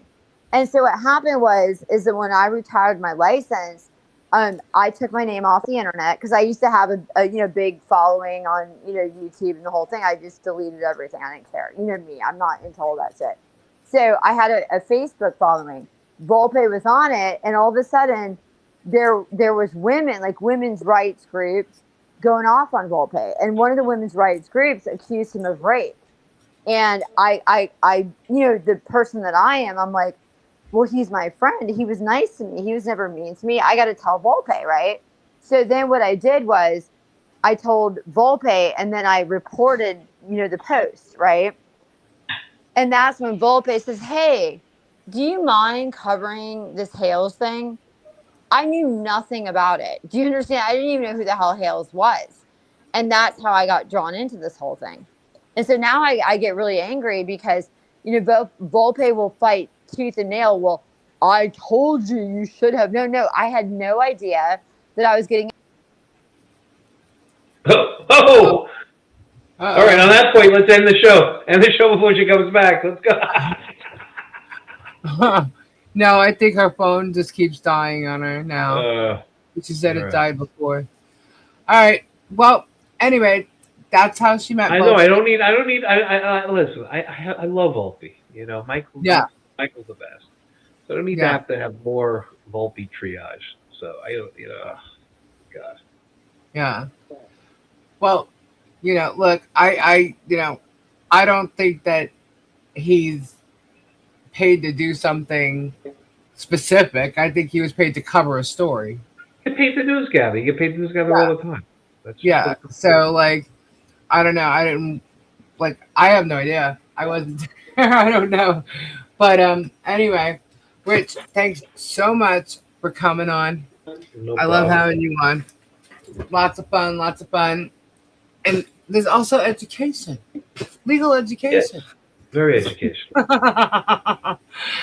Anyway, tonight was interesting, guys. Lots of truth, bringing out the creepers, bringing out the perjurers, and I'm pretty sure there'll be more of it. Anyway, thank you so much for being here. Tomorrow night is Robbie. Get Swamped, 5:30 p.m. I'll be back on Thursday at 10 p.m. And Rich, you going live? Tomorrow? Yeah, I'm going to go live this week. I think Friday, definitely I'm going live with Volpe. We're going to talk about Elon Musk going to Mars. He wants to talk about Elon Musk going to Mars. But I'll do that. But I don't know. We'll see. Tomorrow's Wednesday already, right? Yeah. We'll see. Maybe tomorrow, maybe Thursday. We'll see what time. I'll do it during the day, though. I'll see when I have some time. I've been pumping out all this other stuff, so we'll see. I got a bunch of. I have writing actually to do, so that's the problem. I got to get a bunch of that out. So before I do any lives, I'm going to do some writing the next day or two. So. Sounds good. So, guys, check out Rich's channel and look out for him going live on Friday. What time? You don't know? Morning? Don't know yet, but I might go live Thursday too. We'll see. When I have some time, I'm going to be able to do it. I just have a bunch of articles I want to get out like today, tomorrow. So I'll do that. All right, cool. Well, I know Leslie's not here, but if she goes back and watches, thank you, Leslie, for coming on. Had some fun. Getting the truths out there. That's what it's all about, Anyway, thank you all. Thank you so much. You're awesome. Prayers out to all you guys. Thank you to my mods. Have an amazing night, and we will see you again on Thursday. Take care, guys. Good night. Night. Bye-bye. Ta-ta. Toodaloo.